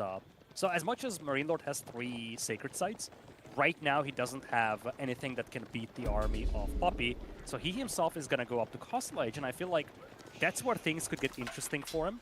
Men-at-Arms would be a welcome addition to this composition, but we also shouldn't forget the fact that it takes a long time for him to get his upgrades, so this opens up a pretty substantial window here for Puppy Paw. All right, Compound of the Defender going to be coming up here for Marine Lord. He did put the House of Learning down for a split second, but cancelled it. So I did get excited for a little bit in there. But the age-ups now come through. He's going to start getting out the javelins. Now, keep in mind, he will be looking for the veterancy contract. It should come through pretty quickly. There it is now. I expect to see Lamette and I upgrade coming through shortly. But there's definitely a nice little window here for the Byzantines to push with veteran units while they wait for the Delhi Sultanate to get their upgrades through. And initially, it's just going to be the javelins that have got the upgrade, but he's got the resources now to get the upgrade for the Lamette and I as well. Only 16 wood, though, so it might take a little bit of time here. But he can also move into Varangian Guard in the meantime, which will... Yeah, Varangians would be really good here, although he's facing some Gauzy Raiders. But it's not like we have a lot of Gauzy Raiders here. Crossbow's now coming in, though. Interesting choice here by Marine Lord. Maybe he is expecting some Varangians over here. Because guess what? Crossbows don't counter anything that Puppy Paw has right now. And I guess he's right, because Varangians are on the way for Puppy. Yeah, the first one is now in queue. But keep in mind, with the javelin throwers on the field, these guys do very well against crossbows, because crossbows typically like to sit at the back and tee off on those Varangian guards. Well, the javelin throwers have got a longer range, and they absolutely love dealing out that damage against the crossbows. A little bit more health on the crossbows as well, but now looking to pick off the Imam as it returns back to base, or the Scholar rather, as it returns back to base. It's got a little bit more health on it because of the Delhi bonus that you've got. Obviously, you get all your free technologies, and one of them is going to be that extra health for your Scholars. But now looking to pick up that... are so far from Marine Lord. Yeah, look at them. He only had a handful of Scholars to work with, and he sent them all out for the relics. So decks are basically nowhere close to being completed. This is a Feudal Age army against a much superior Castle Age composition. And you see, Puppy Paw is actually destroying the production buildings, not to halt production. He's actually looking for the veterancy upgrades to try and stall them out. Yeah, it's really, really cheeky. Veterancy upgrade now coming through as well for the Lametanai here. +2 ranged armor has also arrived. And remember, with the shield wall, this is just going to stack up incredibly well. Couple of men-at-arms on the front going to help out here. But have a look at this. Hold on. The Lametanai numbers are falling pretty quickly through this fight. The javelin throwers are going to have to very quickly get on out of here. And did he forget to hit the shield wall button, or did the nerf really just hurt that much? The Limitani died way too quickly for my liking. I have a gut feeling that shield wall might not have been active for the whole fight. He's still gonna be alright. This is not a good fight for him, and it's definitely an underwhelming engagement for a Castle Age player facing a full Feudal Age army. Yeah, I was expecting it to go the other way. I didn't expect our Feudal Age army to do that well, but it looks like overall the relic count will be in favor of Marine Lord. It's going to be at the very least 3-2. Hold your horses. It could be a 4-1 because the Wallalol's attempt's going to come over here. Lametanai do manage to jump out of the ring of fire before the explosion lands by the looks of it. And now he needs to make sure that he stops that relic from being picked up, and Marine Lord's just going to drop it. Definitely the right call here. Clock is ticking here for Puppy Paw, though. His opponent has 3 relics, still a Sacred Site, the one that has been walled in, still under his control. And the village fortresses are coming close here for Marine Lord. Blacksmith upgrades getting close to completion as well. So that window we talked about, it's slowly closing. But one thing that he hasn't yet shown is the 18, now 20 Varangians he has. And once he shows them, that's going to be a nasty surprise here for Marine Lord, as Puppy Boy yoinks the relic right in front of Marine Lord's army. Go, archers, go. Look at them. They're trying the hardest to focus it down. Men-at-arms also running up. A little bit of a raid towards that top side, as well as the relic gets dropped on the ground. Now, keep in mind, this relic is very quickly going to get picked up. Akratoy Defenses comes in for the villagers at home. Ghazi Raiders go down, but I think more importantly, he's actually spotted out the Varangian Guards. But speaking of Varangian Guards, have a look at this. We've got action all over the map. Relic is probably going to be going in favor of Marine Lord, at least at this stage, unless we can get some Varangian Guard over here. But villager count, Puppy Paw's managed to deny 2 villagers on this map of their lives. So it's slowly turning in favor of him. Now, keep in mind, he's also got the big olive groves. I think he's almost 100% encapsulated his own grand winery at home with olive groves. So that is an important thing to note because he's pumping. Oh yeah, when you make a farm transition, you're always very vulnerable. So if he has a full olive grove-based economy, it means that he has sustainability in terms of the food income, whereas whereas Marine Lord is still relying on the berries, he's still relying on the hunt. So at some point, he's going to have to make that farm transition. Now, village fortresses will complete for him, but he doesn't have a single keep to use as a town center just yet. So the relevance of that technology is only going to come into play a little later. Yeah, this could very much be troublesome for him. The Varangian Guard numbers in particular are significant. When you said, you know, when Puppy Paw shows his 20 Varangian Guards that he's been hiding, I was like, 20 Varangian Guards just hiding them? Like, that's absolute insane, the amount of numbers that you've got there. And, like, we could look at Marine Lord. He's got 11 crossbows now, but still 27 Varangian Guards. Like, you just chuck all those bad boys in the, what's the mode called? Sorry, Lidicor. It's 5:37 in the morning here. I've forgotten the term. The berserking. You berserk those bad boys on top of the crossbows, and it's not even going to be close. And Puppy Paw has the relic. He actually managed to get the second relic, which is, I think, a big accomplishment. All 3 Sacred Sites decapped. He's going to be 2 relics against Marine Lord's 3, and now he's breaking into the enemy base. Marine Lord is holding his forces off for the time being, but this is a scary composition. 34 Varangians, 36 Javelin Throwers. This is no pushover, and Puppy Paw is looking for eco damage here.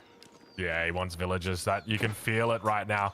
The Varangian Guards, they're hunting, and they've spotted out a couple of villagers. They're going to be gold-gathering villagers towards that top side of the base. He's not going to be opting for it. Instead, looks like he's going to try and focus down this front line. Varangian Guards moving forward. No berserking through just yet. He's going to be tanking up. Remember, he's got a little bit of extra...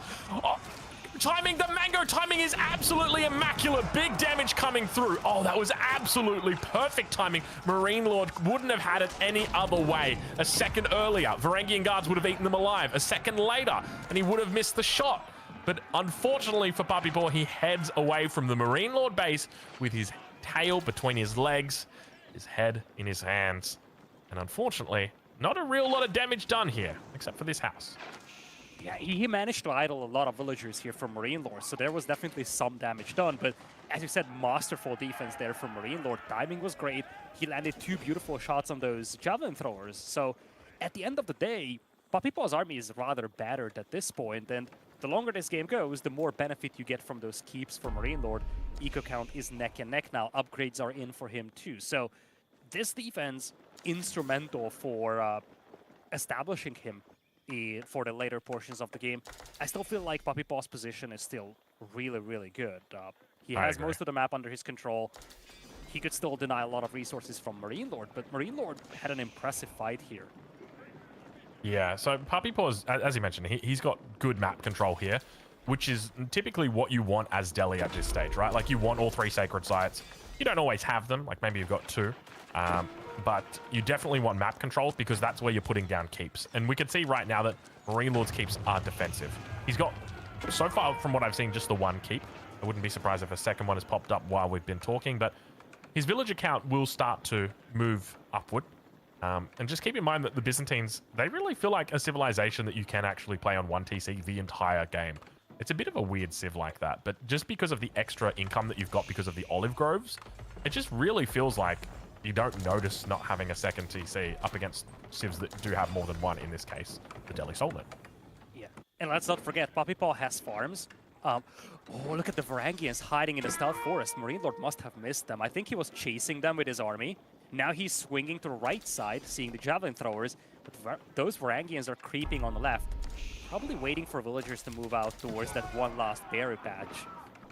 Yeah, I think that's exactly what it's going to be.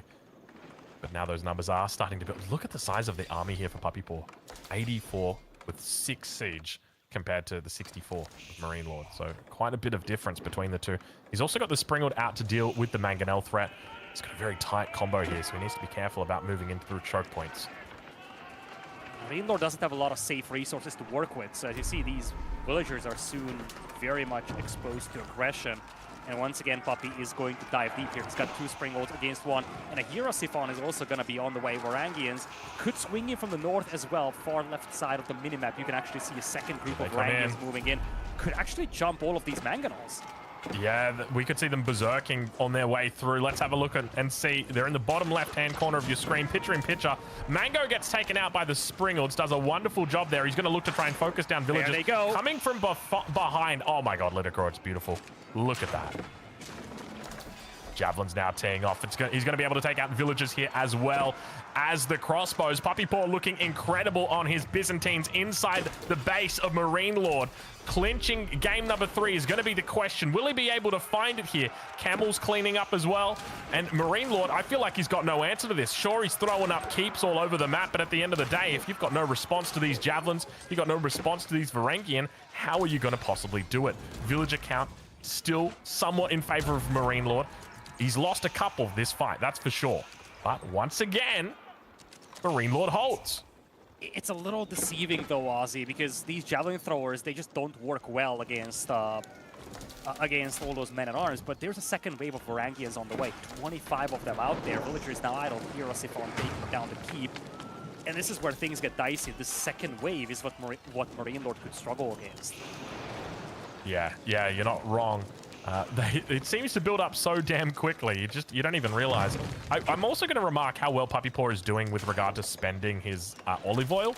I always forget to spend my olive oil, especially around this time in the game. I'm probably sitting here with like 3,000 olive oil. Like, oh damn, I forgot about that. But I've never seen it above like 600 until right now.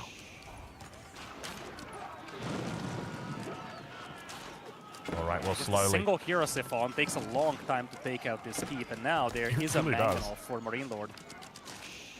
But he does have a little bit of extra space here because of the Hero Siphon, but shot comes a little bit short there. Sprinkled in placement now arriving as well on the keep. Mango going to land on the Hero Siphon. Okay. We do see the Sprinkled rolling through. There's a raid to the south as well. I think a couple of Varangians made their way into the enemy eco. Oh, look at the keep taking down the Springald, how quick that was. He baited it in with the Mango at the back. How much health have we got on this keep? It's still sitting at about 50, 60%. Yeah, he's going to have to head back to the drawing board. Definitely not enough damage to get through this, but have a look at this. 6 workers already taken down in this raid. He is moving forward with those Varangian Guard, and Puppy Paw doing his best to try and keep Marine Lord in line with his economic expectations. Yeah, Marine Lord is very much spread out, and Puppy Paw is not really exploiting that. You see all these little pocket ecos to the south from Marine Lord, but there is minimal pressure being sent towards that. Sure enough, some of these are protected by keeps, but you see this pack of villagers, for instance, completely undefended. I think there's a lot of raiding potential that Puppy Paw is missing out on right now. Yeah, you're not wrong. But it can be so difficult playing up against the Delhi Sultanate because you just never know where there's going to be a keep. It can be difficult spotting out exactly where they are. But meanwhile, over on the side of Marine Lord, we start to see court architects coming through. That's how long he's been researching these technologies. Court architects is on the way. He does have 11 scholars out, though, so not doing too bad. But keep in mind, Puppy Paw sitting on 60-plus population military at the moment, whereas Marine Lord, he's on 44, but 11 of that is scholars. So realistically, it's about half of what Puppy Paw is currently sitting on. Yeah, the army value at the bottom left is not going to tell you the full story because it doesn't actually include those javelin throwers. But yeah, it's I think the big takeaway don't look at it. yeah, it's a big takeaway is that those colors can help with combat healing, but it's not going to be enough when you have barely any units that can dish out damage. It's basically just crossbows, not even a single frontline unit available for Marine Lord. Those crossbows will get decimated by the javelin throwers, and then there is not much left for Marine Lord. I still think that Puppy Paw is a little too slow with this push, and I think he needs to be a little bit more aggressive and kind of trying to stretch out the field. But I'm still not very convinced about Marine Lord's unit's composition. Yeah, I feel like it's a bit of a tough spot, man. What do you even play against this? Like, Javelin Throw, Varangian Guard? I guess crossbow makes sense, but the Javelin Throwers? So maybe like I really don't know. Mangonel Men-at-Arms? Maybe? Is that the play? Yeah, I think so. Varangians aren't going to be good against the Men-at-Arms. In fact, Javelin Throwers aren't good against the Men-at-Arms. So Men-at-Arms is going to be your frontline unit, and maybe you support that with crossbows and mangonels. An interesting alternative for Marine Lord would be Horsemen, or dare I say Lancers, trying to just start raiding. Because one thing that Puppy Paw does not have is mobility. So cavalry raids from Marine Lord could easily stall this game out and buy a lot of time for him.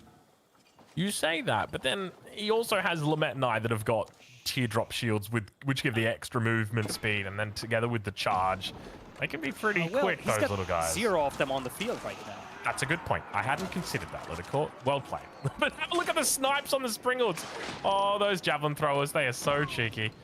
They've got a lot of damage against those Springalds. Oh, I like that villager. I just want to thank our observer right now for noticing that, because anytime we get like something crazy like that, I just love it. I casted this one game with Beastie up against Averley, and there were fire lancers that were just going ham inside Averley's base, and I lost my shit, man. Whenever the game bugs like that, it's just beautiful. You know, want to know what else is beautiful? Foreign engineering company. Yeah, being built in the middle of freaking map in the Stealth Forest. Now, Marine Lord was also thinking about Imperial here, but remember, Delhi take time to get their upgrades. Marine Lord knows that he's actually pumping out scholars like a madman. He's going to be up to 18 of them. But still, there is going to be a timing difference over here, especially because Marine Lord is yet to start getting his landmark up. Yeah, you're not wrong. All right, well, the Hisar Academy has now been thrown down, 28 vills on it, and immediately we see a Royal Cannon coming through here for Puppy Paw. And expect to see elite upgrades on the way. So we've got Lament and I upgrade coming through. Roller Shutter triggers as well, which is going to guarantee the siege war. And will we see the elite contracts coming through? Oh, no, sorry, that's elite Varangian Guards. I apologize. Not elite Lament and I. Of course, why would it be Lament and I? We've got none on the field, Drongo, you silly Billy. And we've also got ferocious speed. Yeah, one thing to consider here is that Marine Lord gets the biggest value of the game for the Delhi from the Imperial Age techs.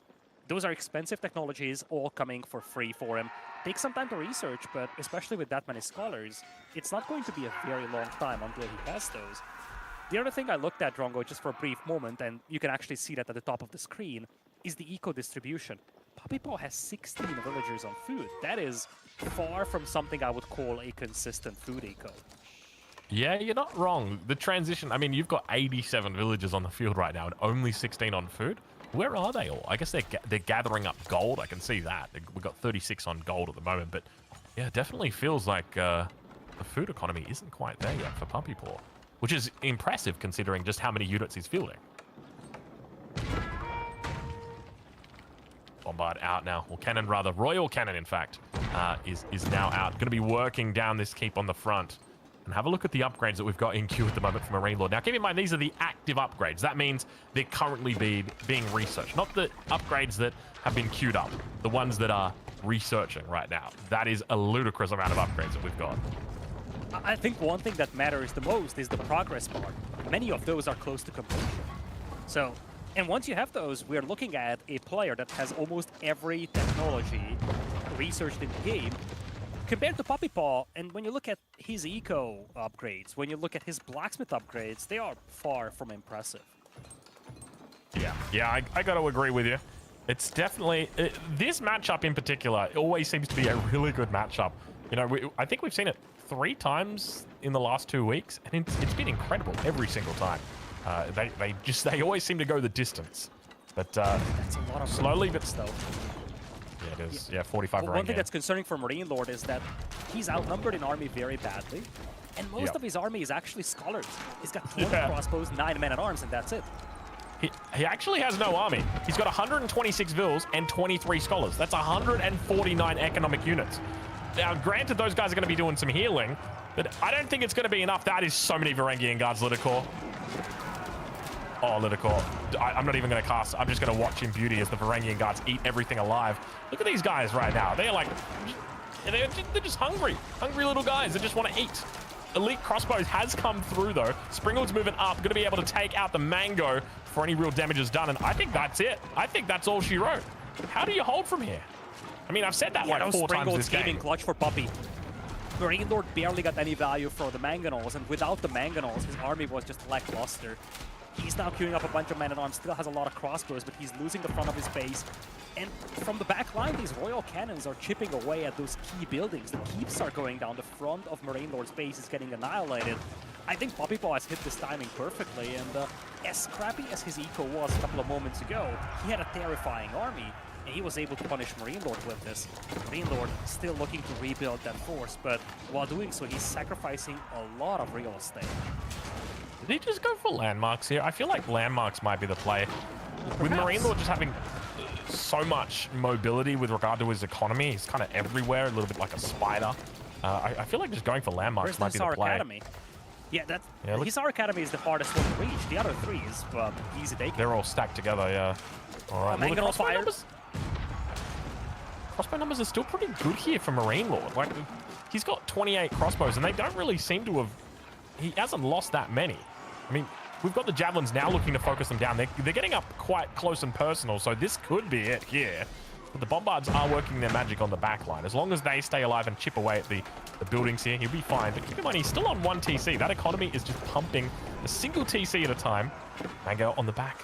Once again, looking. We've been in this spot before. This time it's going to be in the Imperial Age as the Mango now. Boom, baby. It's going to be a little bit short, though. Marine Lord is back to 20 men-at-arms, and the Varangians are gone from the front line. These javelin throwers have to run all the way back here. Puppy Paw doesn't really have a unit that deals well or quickly with all these men-at-arms. He's done a lot of damage, but has he done enough? That's the question. He's still at 92 villagers only. Sure enough, he's got some relics, some sacred sites, the mercenaries available as well, but I'm not even sure if this keep is going up, Aussie. It looks like Lord Doubt may smile upon it. Men-at-Arms, together with the Mangoes, are working their magic. But we're seeing a whole raft of things coming out here right now. Hand Cannon is also going to be joining the field for Marine Lord. He is putting on an absolute display of defense. This is absolute insanity that we are witnessing here. How is he managing to stay alive every single time by the skin of his teeth? To me, it looks like, for certain, he's going to go the way of the Dodo. But unlike the Dodo, he does not give up. Look at the population, Aussie. Puppy is done. He's running out of he's actually done. done. 130 population has to cancel the keep, and this could be a heartbreaking defeat here for Puppy.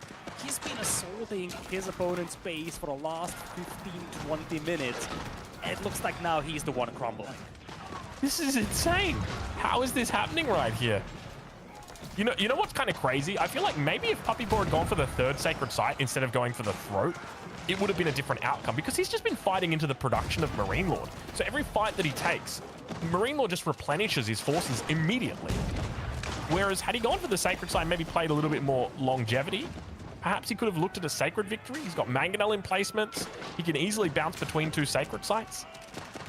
And now, I don't know how on earth he manages to hold this, but how did Marine Lord go from having 50 military, real, like genuine, bona fide, electrified military population to suddenly like winning that fight? Because that was a huge army that Puppy Paw had. Was it Mango I think a lot that I comes missed? down to hard counters. The crossbows pick off those Varangians, and those are expensive units for a player that doesn't have a very strong eco. At the same time, sure enough, Marine Lord lost a lot of crossbows, but Marine Lord's got a juggernaut economy right now. And I think you also have to look at the difference in the technology between these two players. Now, Marine Lord is 200 population, Puppy Paw still sitting at 150, and things are just looking very, very grim for Puppy Paw now. He's been on the offense for a long time. Now he's going to become the defender very, very shortly. And I think the thing I'm still missing from Puppy Paw are raids. We haven't really seen him being able to do a lot of eco damage to Marine Lord. He's just now starting to mix in some of the horsemen. Yeah, I do agree. It's one of the things that he's had difficulty with is finding a way through. But now we see how quickly the Varangian Guards dispatch of those men-at-arms. They've got the Berserking activated, and they like 3-hit these. Maybe not 3-hit, like 6-hit the men-at-arms, which is kind of wild. Yeah, he's only just using it now, yeah. Look at the damage! 29 damage. Oh my lord, that's kind of crazy when you think about it, because you're up against, say, 9 armor or 8 armor, whatever it might be. You were really cutting through them. Yeah, but now he's facing hand cannoneers on the opposing side. Mangonels as well to keep the javelin throwers at bay. Puppy Paw is slowly removing, but now he's got virtually no gold income. His eco is still extremely feeble. This whole situation starts to remind me to the previous game where he's still alive, but for how long? Everything that he's doing right now is one step behind the moves of Marine Lord. Yeah, and I think a big part of this is village account, right? Like, he's sitting at 90 vills up against the 120. There's also the scholars in play, but then it's not as big. I think he's actually deleted quite a few of them now. But I feel like had Puppy Paw just added in a second TC at, the 25-minute mark, he'd be 130 vills now. And it can be hard adding in that second TC, especially when you've spent 36 minutes the entire game not with a second TC. But now that landmark's been scouted, this could be difficult for Puppy Paw in defending this, because this is a big target, this landmark. I just want to add the fact that this Stealth Forest is extremely important for both of these players. They don't really have good insight into a Stealth Forest without scouts, so you can hide your siege very well. And it looks like Puppy Paw thinks that he still has the quality advantage here when it comes to the army. He's diving in very aggressively, only to be met with a handful of hand cannoneers and some horsemen flanking from the north. But I guess he's back on track here, folks. He's once again getting an assault going through the middle. And just remember, these hand cannoneers are not your average bear. These are extra attack speed hand cannoneers from the Tower of Victory. So you got to give extra respect to these guys, especially as a Varangian Guard, because you just get so effectively countered. But looks like the cleanup back towards the base of Puppy Paw has occurred. Nest of bees, though. Oh my lord, look at the damage. He's got triple knobs out here. Not something that you typically like to see on a Sunday night, that is for sure. But slowly but steadily moving up here. Also starting to see a number of elite Ghazi Raiders joining the field. More reinforcements coming into the back. Springles on both sides. Puppy Paw able to micro them out. Now we start to see the turns of the tides once again, as the siege advantage is now really starting to sit with Puppy Paw. How many times have we been in this position? Doesn't have a lot of anti-cavalry units, though. The Nest of Bees, the anti-cavalry units that we need. Have a look at this. They're not focusing the hand cannoneers, though. Varangians are getting butchered by the hand cannoneers still. And once again, the population for Puppy Paw is dropping quicker than it does for Marine Lord. Not a bad fight for Puppy Paw, but is it enough? And I think that has been the question that we've been asking throughout this game. A good fight, but is it enough? Yeah, and it's, this is just one of those things where it's like, you're against the best, one of the best players in the world, Marine Lord. And if this was against anybody else, like a top 10 player, Puppy Paw would have rolled over the top of them like 5 different times here. The fact that it's Marine Lord, though, it's just that methodical player who just very rarely makes mistakes. And he's just, I don't know how he does it. This guy's just on a whole nother level right here. Looks like we've got Grenadiers joining the battle. That's a Grenadier that I saw right there. So welcome, Grenadier. Marine Lord is starting to do the very thing that Puppy Paw was supposed to do long ago. Starting to build up cavalry and get some raids going. And remember, Puppy Paw's eco is fairly feeble, still just 90 villagers. So one good raid with these Ghazi Raiders can wipe out a significant portion of Puppy's eco. And I think that's what we need from Puppy. He needs to get some horsemen going and exploit the fact that Marine Lord's eco is so stretched out. Yeah, I got to agree. Where does he target though? Probably that south side, and I think you almost go to the extent. Yeah, anywhere. Yeah, that works as well. But interesting to note is that, you know, playing as the Byzantines, obviously when civilizations get to this stage, they're very resource hungry, right? Like they want their stone, they want their gold. But the Byzantines really don't care. Like they are quite happy just playing generally just like a wood food income. And, you know, oh, okay, I've got a little bit of olive oil, I'll get myself some more javelins. Got wood, I'll get myself some more Lametanite. And I'll mix in any Varangian guards that I can wherever I want. All of their siege, they're paying for with olive oil as well. Like, he really doesn't need gold. In fact, he's got gold in the back of his base, which is still existent up there. We're 40 minutes into this game, and he's just casually gathering the gold. Yeah, he's got 0 villagers on wood. Right now, he's got 60 on food. He fixed his food eco, but there's a big raid going on. Ghazi Raiders diving deep, and Puppy Paw doesn't have a lot back at home to defend against that. At the same time, it's only 20 hand cannoneers back at home for Marine Lord, so once again, Puppy Paw could dive deep in here. Yeah, this could be big for him here. Keep in mind, what's the real threat, though? Because for Puppy Paw, the real threat is losing villagers. If he loses villagers, he's in a tough spot. For Marine Lord, like, what? He's going to lose a little bit of production here. He's just going to rebuild it. He's fine. Exactly. He's got 100 villagers. He's absolutely fine. Yeah, there's definitely a higher upside over here for Marine Lord, although Marine Lord himself is starting to lose some eco here. He's down to 107. Puppy Paw barely losing villagers. He lost like 10 in that raid. He cleaned up the whole thing. And now look at the army count, Ozzy. He cleaned up the raid, and now he's pushing with the nest of bees. Once again, Puppy is diving his opponent's base, this time around with 70 Limitani. See, Litico, I've seen this before, right? It looks like he's going to win. Don't buy it. I don't buy it. Not for a second. I've seen Marine Lord play this. He defends it every single time. I feel like a savant right now. Like I can just predict the future. Just when it looks like Puppy Paw's numbers are incredible, Marine Lord pulls a rabbit out of his hat. This guy's got so many rabbits in his hat. Some people might think he's actually running a pet store because this guy, where does he get him from? Puppy Paw's eco is just so bad. He's got 80 wood per minute. What do you expect from an economy like that? That's the big problem for him. I feel like he's been taking some disadvantageous fights. He's diving in every single time, but he doesn't really have that potential to rebuild his army. And now, when you look at his numbers, sure enough, they look nice, but it's almost exclusive Limitani. He's facing men-at-arms and hand cannoneers. His army is being hard countered by what Marine Lord has. I think Puppy Paw was just taking too many of these ineffective dives, and he just wasn't able to punish Marine Lord's eco throughout the game. Yeah, I do agree. It did feel that way, especially with the Varangian guards. But I always felt every time that the fight was happening that, like, okay, surely Puppy Paw is going to win right here. Like, this is the one. It always looked that way, and somehow Marine Lord always managed to find a way to squeeze back a hold. And now, once again, the Lametanite will fall back here. Keep in mind the nest of bees are on the field. Double Springald coming out, though, from Marine Lord. Watch on the backside as he looks to fire down. We'll be able to take out that nest of bees slowly but steadily. Still hasn't actually focused it. Oh my god, look at the Springalds. Okay, he'll get the nest of bees, don't worry. And the hand cannoneers just continue kiting back here. With all the siege gone down, the Lametanite have got nothing worthy to defend. Where do they go from here? Oh, that keep isn't going up. Puppy is desperate for gold. He's got no workers on gold, no workers on wood. He needs that, but he's going to get denied, and I think this is the beginning of the end. Now his army composition is... It's just bad.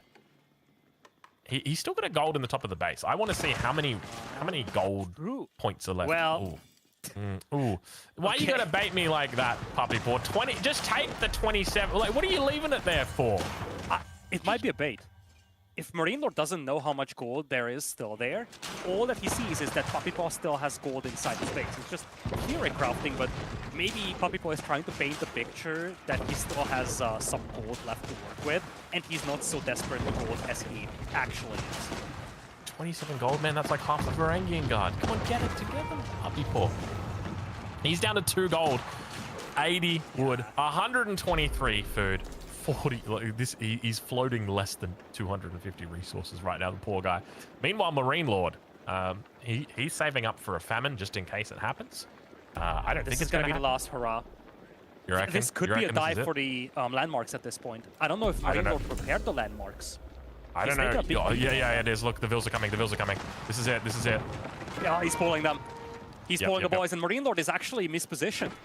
Now, did Marine Lord repair the landmarks? If those are damaged or destroyed, there is only 1 or 2 to snipe. All right, does he know where all the landmarks are as well? See, this is one of those things that I'm not sure if we know. He did have a few units that were diving in there. Oh, no! Look at the DC. Oh, no. Oh, no. He could do this. Oh, he can 100% do this. Oh, he knows where all the landmarks are. Oh, my lord. Lidicor, hold my hand. It's actually happening right now. We are seeing it. He's going to pull Vils. He's going to look for the repair. Will he be able to out-repair the damage that's coming through? Not all of them are here, but Grens are going to help out on the backside. A little bit of Chinese. I think this is a good game. I think this is it. There's way too many units here. I think he's done it. Can we check in over on that west Marine side? Lord is pulling all his Vils to repair. Oh my lord, okay, I think this is game. I think that's it. I think Puppy Paw just did it. Ladies and gentlemen, game number 3 is going to be going over. Oh, I'm still hesitant to call it. I've seen this one before, Lidicor. There's no way. There's no way. There is no way Puppy Paw pulls off a landmark snipe after 40 minutes of non-stop pushing. Lidicor, can you believe this guy? Unbelievable. I don't know what to say, Ozzy. This has been the craziest game I've seen for a long, long time. All these failed assaults from Puppy Paw. He pulls an absolute Hail Mary. And Marine Lord, he had some of those landmarks heavily damaged from previous assault.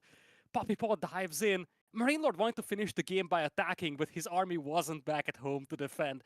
And boy, oh boy, is this a massive boost for Puppy Paw. This looked like a sad game for him. He looked so powerful, but he wasn't able to finish for so long. It started to seem like a desperation game for him, a complete morale destruction.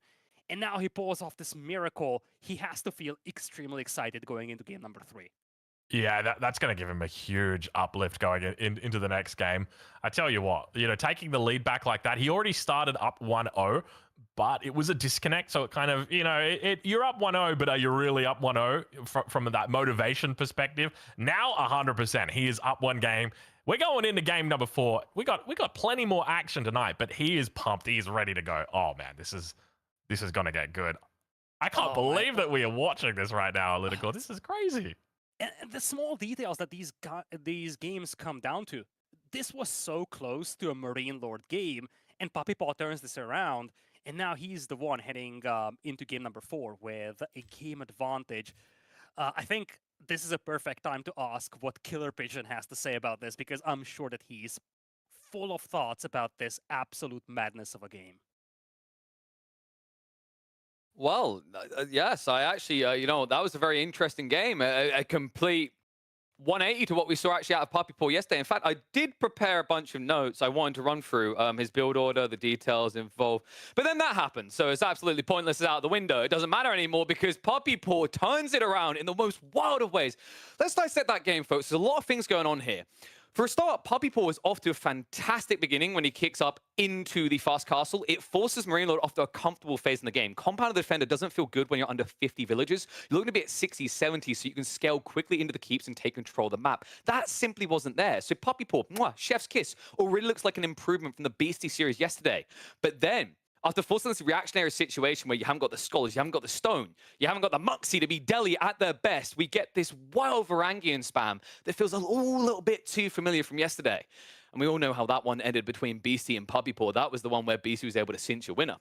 And we saw similar issues here again. Puppy Paw, a miraculous win towards the end, but we'll get to that. That mid game was absolutely wild. What we saw is a man ramming his head against a brick wall that is the Delhi defense strategy and being relentless in it. The interesting part is Puppy Paw started to look clean when he raided to the north side. But as this went on, you may have noticed that south side was completely uncontested. That's what gave Marine Lord this second life to stay in this game. And while eventually keeps her in that area, they weren't an earlier point. I'm wondering, as we move further forward in the series, is this something that Marine Lord is going to notice? Because Puppy Paw is proving to be quite a relentless force. He's not as much a puppy as he is a fully grown Rottweiler at this stage. He's like a dog with a bone, a guy who can even out-aggro the likes of Vortex. And I think that says a lot for anyone who's familiar with Age of Empires 4. I think this is someone that we need to look for now from Puppy Paw. As we go further in the series, we've seen how great he looks with all of his teeth sharpened. But when he's not the person sharpening the sword, how do things line up? As we move forward deeper into the series, before we have a redraft, we have one more game. And in that game, consider this, Marine Lord has actually got statistically the better civs. Two of his picks, the Rus and the French, have a 100% win rate. One of them being the signature civ, one of them being the OP civ in competitive play. The other being Japanese at a 50% win rate. And guess what? They counter one of Puppy Paw's better. Puppy Paw has access to Jean at a 66% win rate, as well as the Abbasids, the fabled Abbasids late to the tournament, currently seeing a 100% win rate, being picked 3 times so far. But if he chooses to touch those dirty, filthy, loser Malians, we might be looking at a return point in favor of Marine Lord, considering the Malians, after 5 games, are sitting with no wins under their belt whatsoever. No one could have predicted that going in. But what we can actually predict is more relentless frustration coming out of Puppy Paw. I think that game is a morale booster. If that had ended the other way, I imagine we'd be looking at quite the tilt factor that would need a reset. But what a morale booster that must be. The question has been answered. Can Puppy Paw overcome the Delhi kryptonite to his Byzantines? And the answer is an affirmative yes. But remember, folks, this is a best of 9. We've got some points on the board. We're 3 games deep. After one more, we will go to a full reset. That means we actually, if we go the entire distance, we're going to be resetting twice here. And I want to talk a little bit about these matchups we have, right? Because there's a few interesting like permutations there. I mentioned that Marine Lords overall got the better civ picks here from win rates, but some of them are deceptive. French with 100% win rate doesn't really say much, but what we have to keep in mind is moving into that map number 4, Rus is still the god tier civ to beat. So Puppy Paw is going to have to come up with something quite creative. I'm wondering if we actually might be looking at quite a weird one that feels reminiscent of what we saw before the Sultan's Ascend. I'm expecting a Rus versus a Abbasid matchup to get us to that draft reset. But before we hop back into that draft, one final reminder to come out, guys. EGC TV code, that code is running out soon. Like, you have a matter of hours to use it. I want you guys to make sure you're taking advantage of this. The VPN servers are mwah. The antivirus is mwah. I know some people saying they've got ads running. You got 2 choices. You can either subscribe to this channel for the low price of $5 maximum, which will get you ad-free viewing experience for hours upon hours, or alternatively, go spend $60 to $75 on 2+ years of VPN service. And did I mention they have an ad blocker, which, unlike the free ones, will not lag up your Chrome? Trust me, I know. I'm a cheapskate just like all of you. And I've learned the hard way. Sometimes it's worth paying. But so far, lads, we have Sim Marine Lord now paying it in blood. Back up against the wall, at least in terms of the way that this draft goes out. He should be predictable here. It had to go this way. Rus coming out for Marine Lord, but Puppy Paw is not going to trust his fate to the Abbasids, Drongo. Instead, we are going to get to see some Jean-Claude Van Damme. I'm very excited. There we go. I had myself muted. I may have been nomming on some Easter eggs here. Sorry to my little guys. But yeah, I'm excited, man. We got ourselves Cliffside Rus versus Jeanne d'Arc. It's going to be nights. It's going to be absolute disgusting villager slaughter. Let's do it. Man, it's an interesting one to think about. Let's get ready. Remember, guys, after this game, there will be a draft reset, but this one is critical. Puppy Paw looking firm on Jeanne d'Arc, looking great and competitive, but Marine Lord, the Rus are unbeaten. Could that change here? Let's find out. All right, ladies and gentlemen, welcome to game number 4 of our best of 9 grand final series here for EGC TV's The Elite Classic. Today, we're on the map Cliffside. So we've got ourselves a beautiful mirrored spawn with 2 wood lines facing each other. Let's talk about our players spawning in on our west side of the map. In the color pink, playing as the Rus, representing Team Gentle Mates. It's Marine Lord. And on the other side, now with a 2-1 lead, rising star in the eyes of many, representing Canada, it is Puppy Paw playing as the color blue with Jeanne d'Arc. Aussie, a map that we haven't really seen a lot in the playoffs, Cliffside we're talking about. And this is a map that's very different from the ones that we've seen so far. The players spawn so close to one another that it opens up a lot of possibilities for aggression. And you know, neither of these civilizations shy away from early game aggression. We could easily see some cheeky tower rush plays over here for Puppy Paw, for instance. Yeah, I wouldn't be surprised to see it. Jeanne d'Arc is very good at doing tower rushes, just mainly because you can convert a lot of that building of the tower into experience. And while you might spawn close to your opponent on a map like this, you would expect that with that close spawn that you're going to be attacked a lot from the front. But the one thing I've found playing on this map, especially towards the top end of town, is you are going to get raided a whole lot from the back of your base. So you need to make sure that you've got a plan to deal with it. Either you're going to wall up and keep yourself safe on the edges, or you better have units ready to protect you. But speaking of units to protect, have a look at this. Marine Lord has got some good scout numbers out here. Beautiful micro coming through as well. Actually doing some starter step micro here to get that wolf and still continue on his way. So very nice animation cancelling there. We'll check in with him soon. You can see the Jeanne d'Arc. We've got her experience bar over on the right-hand side. I'm wondering if we're going to be able to get the Rus bounty up. Maybe we can set ourselves a little bit of a timer for that one. Maybe you can check in around the 3-minute mark. Normally my goal's around 200, at least 250. If I can get at least 250 at the 3-minute mark, I'm feeling good. Yeah. Skull of Cavalry landmark. No surprise on that front over there for Puppy Paw. He's going to just be building that with Jeanne d'Arc herself. Whereas on the other side, Marine Lord is going to move out Fort Kremlin. Might just be right next to that gold mine. Would also secure the hunt with that. Indeed, that is a lovely spot. It's going to be a little redundant when you look at the positioning of that cliff, but it's going to secure valuable resources. So I feel like that's a reasonable position for it. Yeah, I think that's a big component. And all right, I'm going to guess right now for the Rus bounty, I'm going to go 285. Oh, he's just getting another one right here. I'm going to go 310. What do you reckon, Ludicor? Ooh, I'm closer to a 240, I would say. With this wolf, maybe 265. Let's take a look. Here we go. Here we go. Oh, chat. I'm looking at Twitch chat. Hold on, give me a sec here. I'm seeing 80 bounty. Yeah, 80 bounty actually makes a lot of sense. Can I change? 80 bounty from Marine Lord. I mean, that is the usual meme. How didn't I think of that? Should be more than 80 though. He made 3 scouts, so it should be more than 80. I don't know, man. Sometimes I make 3 scouts and I get 80 bounty. All right. You're not the only one, Aussie. I know a pro player that does that. You can see that he's picking up the wheelbarrow, so that's always a good indication that he's probably doing a little bit more than 80 bounty. And it is going to be 300, so not a bad little benchmark to be at the 4-minute mark there. He'll be very happy with that. And a huge shout out to our production as well for being able to get both the bounty for the Rus on the screen at the same time as Jeanne d'Arc. You might think that that is something that looks simple. Well, it might look simple. It's not that easy to do. So shout out to them. They are doing a very good job here. But wheelbarrow coming through for both of these players early on. Already got that age up on the way for Marine Lord, and now about to arrive here for Puppy Paw. Where do we go from here? Which direction do you think he's going to go? Is it going to be the archer? Is it going to be the woman at arms? I feel like we've seen an uptick when it comes to the use of the archer variant of Jeanne d'Arc here. And I think that's probably the direction that I would expect Puppy Paw to go. It can do a lot of good things for you, and I think especially the value that we've seen in the archer version of Jeanne is that you do have that powerful long-range arrow that you can shoot, which is immensely valuable when it comes to initiating fights. But looks like Puppy Paw is going to do the conventional good old-fashioned way, and he's just going to play with the swordswoman variant. All right. Well, it looks like we're going to have double TC coming up for both of these guys. Definitely the right call here.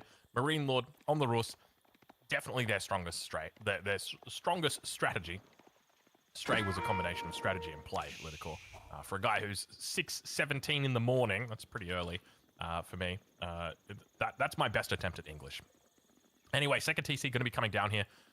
I suspect we're probably going to see a pretty quick castle timing after this, but he could look to just play units instead. Naturally, knights into archers makes sense. It depends what he scouts out from Puppy Paw, and there'll be no shortage of scouting. He's already got 3 scouts on the field at the moment. Jean's going to do a little bit of running, but he's got so much food here to take advantage of. Second down center on the way here for Marine Lord. Classic Ruse build to work with. On the other side, second DC as well for Puppy Paw. But I think the two down centers are fundamentally different. Puppy's is very much to the front. It's almost on the Marine Lord side of the map. He's actually going to lure in a boar, at least try to do that. Jean is nearby as well to help out. Marine Lord's entire base is super condensed, whereas when you look at Puppy Paw, he's very much stretched out across the map.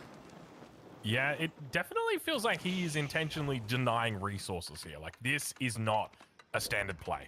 I think when you look at Puppy Paw and his base layout, there is a very clear second town center, at least in my eyes, and that's at the back of the base. There's a deer pack back there with a couple of wood lines next to it. That seems like a pretty good spot to me, or maybe on top of the gold. Another good spot, especially when you've got scouts like this harassing you. But no, he goes over there. That is a very aggressive position. So I wonder if that means he's going to look to try and play a little bit longer in feudal. I could see that being a thing. Militias are out there for Marine Lord. Puppy Paw is the only one with an actual, like, long-lived combat unit. A single knight is out. And with the French, or a French variant civilization like Jeanne d'Arc, you can definitely justify playing longer into feudal age. Militias out here to do a little harassment, but they shouldn't be able to accomplish much. It's a little sad for Puppy that he actually has to make this mill and make the tower. I think he wanted to lure that boar all the way to the TC, but he apparently wasn't able to. Yeah, unfortunately, sometimes you look at the lure and you're like, yeah, I can do this lure. Nah, you can't. Now, interestingly, Joan only picks up 0 XP for killing those militia, so it's quite literally free real estate to be sending those militia out to their deaths to Joan. That's cool. I didn't actually know that. I would have thought they would have cost like the base food cost of like, what is it, 2 XP or something like that. But not even going to be the case. So we got Marine Lord. He's on the way for a fast castle. On the other side, Puppy Paw, he's also kind of looking like he's going to fast castle, but he does have knights in queue, which makes me think maybe he's going to do it, maybe he's not going to do it. Liticor, is he going to pull the plug here? What's the deal? I don't know, to be honest. I think we're just going to have to wait and see. For the time being, I'm actually seeing a very slow and methodical game, very reminiscent of the previous one, where you just had the players kind of poking and prodding, but neither of them committing to much aggression early on. Marine Lord is going into Castle Age here. Puppy Paw seems to be doubling down on Feudal, though, adding 2 more Knights. Yeah, interesting decision to do this, because it's going to mean that relics go over to Marine Lord, and I think he's buying a lot of space with these Kremlin Gremlins.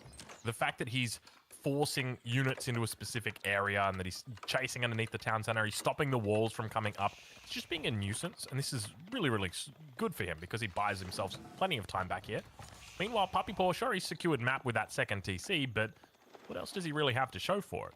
Nothing really. It's just he's stolen a little bit of resource. He's stolen the boar. He's stolen a little bit of hunt. That's it. I feel like the big thing here for Puppy Paw is that his TC is exposed. So if Marine Lord beats him to Castle Age and we suddenly see an uptick in the level of aggression, especially fueled by the resource income from a high trade house and relics, that town center is more than exposed for Puppy Paw. So I feel like he needs to be the tempo setter of this game, and that hasn't really been the case so far. As you kind of touched on that, the militia have been used very well by Marine Lord to just draw Puppy Paw to specific areas. And keep in mind, the militias don't give XP to Jeanne d'Arc, so Marine Lord is doing this without Jeanne d'Arc actually getting any benefit from it. Big move here as well from Marine Lord. He actually focused down the scout with the town centers, so now Puppy Paw is deprived of vision. Yeah, this is nice. On top of that, the scout also has the self-heal, so being able to take it out early definitely helps a lot. But we do see that Puppy Paw might be thinking about going Castle Age. He's got a fair few knights out, but doesn't seem to be interested in too many more. Villager might go down here, but the heal comes online. Puppy Paw able to keep that villager alive for just a little bit longer. He is slowly walling in Marine Lord on this west side of the map. We can see walls have come up throughout the center, down towards this south side. He's going to continue walling across all the way He's very greedy with these. And you got to remember that when you go for walls like these, they're very easy to compromise because it's so hard for you to defend. You know, when you think about having to run your knights all the way from the south side here, then over towards the east side, up around and wrap around the cliffs and then up to your top TC, that's a lot of distance to go. Yeah, I feel like a lot of this for Puppy Paw is just about denying relics. You can actually see the way that the relics are positioned. If he walls off that whole southern portion of the map, he could limit Marine Lord to realistically at maximum 2 relics, and I think he's gonna be more than happy with that. Ultimately, as you said, defending these walls is near impossible for him, but this feels like a short-term insurance policy for him in many ways. Yeah, I wonder why he didn't wall in this one in the center. If we have a look back here in the center, this one's just like sitting there, and he could have easily walled that one in. But yeah, I guess the sacred site is blocking the optimal path. Yeah, that's why. I think you're right. Yeah, it's hard. I think you got to kind of angle it up and around. It's a bit weird. But the knight number is going to continue. I thought he was going to go castle age. Have a look at this. He's got 6 knights in queue. He is really committing here. So definitely looking to play this matchup a little bit more differently than what we've seen in the past. Because normally the follow-up to this would just be castle with Arbs. Arblatrier would do very well here. But not going to be the case. Still Nice looking to put on pressure. He could potentially look at going into the Royal Institute here as well. If he gets up to enough knights, this could be really difficult for Marine Lord to deal with.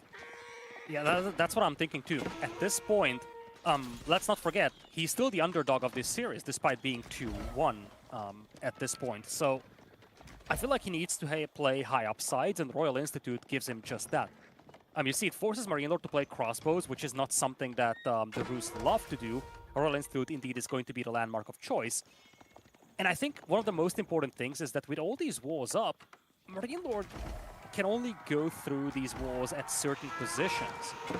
He either uses an opening or he needs to break through himself. At the same time, Puppy Paw can use all these gates that are scattered across the map on these walls and just appear at random positions with his cavalry, hit Marine Lord's eco. Yeah, and that's really, really nice for him to be able to do that. Villager count's still pretty decent at this stage. Keep in mind that Puppy Paw's taken out 3 so far, but I think the highlight here is going to be this Royal Institute timing. He's got a lot of gold in the bank as well, so I think he's going to be clicking pretty much as soon as he ages up on that Royal Bloodline technology. We'll keep an eye in that top right-hand corner. It's going to be elite, or rather veterancy, that comes through for these knights to start with. Villager's going to be on the run here. He's going to lose a couple, trying to even out that score on that villager count. Marine Lord with a slight advantage here. A lot of the knights here from Puppy Paw are battered, and Royal Bloodlines takes a long time to research. So if Marine Lord wants to push, now is his chance. But that defensive tower being fortified makes it much more difficult for Marine Lord. It takes a long time to torch down. I think a critical detail is what we're actually seeing to the south here, though. Puppy Paw, with all these walls, guarantees himself a lot of gold, and I'm actually looking at the map, and Marine Lord doesn't have a lot of safe long-term gold available. Yeah, this is always a bit of an issue on this map. You've got, 1 gold on the lower ground, then a second gold that's on the lower ground that's a bit further out. And then all the rest of the gold's in the middle of the map. So you've got to fight for it. But now, with the Kremlins and the crossbows, I think Marine Lord should have the numbers to be able to hold on to this. We do see the Royal Knights coming through. Keep in mind, I'm not sure if the Kremlins have got brace. I don't think that they do. So he will be able to get decent damage on them. But Jeanne d'Arc might go down here. Wants to try and keep Jeanne alive, just to try and get that level 3. Robust Bloodline's still coming through as well. Puppy Paw is going to lose a couple of villagers here. Nice surround by Marine Lord, but he's waiting for 2 things. He's waiting for Royal Bloodlines to finish, which, as we discussed, takes a long time. But he's also waiting for those militia to expire, which should happen any moment now. Once that happens, I think he's going to be more willing to take this fight.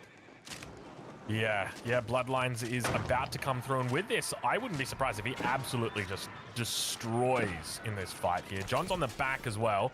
Needs to try and keep her alive. Bloodline's about to come through any second. There it arrives, and now with the Bloodlines, it's going to mean that these longbows, these Royal Knights, just take an extra round from the crossbows in the face. Feels very good to have this Bloodline in the Castle Age, because it means that your fights that are going to be happening over the next couple of, well, next 10 to 20 minutes or so are always going to have this Royal Bloodline, this extra health, and you're always going to be feeling really good about it. But now, still working his way, kiting through. The numbers are decent. Horsemen are going to be coming out. I take it back. Those are going to be John's riders that are joining the battle here. And moving up the back, we can see she's going to be looking for a spin to win. Able to find it here. The crossbow numbers are starting to fall, but able to keep Joan alive. Just a little bit of health on her. Runs into a knight. I think she might go down. Indeed, she will. And now Bloodlines still online here, but not a huge victory there for Puppy Boy. I felt like it probably should have been more than that. What do you reckon, Lidicor? If he keeps Jean alive, I think it's all right, but without that, it's a little lackluster. At the end of the day, this tower is still intact for Marine Lord, so Puppy Paw is being pressured on his food eco here. He didn't manage to clean up all the crossbows, and this was a costly endeavor at the very end. Now, he still has a massive advantage in mobility, and he needs to leverage that more so than he did in the previous game. And this would be a perfect opportunity. Food eco to the north from Marine Lord. Marine Lord responding just in time to get those walls going. Yeah, that was really well done by Marine Lord, identifying, you know what, these knights look like they're posturing for a bit of a raid. Let's just make sure we stop that before it even starts. I feel like Puppy Paw needs to use smaller groups of knights to raid now. He's got 16 of these. He's not facing a lot of pressure. He knows that Marine Lord doesn't have a very scary army at this point. He could easily afford to send 2 or 3 knights to the south and hit Marine Lord's eco there. Marine Lord is completely defenseless to the south, and that's not something that Puppy Paw has been exploiting so far. Yeah, there's a big opportunity down towards that southern position. A lot of villagers stacked up over on what I think might be berries. But we do start to see upgrades coming through from Marine Lord. It's going to be Boyar's Fortitude arriving. This will combat the difference in health a little bit here, but not a huge amount. I think it's an extra 20 health, if I remember correctly, maybe 25 health for Boyar's Fortitude. It's going to buff all cavalry units, which includes things like scouts, warrior monks, horse archers, but most importantly, knights. These are the bread and butter of the Rus army. It doesn't buff the crossbows, though, and Marine Lord is relying very heavily on these crossbows as well. So, and this fight takes place before that upgrade comes in. This is a fight that should massively be favoring Puppy Paw. But again, he doesn't have those breakthrough numbers that he needs. The heal comes in, keeps some of the knights alive. But once again, a bittersweet moment, you feel. This fight just didn't seem convincing enough, and Ozzy, I'm starting to get a deja vu to the previous game here. Yeah, it definitely is feeling like that. I'd love to see it. I did a whole bunch of testing on Crossbow Knight and what counters this unit composition. You know, what's the best way to take out the Knight? And by far the most, the superior combo was always Knights together with Crossbows. They would always just be full Knights, just because of your ability to micro and kite them. Even with Royal Bloodlines, we can see how powerful it is here. So I can't help but feel like, even though Puppy Paw's been going 100% only Royal Knights 18 minutes into this game, maybe adding in a couple of horsemen here can really change the battle. Because those horsemen get double damage against the crossbows. They don't get countered by the crossbows. And on top of that, they're also cheaper than the Royal Knights, which means that you can effectively have double of them. So they're not just doing double damage. They're almost doing quadruple damage, if you think about it like that. I don't mind Puppy Paw using Knights exclusively, but he's misusing Knights here. Now he's facing a superior enemy, so he's going to have to potentially fight this, but just look at the southern portion of Marine Lord's base. This is wide open for raiding. Puppy Paw's got walls there. He could easily march into Marine Lord's base. He could have done that long ago. We don't see that mobility being utilized. Instead, he's taking direct engagements against units that are supposed to hard counter knights. And even if he cleans up these troops, he's going to pay a huge price for this. A lot of those expensive knights are going down here for him. A little bit of a wall along on that top side. He's going to go for a charge on it. Could be dangerous. Could be very dangerous, but he's not going to be able to find it. Manages to knock that relic out as well. Meanwhile, on that south side, I mean, the trades that we're seeing between these two players, it's just, there's so low number trades now that are coming out. Like, you're talking a handful of crossbows against a handful of Royal Knights, but we do finally see a secondary unit being mixed in here for Puppy Paw. It's going to be the Arbitria. I still believe that he needs to leverage that map control a lot better. Needs to be pressure on Marine Lord's eco to the south. Puppy Paw needs to start picking up relics. That's not something that he's been doing. Marine Lord was able to secure 3 out of the 5 relics despite being confined into his base for so long. Again, I feel like there are certain elements of gameplay that are somewhat missing from Puppy Paw in this game, and those are costing him very precious value here. Lack of raids, lack of pressure on Marine Lord. Finally, we are seeing that mobility being utilized. I think it's going to be a little too late, though. Marine Lord has a lot of horsemen. Yeah, with the horsemen on the field, they're going to do so well up against those Arbiter. And now as they look to make a connection, the Royal Knights do a pretty decent job of just cleaning up these horsemen to start with. Have a look at this. That town center towards that top side. It's going to be going down shortly by the looks of it. The horsemen will not have a chance against all these knights, but once the crossbows arrive, it's a different story. But this is what Puppy Paw needed. A raid into the heart of Marine Lord Zico. Look at all this real estate. Villagers will be fleeing to the far right here, but even just the idle time by itself is so valuable here for Puppy. I think he needs more of these. Yeah, I got to agree with you. But now the crossbow numbers looking pretty decent. He's going to try and tank it up with a little bit or distract with the horsemen, but the Royal Knights continue to flood through. Gets a nice heal off as well. A little bit of a spin to win on the backside. Joan still looks like she's got full health. Going to be able to empower all of those big attacks through. And now just cleaning up the horsemen here. The crossbow number's not that high.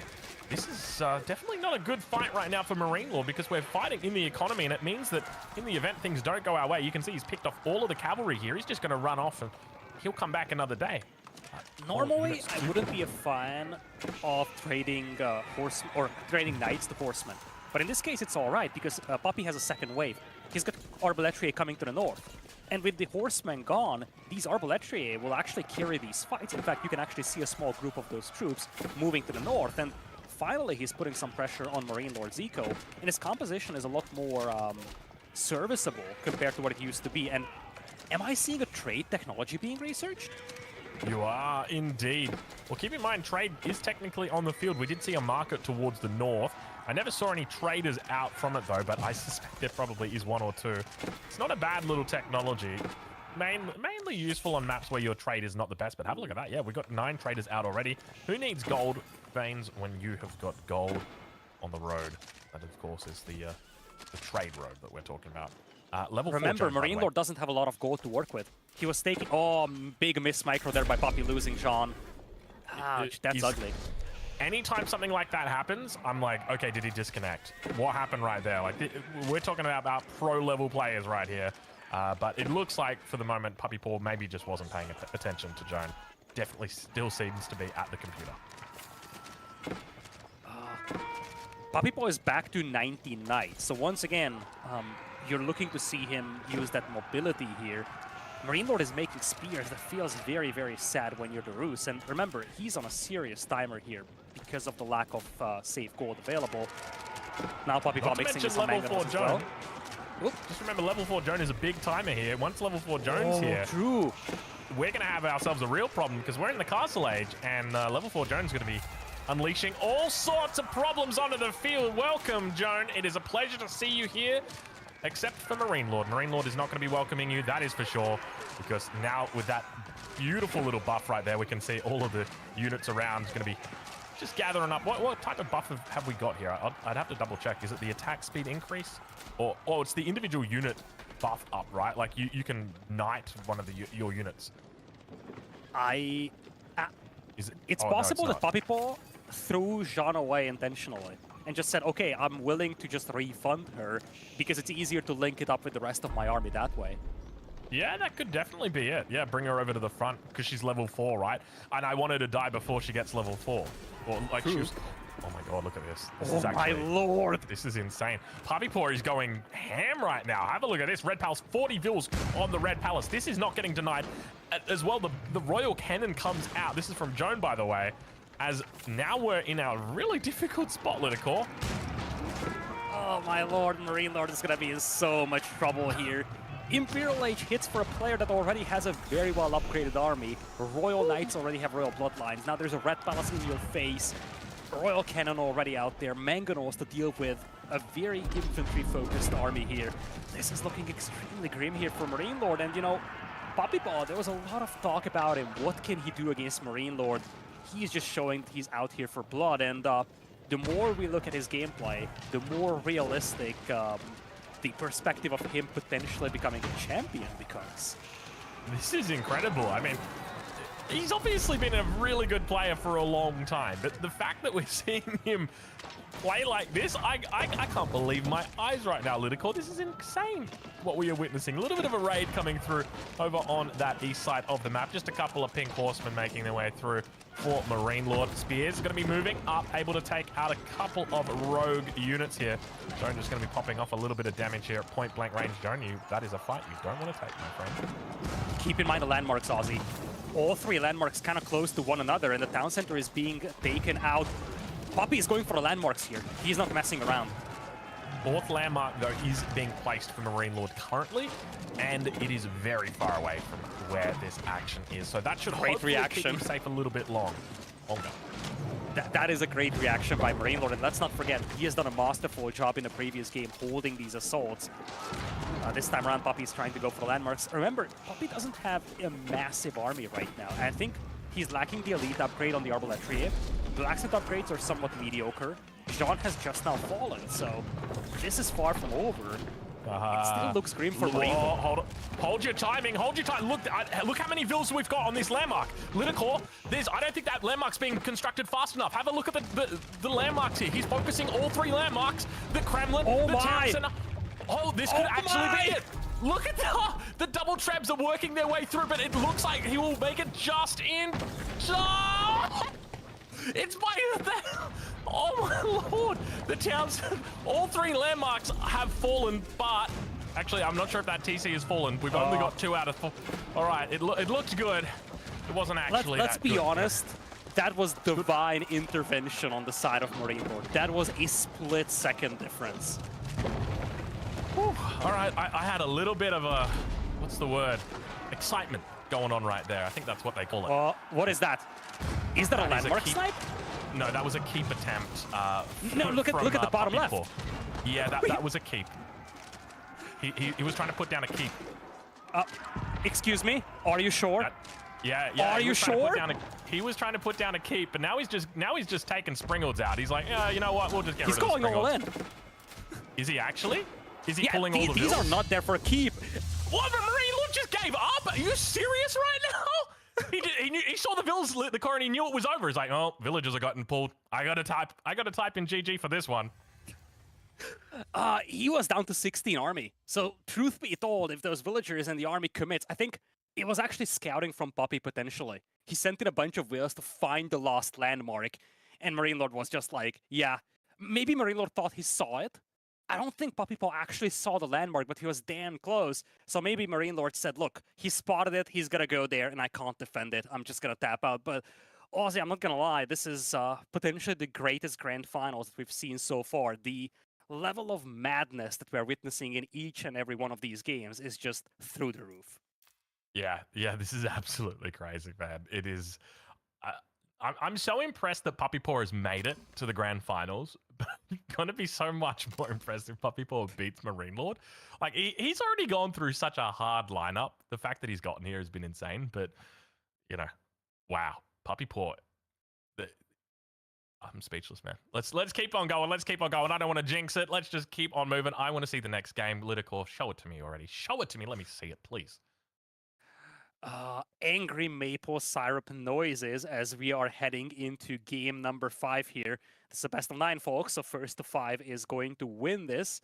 Coast of Cliffs is going to be the map of choice, and this is where we're entering an interesting territory, something that we haven't yet had the chance to talk about. Marine Lord, besides Holy Island, he's been picking his opponent's home maps. So if Marine Lord mounts a comeback over here, he's going to be playing the remaining games mostly on his own home maps, and I think that's a very important takeaway from this. This time around, we're also going to play on one of the home maps chosen by Puppy Paw, Coastal Cliffs. What do you reckon, Ozzy? Is this a smart choice by Marine Lord? Is he not risking too much here? I don't know about this map. I'm going to be honest. Coastal Cliffs. So they've redrafted at this point. So new civs unlocked for everybody. Marine Lord's got the Byzantines now. Puppy Paw's got the Chinese. I can't help but feel like Puppy Paw is just going to pull the Chinese out right now. This civilization's incredible. It's quite good on this map as well. Byzantines are pretty good here as well for Marine Lord. So I'm curious to see exactly what pick he goes for here. Probably not going to be Delhi. Probably not going to be... It's going to be Jeanne d'Arc or it's going to be the Byzantines. It's one of those two, I feel like. Meanwhile, for Puppy Paw, yeah, I suspect you have to, what is it, Ottomans or Chinese? You could probably the Chinese, though. Well, it's going You to be could go Byzantines Mongols being as picked well. here by Marine Lord. That makes Puppy sense. Paw? Holy Roman Empire? Get out of town. The last pick. Look at this. This is the fat guy in gym Okay. class, the one who got picked last. Speaking of fat guy in gym class, Killer Pigeon. Hey, how you doing? Hey, don't mind me. I've just been sitting in the background eating chocolate bars and crying to myself because Poppy Paw is just making AoE4 look too simple, and it is depressing me, Drongo. He's leveling up this game. Honestly, like, I'm watching these games. The last 2 games were basically landmark races, right? From Poppy Paw. It's almost like he just remembered that killing landmarks is a way you can win games, right? We're used to competitive games ending before that point. Insane what we've been seeing here. But yes, this is an interesting matchup, actually. Marine Lord conceded quite a lot in the draft, if you think about it. The Chinese pick is just god tier right now. Puppy Paw, 5 wins, no losses. This is his de facto signature civ. On top of that, Abbasids is a 100% win rate. The HRE, since the buff, have not dropped a game. They are out of control. And I gotta say, Lytical, like, looking at this matchup on Coastal Cliffs, Byzantines, we've seen a few players deliver here. I think most namely would be Louis comes to mind, Puppy Paw, and also Dumu have done remarkable things with this civ, the purple civ on Coastal Cliffs. We've yet to see what Marine Lord can do, and what I'm curious about is who's going to be attacking, who's going to be defending. That new buff with the marching drills into HRE has given them some insanely aggressive timings. I think one big takeaway from the previous 2 games is that Puppy Paw found his rhythm and he found a playstyle that he succeeds with.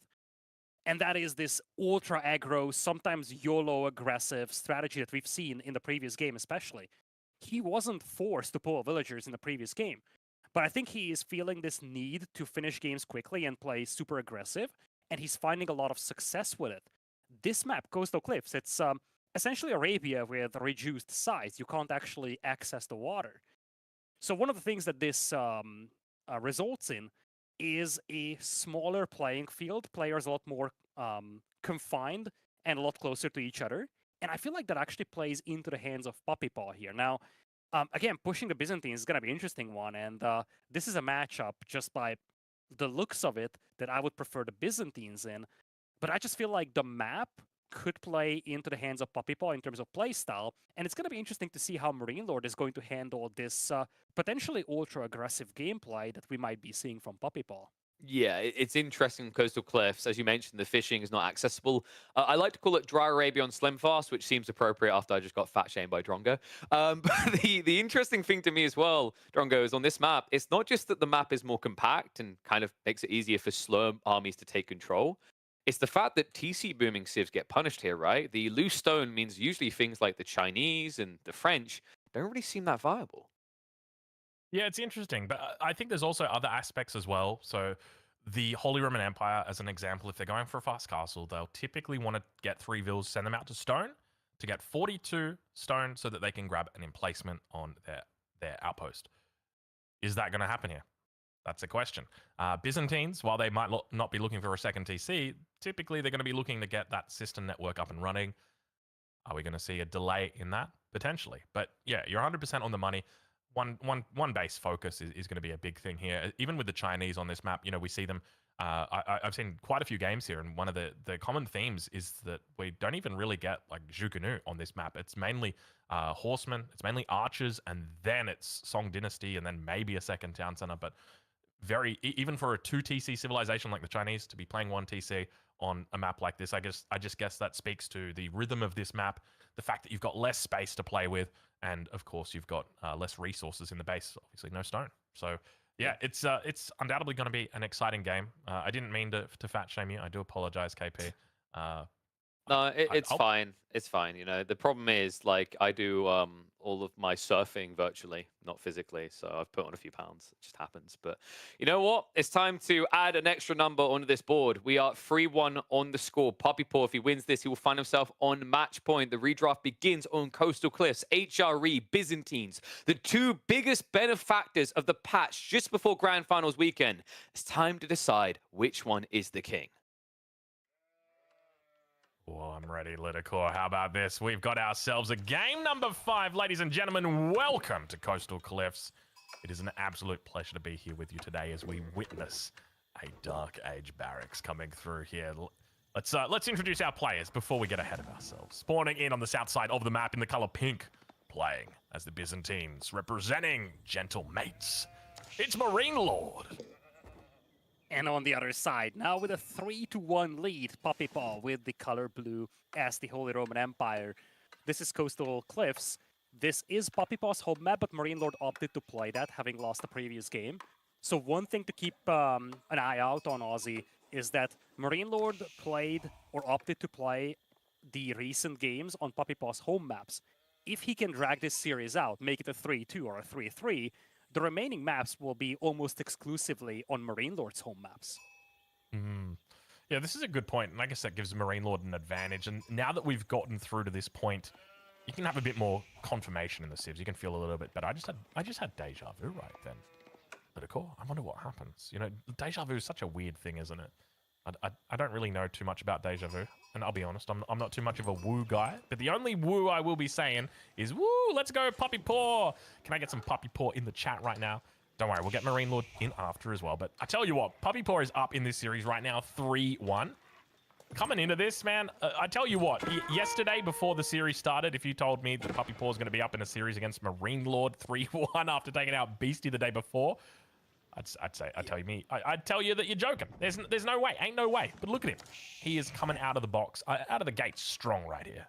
I don't think a lot of people had that on their bingo cards, and I think Puppy Paw found himself a very nice approach that seems to work well against Marine Lord. He's this ultra aggro build, something that he's been doing in a previous game as well, and almost the YOLO style all-ins that he is playing around with. This time around, he's going to open with the Dark Age Barracks, try to pressure that forward gold from Marine Lord, but Marine Lord got what he wanted.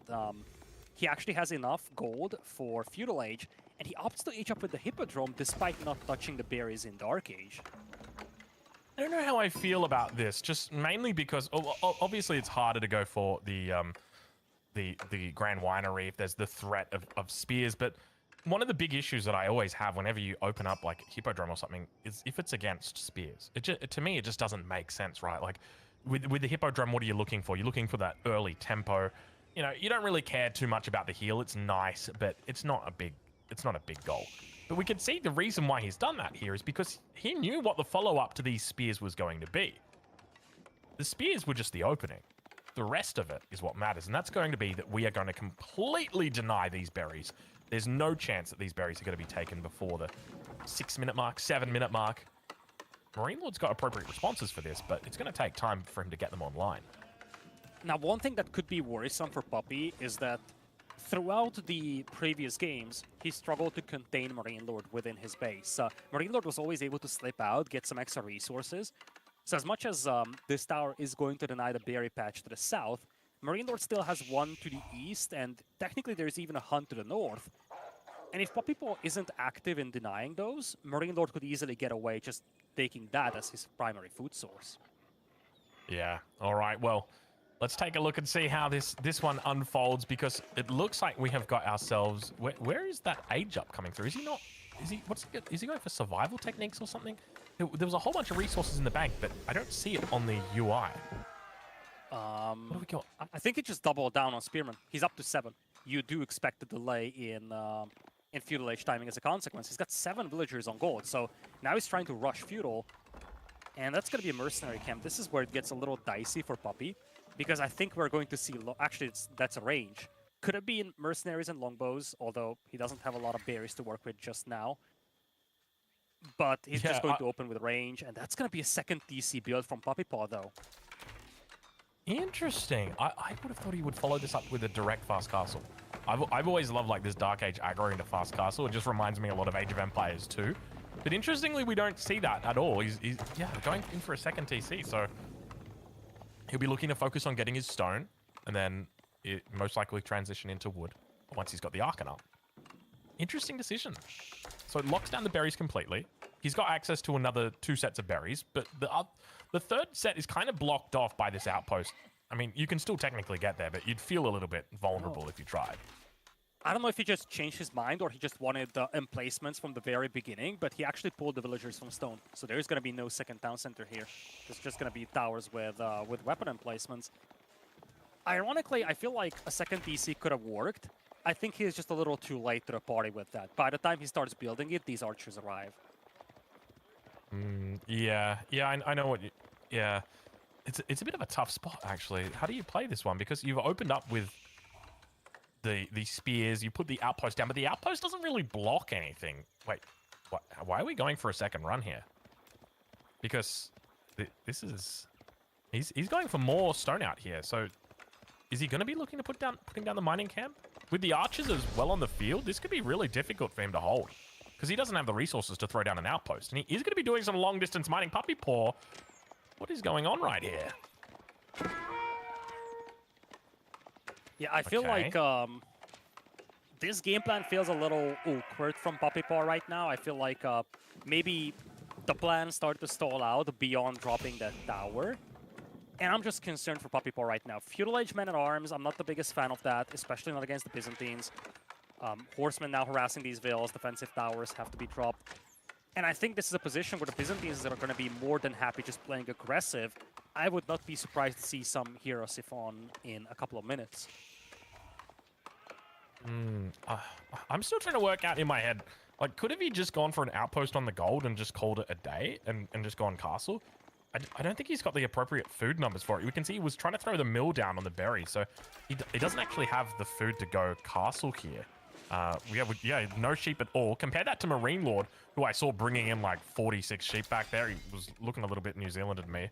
Yeah, you always got to be careful with these guys. Yeah, look at this. I feel like he's just dropped Anatolian Hills. 11 sheep, so he's had a good start, a good opening here with the sheep numbers in his favor, and that's going to limit the options that Puppy Paw's got. But this is a really tough game for him to play now because of the aggression that Marine Lord's putting out. It definitely feels like it's Marine Lord's game to lose at this stage. Oh, certainly. Like, we only have a couple of spearmen here for Puppy Paw. Marine Lord's going to have to bail on the gold mine. But right now, Puppy Paw's lifeline is that board to the north, and Marine Lord is converging over to that position. It's going to be double defensive towers. That's why he actually mined the stone. He still has a lot of stone to work with, but he doesn't have safe access to wood. All these lumberjacks had to be pulled. You look at the overall eco from Puppy Paw, and it's just abysmal right now. Yeah, it definitely doesn't feel like... This doesn't feel like a strong opening. I think a big part of this, and it's a weird little thing, but the berries being at the back of the base means the outpost goes at the back of the base, so you can just kind of ignore it, right? And that's exactly what Marine Lord did. No Grand Winery. So no real worries. And then he's just got a secondary berry patch just a little bit over to the right over here. It's like there was no outpost in the game at all. And now all of a sudden, Puppy Paw is so much further behind than what he should be. And now we're seeing the consequences of it. Marine Lord just camping up the gold here. And yeah, this is not looking good on the opening here for Puppy Paw. How does he get himself back into this game? Because Marine Lord's just going to continue turning all of these berries into additional units. We've got the Kashyyyks that are out. That's the way that he's opted to go. He's looking to hit with raids as well, but men-at-arm numbers are now going to start to climb for Puppy Paw. I don't know how I feel about this, Lidicore. I don't like Feudal Age Men-at-Arms. I've never liked them. Mainly because a Feudal Age economy isn't really good enough to sustain the mass production of a very expensive unit like a Men-at-Arms. At least not for an extended period of time. I just feel like that's the problem here for Puppy Paw. His army is non-existent. I think he actually wants to castle. I think that could be his lifeline, but I feel like this game might just be too far gone. He doesn't have a standing army. He would need some sort of attack advantage. Maybe on a paper, a Castle Age with Burgrave and the Men-at-Arms could work, but he's so far from making this happen that I feel like by the time he gets there, Marine Lord will just snowball this game. Yeah, see, for me, the hope is like building up enough knights or enough lancers that it's going to be okay, but gold position in this game, which is something that we haven't talked about, is absolutely terrible for Puppy Paw. And I think this is something that Marine Lord has definitely identified as he does pop a little bit of triumph there. Not going to be able to find too much extra healing. Kashyyyks also going to be able to pick up some villager kills. He's not going to have space inside the town center. I feel like Puppy Paw is just seconds from tapping out at this stage. Like, you got this much military in your base. I think he wants to go for it. Maybe he might be thinking about going for the Burgrave. He does also have the boar to help him out. But have a look at this. You've got triple gold, and it's all within like one screen on this right-hand side of the map. You've got a single gold back here, and then just a little bit south of this position, there's your other gold. And now to the right, there's another gold as well. So there's no real difference on these gold positions, which means that as long as Marine Lord controls this tiny little quadrant, it's very hard to get gold. You can do it, but it's hard. I don't know what to think, Ozzy. It's a Regnitz Cathedral from a player that has 0 map control and very limited safety. I can see this being a Hail Mary play, basically saying, if I can't get map control, I'm done. If I can get map control, I can get the relics quickly. And he's likely going to play Knights over here. Yep. But I just don't see him being able to secure any of the relics at this point. He's got so little map control. I think this was definitely the play from the beginning. I just would have loved an outpost on the gold. But then it's also like, well, you kind of need food as well. And I mean, he's done food over on... He's had the ball for food, but it's just one of those things. But now Golden Horn Tower's coming up as well. Keep in mind, Marine Lord didn't go for the Grand Winery, so it means he's not going to have monks on the field immediately. He's going to have to drop a monastery to get them out. But still, Marine Lord's the kind of guy who's going to put that bad boy down with like 8 villages. There goes the tech advantage. Marine Lord is aging up to Castle Age as well with the Golden Horn Tower. And the problem that I'm having here for Poppy Paw is that his eco is like super bad. So even if he had the tech advantage, he has virtually no functional economy that allows him to mass produce units. And I just don't know where he's going from here. Unless, actually, Ozzy, I think I might know what he's doing. If he's doing that, that's one of the crazier ideas. Okay, it looks like he's dropping a stable. For a moment, without those stables, it crossed my mind that he might try to fast Imperial with... Yeah, straight to Swabia. yeah, straight to Swabia, trying to salvage this game by mass-producing villagers. Yeah, that could work. And then, like, you throw down... as long as you got the one outpost in the back, you're okay. But it looks like a single Keshik's going to be able to take out... Was that 2 men-at-arms that I think it took out? Meanwhile, let's check in with the base with Marine Lord. I reckon we've already got ourselves a monastery coming up over here. Let's check. Any second now, that bad boy is going to be thrown down. Where is it? Where are you? Maybe over towards the right, I reckon. Yeah, over there. Oh, no, nothing. Jeez, Marine Lord, I expected more from you. Come on. Get your head in the game, son. All right, well, villagers getting taken out once again. We've seen this story before this game. Now we see it again as more villagers go down. He's taken out 12 workers this game already, which is a huge amount. Oh, that's a lot of lost souls. And don't forget, those are HRE villagers. So because of the buffs that they receive, they're actually more valuable, so to say, than normal villagers are. Now, one silver lining here for Poppy is that Marine Lord doesn't have a lot that can deal with knights. So for the time being, he's going to fall back. I think this is where Poppy Paw could try playing into the Pass of Swabia.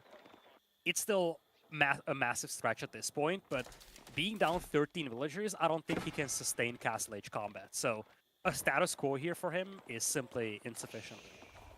Yeah, I got to agree with that. I like the fact that he's moving the knight onto the enemy side as well. Hopefully we get a little bit of a distraction out of here. Hopefully it draws units back towards this side, clears up a little bit of potential to pick up relics.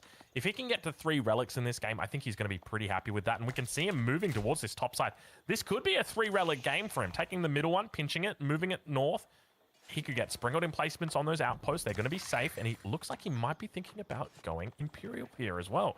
He should. I think he could still be in with a chance here, Lidakor.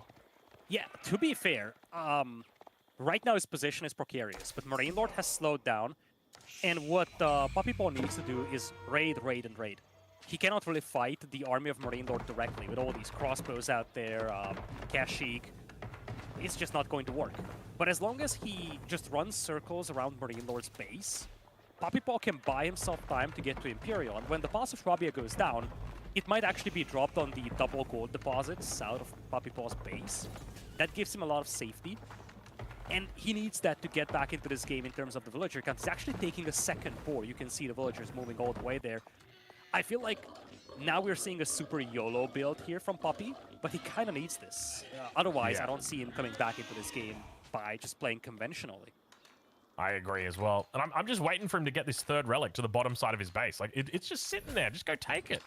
Marine Lord's just picked up his 1st relic. But it looks like we do have our prelate coming out finally. Going to be moving out towards this position. Yeah, I guess the other thing to note is these relics are a little bit vulnerable towards the north side of the map. So that's another thing to be very, very aware of. But Cataphracts are now Poppy's losing out. precious time. He's got no food income, and he's being delayed into Imperial because of that. Yeah, that is true. Yeah, and see, this is where it all just goes back down to sheep, right? Like, the fact that Marine Lord comes into Feudal Age with, what was it, like 13 sheep compared to Puppy Paw, who's got 0. It's just these tiny little differences that can really start to add up over the course of a game, like having thousands of food compared to your opponent. Now villagers I think Puppy idle needs to down. buy Imperial here. Yeah, I think that could be a pretty smart move, actually, because it's not a whole lot of resources to buy in from this. The problem is that the Deuce. best spot for the Palace of Swabia has now been taken to the south of his base. And I'm not even sure if he has wood to make a market. That's how bad his position is. Yeah, you're not wrong. The one thing to note, though, is that because you do have 3 relics, like, this isn't terrible with regard to gold income. Springleton placement is through. That's going to help him defend in this position. He's going to be able to force back, but remember, there's more villagers that have been taken out. But just remember, I guess, if Swabia does come online, villagers, we don't really care about them, right? We lose villagers, it's going to slow us down. But if we've got Swabia, well, things are different now. I think the big problem is where that Swabia goes down. Because right I like now, Puppy Paw has basically no safe resources to work with, and it's going to be a super, super confined position back at home. I think now Marine Lord can change his approach, play the resource denial game. He actually saw the mill here, so he can raid the food villagers. Barely any lumberjacking going on for Puppy Paw. He's got no farms. He's close to depleting that gold mine. Even with all the villagers out there from the Swabia, he will not have access to resources, simply. Yeah, and look, Swabia is coming up, but have a look at the position. The villager's going to be forced back. He's going to have to cancel it. And unfortunately, that will mean that's 28 villagers. That's a lot of idle time. And he will go for that spot that you identified. The one thing to note about this position, which I really don't like, is we're very far away from our outposts. This will be open to Hierosophons. It will be open to any kind of units here, because we really badly need to take these out. Now, speaking of getting taken out, have a look at this over towards the west side. I would have loved to have seen these relics shuffled out of here a little bit earlier. Not going to be the case, and with that, you're going to be losing a huge amount of gold income. Who's going to try and siege down these Hierosophons? Marine Lord didn't expect villagers to show up here from the left side. The boar villagers were pulled. And Puppy Paw, I mean, he's fighting such an uphill battle in this game, but he's trying to pull off a miracle. Ram's undefended, or Hero Siphon to be precise. So one of them will be taken out. The second one gets away, though, and now Marine Lord is going to pay more attention to this. Hello? Yeah, there we go. Please take out the first one. There we go. All right, so Imperial Age is through just before the 18-minute mark. He's going to start printing villagers with that. Second Hierosophon now coming through. It's about half health, but with the amount of units that he's got here, it's almost certain that this bad boy is going to be going down. In fact, both of these guys will be going down here. That'll be the loss of 2 relics, and that'll mean a flip from 3-2 relics to 4-1 relics, or 1-4 relics. It's not a pretty flip right here. And this was something that was entirely preventable, something that we saw miles away that could have been fixed. Just, you know, one of those small little things that, I guess in the heat of the moment, when you've got so many things that you're focusing on, it's just not something that you consider. You just think, okay, it's safe. It's not. Yeah, it might have been that he was concerned that he wouldn't actually make it back home from this position with the monks and with the limited map control he had. The concern now for him is that, sure enough, the villager printer is going to print villagers, but he's down by 20, so it takes some time to catch up. Yeah. At the same time, he lost a bunch of relics, so by the time he offsets that, it's gonna be a hassle. Having said that, I guess the saving grace here is that with the Swabia being cancelled from its original position, the Swabia now is on gold. yes. And so now we've got access to gold. So that's something that we've got going for us. Another thing to note is that we did actually get an outpost up. The cannon emplacement has come through. We're only fortifying it now, but the cannon emplacement's already there, which means that we should hopefully... I mean, it's going to take a lot to defend against 4 Hierosophons. We're going to need some sort of unit here. And look, 61 military pop against 4 military pop. That's a tough sell right there. Remember, there is emergency repairs, but the problem is, as you kind of highlighted, the bombard emplacement works well against those units, but when you have 4 Hero Siphon moving in, you need something that takes those out. 4 Lancers will simply be insufficient, even though those are elite knights now for Puppy Paw. Villagers will be pulled, but once again, this is just 1 step forward, 2 steps back, I feel like, for Puppy. Exactly. Yeah, he's got elite knights have come online, but look at the crossbow numbers. Starting to look a little bit sour here. Marine Lord's done a wonderful job so far throughout this game, managing to secure this position. But now we see the emergency repairs coming through for Puppy Paw. He's trying to hold on. It's been a tough game, an uphill battle from the very beginning, but Political, I don't think there's any way he's coming back into this one. Nope, he should be busy typing GG at this point because all his eco is getting decimated. He's pulling everything, but this game is just not working out the way he wanted. He's down to 34 population against 112 from Marine Lord. It looks like Marine Lord, he's not going to go down easily. He's going to secure game number 5 here in just a matter of moments. That's it. And both sacred sites now taken. That's going to be the nail in the coffin, but definitely, I feel like the coffin had been constructed. I feel like at quite early on in this game, Puppy Paw had been put into the coffin. He wasn't responding, and it's only now that the nail has finally gone through. That was a tough game for Puppy Paw. That was not an easy one. Yeah, I feel like the big takeaway here is that this was Puppy Paw's home map. So not only is this a win for Marine Lord, it's a very important win because now Puppy Paw only has one home map to play on. Any games beyond that is going to be on Marine Lord's home maps, and that is something that could be an extremely influential factor heading into game number 6. But Aussie, so far we've been having an absolutely impressive grand final over here. Bit of an anticlimactic game here, I feel like. But this one, Puppy Paw just felt like he wanted to try something off meta, didn't really work out. So we're going to be heading into game number 6 with a 3-2 scoreline. All right, well, we've got ourselves a very fun matchup. One of my favorite matchups, the Chinese, baby. I'm looking forward to this. What are we going to see out of Puppy Paw? Now, keep in mind, Lidicor, Puppy Paw is undefeated on the Chinese. I'm pretty confident throughout this entire event. So we're going to see something big, that is for sure. It's going to be good. We're going to see either the Chinese get defeated or the Chinese victory. Well, it's not like you have many other options unless you can draw a game out in AoE 4. But I think this is a good time to hear what KP has to say about this whole setup that we're having over here, because at this point, this series could go all the way to the distance, it seems. Would be lovely to see what he has to say about all this setup. Well, boys, this is going to be an interesting one. Not only have we got the signature Sivas Drongo just highlighted coming out from Puppy Paw, on the other side, this is quite intriguing, Lidicor. Marine Lord is yet to play Jeanne d'Arc once in this tournament. So it's kind of an unknown quantity. But then again, surely this is just a simple upgrade for the Lord of all French pickers. I think so too. And I think, let's not forget, this is the grand finals. So if you've had some hidden strategies, especially considering that the series were a lot shorter in the previous rounds, and especially considering that Marine Lord was usually stomping, so he didn't have to resort for his hidden strategies whatsoever.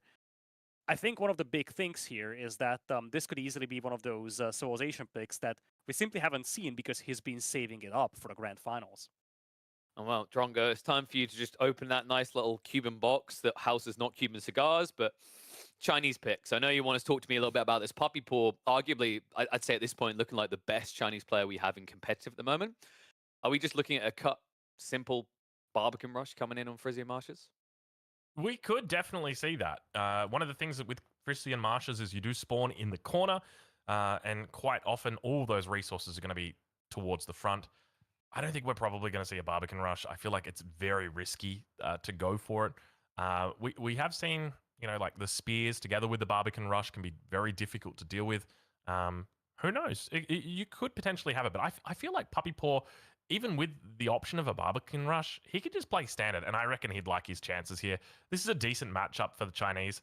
I think the biggest thing is just going to be making sure he doesn't lose too many villages or doesn't lose any villages early on against that first night. Against Jeanne d'Arc, if he looks for a little bit of range on her as well, which I suspect is probably going to be the case in this matchup, just because of the early spears. But I'm excited. I'm going to have my notepad out. I'm going to be taking notes on everything that I see here because, Puppy Paw has really changed the way that a lot of people play the Chinese. So I'm very excited to witness this live.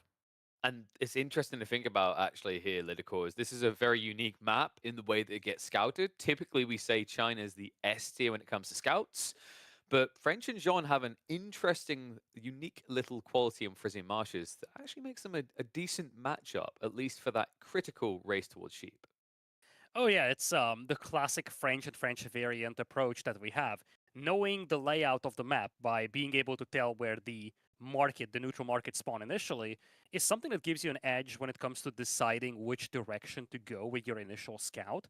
And that's usually what you just need to win that race towards the sheep. Now, as you kind of touched on that, obviously Chinese scouts, they will be on par with this. But there's a lot more quote-unquote gamble factor in Puppy Paw's initial scouting. If he chooses the wrong direction, Marine Lord could easily yoink most of the sheep for himself. And we've seen that being a big factor in the previous game, for instance. Marine Lord didn't have, or Puppy Paw didn't have a lot of sheep to work with. And that's something that definitely had an impact on his gameplay in that game. And, you know, the interesting thing is when you get that type of sheep haul, Drongo, that's when options other than just 2TC song booming comes in the picture. I think, actually, on average, we've been seeing more Fast Castle, Palace Guard spam games out the Chinese, something that could even overwhelm a civ like Jeanne d'Arc. Yeah, I'm excited to see that. I think going up against Jeanne d'Arc, you're always looking for a different angle of attack. And the Palace Guard is one that you've got to be very careful about because you can just run a single Palace Guard, and now all of a sudden they have to send a single knight to follow it. And then the problem is if you go and do that another 3 or 4 times into different little spots, it can get annoying very quickly. So it's a great way to find space. But to be honest, I mean, with Puppy Paw, he's been a whole bag of tricks with the Chinese. If he just played 1 TC here, I really wouldn't be surprised. If he went 2 TC, I wouldn't be surprised. I'm just glad we are in the presence of somebody so competent with this civilization because, yeah, as you know, I like this civ. It's a cool civ. And I think he looks a lot more firm, a lot more strong when he plays into the feudal and the castle age, right, Lidico? I don't think we want to see any Dark Age shenanigans. If anything, I wonder if that's kind of creeping in Puppy Paw's mind because it felt like, you know, in that last game, we maybe saw a little bit of overkill aggro too early from the HRE. Yeah, that was one of the things I was a little concerned about regarding his gameplay. Particularly when you look back at the Jeanne d'Arc game he played. As I kind of touched on that before this game that we've just witnessed, he pulled villagers trying to finish the game as quickly as possible. He didn't need to do that, but he still felt like he wants to do it. And I felt like he went maybe a little overly aggressive in the previous game. And this is something that he needs to be careful about. Playing aggressively and playing all in are 2 fundamentally very different things. And he still has the lead. He doesn't necessarily need to take major gambles, especially because he's playing one of his signature civilizations over here. So I think he needs to be careful not to play too all-in-esque because, again, he gambled a big one in the previous game, didn't work out. He gambles again and fails. It's an even series. And, you know, I'm wondering if that kind of mentality, because it worked in game 3 and game 4, it's kind of stuck in his brain now, Drongo, right? Like that whole idea you were just hearing there, all-inning versus aggro. We saw it work out in game 3, game 4, but I was highlighting in game 3, that Delhi Byzantine game. A more harassy side flanking approach would have got him the same result. So maybe Puppy Paw just needs someone to pat him on the back. Maybe Wham needs to be there like, you know, you're playing well, but remember, there are other times in the game where you can actually bear fruit here. Yeah, I think that's definitely it. And I suspect here in this matchup, he's going to be aware of that. The main timing I'm going to be looking for is the Imperial timing.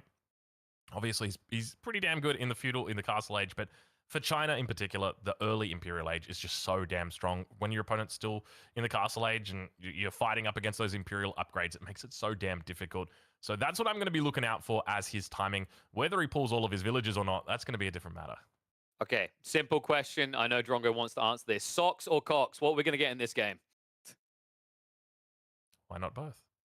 Who says we can't have socks and cocks? Because landmark limitations, and we're not getting a French-Yawn matchup. Instead, it's going to be Jeanne versus Chinese. We hop into Frisian Marshes to see if Marine Lord's going to take us the distance, or if a Puppy Paw can get on match point. Wait, he was talking about landmarks? Okay. Ladies and gentlemen, welcome to game number 6. We are here on Frisian Marshes to witness Puppy Paw in his very first grand final of an S-tier event. It's a best of 9. I'm excited. Lidicore, you're excited. Let's get into it. Spawning in on the east corner of the map in the color blue, playing as the Chinese. It is Puppy Paw.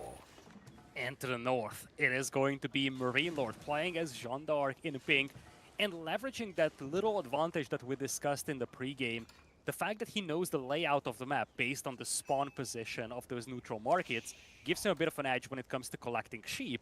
And he has a respectable haul of sheep trailing his scout. Puppy Paw. This is Puppy Paws, and this is all right as well. But when you look at Marine Lords, that's where it gets very, very juicy. I know, but it's just like when I'm playing the Chinese and I've got that many sheep, it's going to be a good game.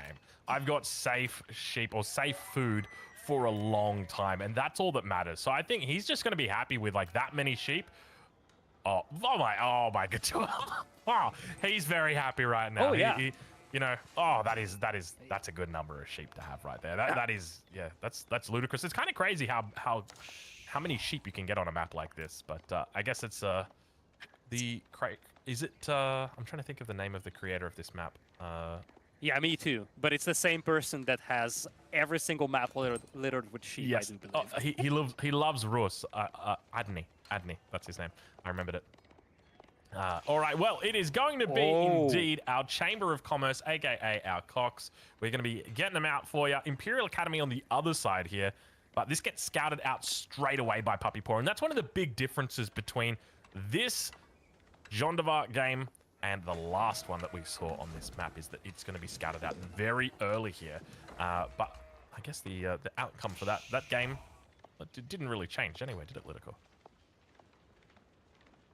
I feel like one of the interesting things to look out for is that this setup is very similar to something that we've seen in the third place match between Louis and Beastie.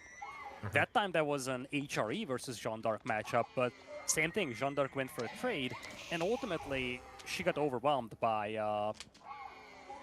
essentially mass men-at-arms from Burgrave Palace. I'm actually wondering if... I'm sure that Marine Lord has seen that.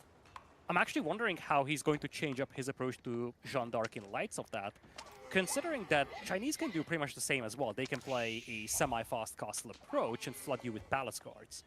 Yeah, they just supervise the barracks instead. They can get some pretty crazy levels of production, but we'll ride on board with Puppy Paw for a little bit as the age up comes through. Very early age up, and have a look at this. It's going to be a wall on the corner, which is going to be very difficult and annoying to deal with here. If this gets scouted out by Marine Lord, it should be okay. But if it doesn't, it's going to be very tough because he'll know to just send Joan over towards that corner as soon as she's finished building that landmark. This is a very, very interesting approach over here, but I love this from Puppy Paw, and here's why. The whole concept, as Marine Lord, by the way, is mining stone, so this could just actually be a bait Chamber of Commerce and play heavy into 2 TCs. Or maybe he is actually expecting a move like this from Puppy Paw, but one thing is sure, you know that Jean is going to be building a landmark. You know that the French won't really be making Dark Age units, so there is basically no chance of someone intercepting this villager. Yeah, the exception is the scout. If the scout spotted it, because then you can send Joan. But I think even at this stage, like, what are you going to do? You send Joan across the field, but I feel like it's going to be finished by the time there. You've got a really fortunate spawn here with this little bit of a wood line. But the fact that Marine Lord's going for a 2TC, I'm kind of curious to see what he's going to do after that for the follow-up, because this is just like, to me, this is just sounding incredibly good for Puppy Paw, right? Like, the longer this game goes, the better it gets. I mean, we've seen some pretty crazy games where Jeanne d'Arc in the late game is incredible. I don't know if it's going to stack up against Puppy Paw's Chinese though, so we'll have to wait and see. But this is going to be a good game. We're going to have a long one. I can say that much. I honestly don't know what to expect from Marine Lord here, because playing 2 TCs when you've actually went for the Chamber of Commerce, and hence you don't have essentially a school of cavalry to produce knights on, feels a bit of an awkward approach. So we're gonna have to see how that works out for him. At the same time, it gives him an insurance policy. Even if there is no trade, he's going to have this whole 2 TC approach working. And I'm honestly wondering if this is indeed just the bait Chamber of Commerce.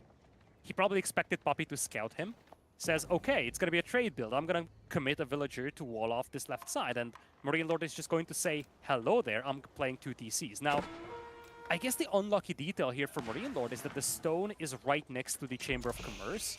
So it's not like he could really hide this game plan from his opponent. Oh, he picked off one of the vills. He almost lost Joan, but not going to be able to find it. So not a bad trade there for Marine Lord. He did lose a lot of health on Joan, though. And yeah, that's unfortunate. But I'm a bit surprised that Puppy Paw didn't see that coming. That he didn't think, oh, you know, maybe Joan will go for a snipe on my wood line. And just putting up that little bit of a wall there. But you're not going to be able to find it. Trader's still moving out onto the map. I don't think he's aware just yet of the walls that are inside here. And we look and see the village is actually getting quite comfy. It looks like it's going to be outposts, so maybe a couple of hand cannon slits just to help out as well. Very annoying.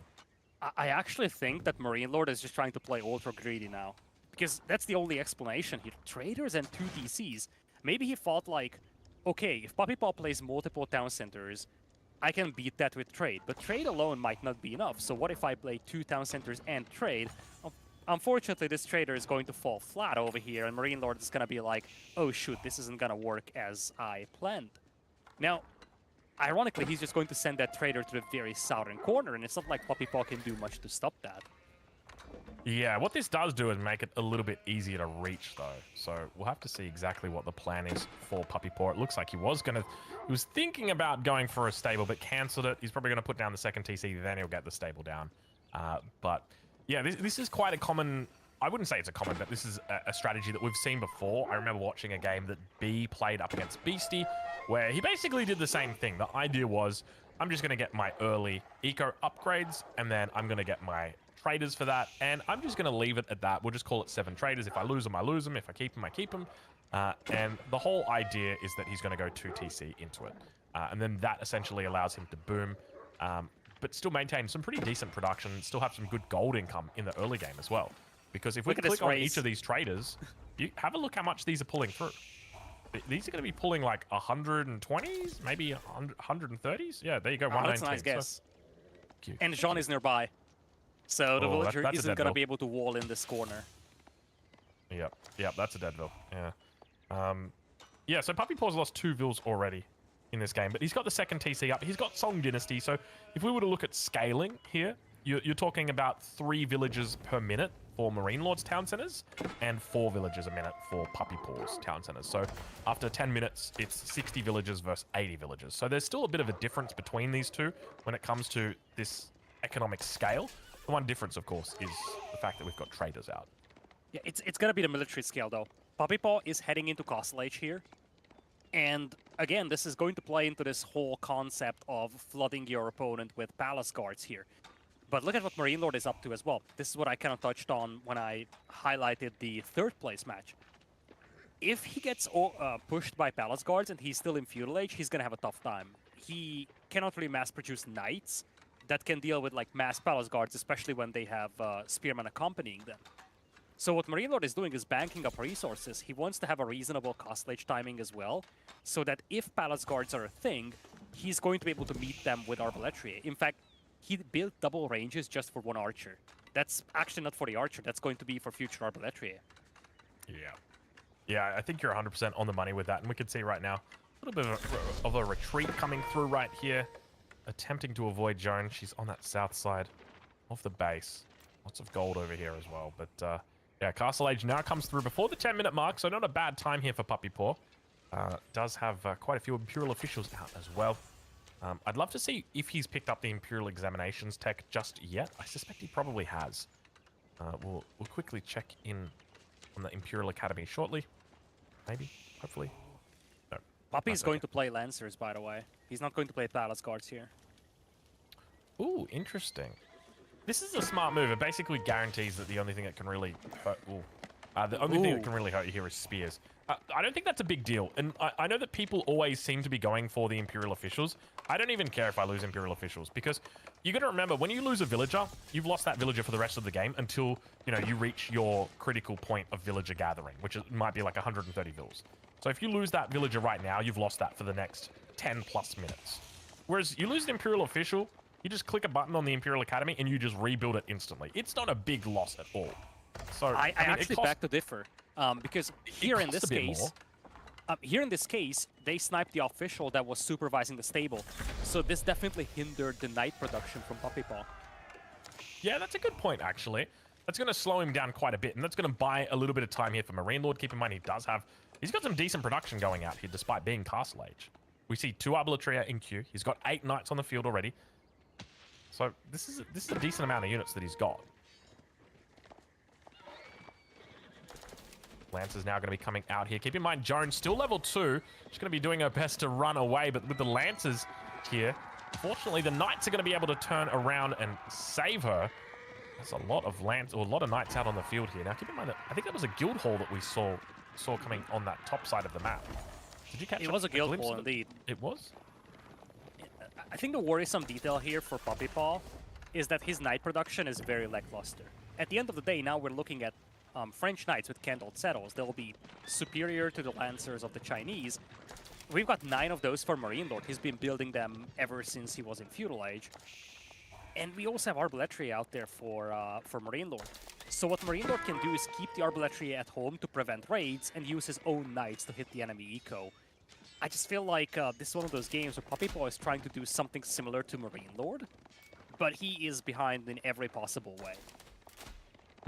Yeah, I can see that. It looks like we're going to have ourselves a little bit of a sacred site capture here. The longer the game goes, the better it gets for Puppy Paw, but I've seen some really good games from Joan of Arc in the late game. So, you know, I'm pretty impressed by her power in Imperial Age. So we'll have to wait and see exactly how it goes. But as I said earlier, I wouldn't be surprised if this game does go the distance to, you know, post-Imperial sort of thing. But that would be very much welcome, I feel like, for Puppy Paw. He wants to play a long game here. In that case, Chinese is going to be great, but in this early to mid Castle Age, Jeanne d'Arc should have the advantage over here. Nice raid by Puppy Paw, though, intercepting these traders as they're heading back. This is exactly what he needs to do to slowly start stretching Marine Lord's attention out and take pressure away from his own base. Yeah, 100% right. Let's check in now, down towards that south side. Another trader is going to be caught out of position here. Not really out of position. I mean, you kind of expect it on the trade line, but yeah, caught with his pants down. Let's put it that way. But numbers are starting to really build here for Marine Lord, and Puppy Paw is going to do the right thing. He's actually going into spears now, so going to be looking to try and counter, but it looks like Joan's going to get picked off in the middle. It's going to be close. Oh, she pops a heal and manages to micro away out. Boar still here as well. It's going to go down. But yeah, Puppy Paw not able to snipe out Joan just yet. I want to highlight the detail that Puppy Paw hasn't managed to kill. Actually, destroyed value just said 120. It was a 0 a second ago. So I was about to say he hasn't actually managed to kill anything, but there is no way. He killed 2 traders. So something is definitely off with the UI there. But nevertheless, when it comes to army destroyed, he barely did anything against Marine Lord's forces. And that's why Marine Lord is up to 15 Knights and 15 Arbaletry. Nice little raid on that top side. Yeah, I wouldn't worry too much about those values. One of the things I've found is those values are completely off. So basically useless. But have a look at the numbers that are building up here. Marine Lord's got that quintessential French force of wait. Arbaletry and Knights. I'm sorry to interrupt. Puppy Paw wants to go into Imperial. Ooh, okay. He needs to do Great Wall Gatehouse, though. He surely can't be doing anything but Great Wall Gatehouse here. Let's have a look and see which landmark he goes for. He's got a little bit of stone. Yeah, he's got 5 bills on stone.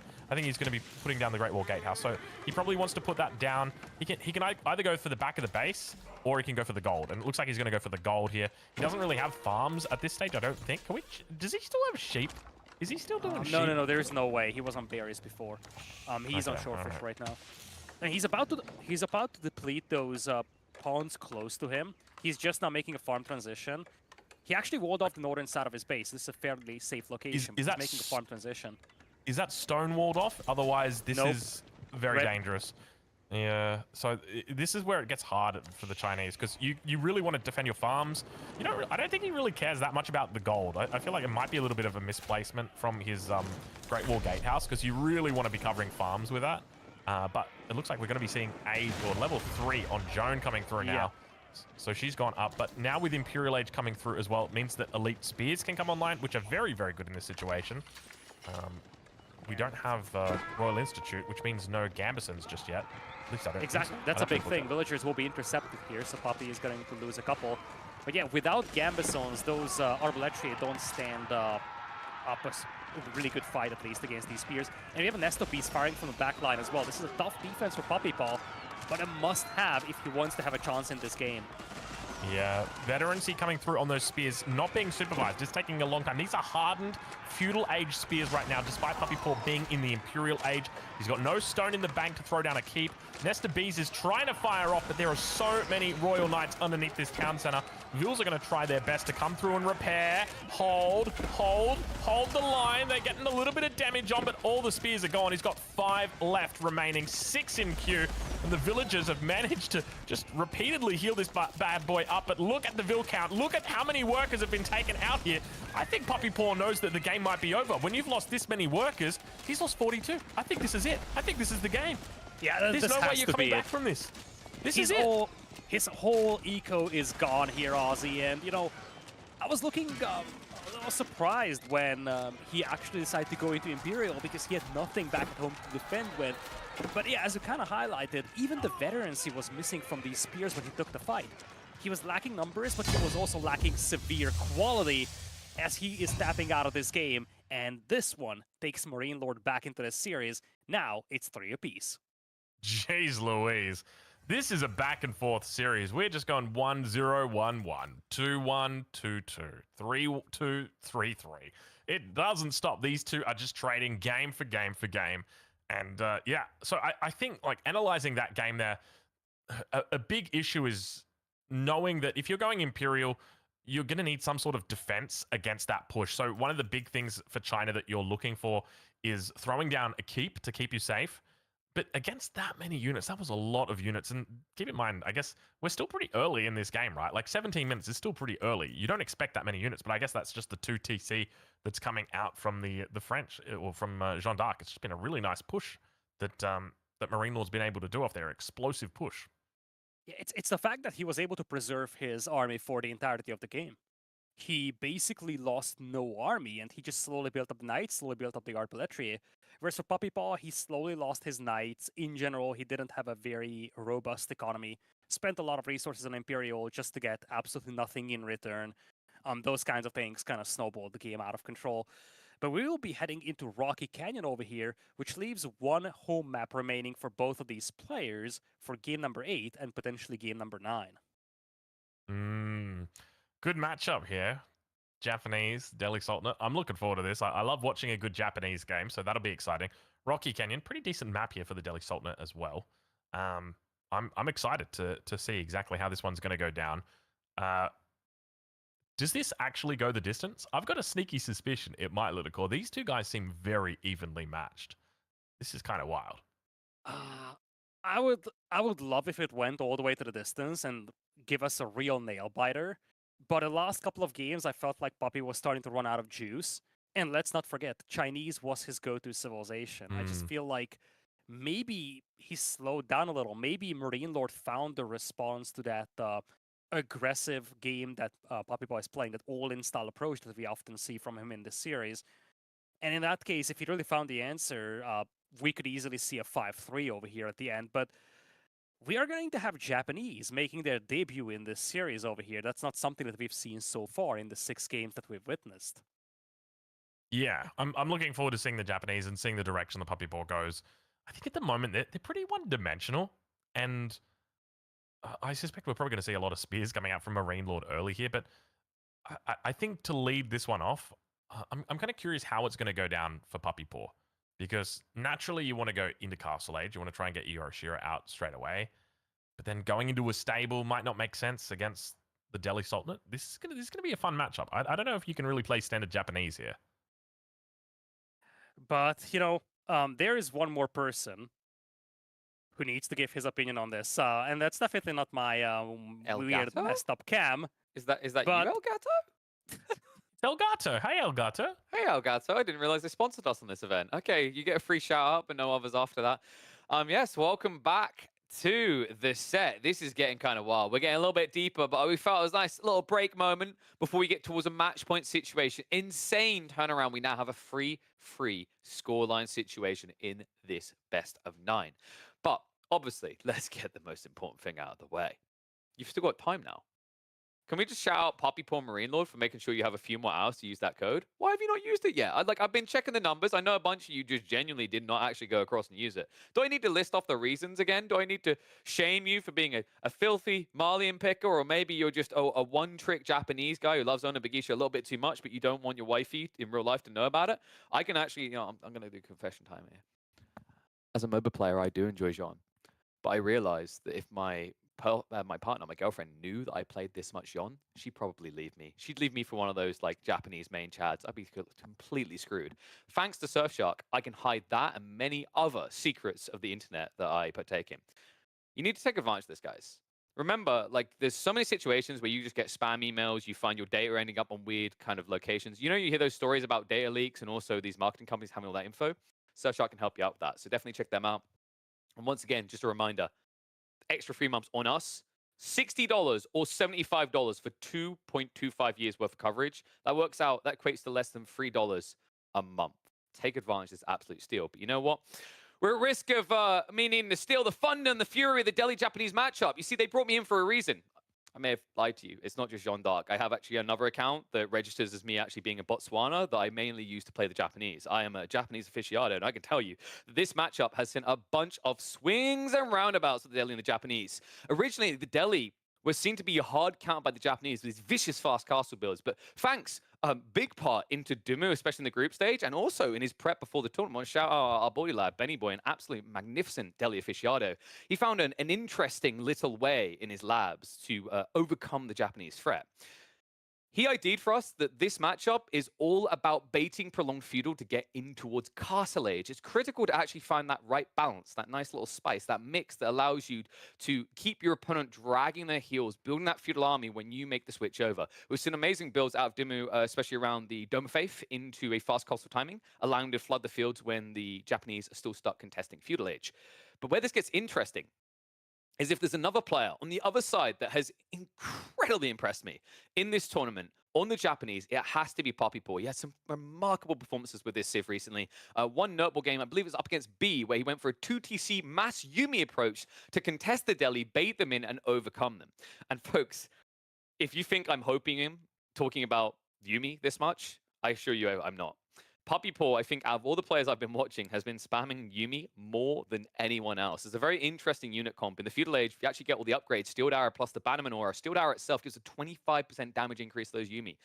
What you have to keep in mind, as Japanese, we've seen some interesting builds around the idea of Mounted Samurai. Phenomenal, yes. Yes, they're a premium unit, but they still lean into that idea of Zerglings. And everything else about the Japanese is about Zerging. So why should Yumi be any different? This is what makes this interesting, is we could actually have a game where it's just a stare down to see who is going to blink and try to get out of feudal first. And if the Japanese wait around for that right moment, if they scale into that mass feudal army, you're going to find them to be an unstoppable beast. But you know what? It is time to get into it, decide who is going to find themselves on match point in the Grand Finals of the Elite Classic 2. We take to our 7th game, Japanese versus Delhi, to see who can break the tie.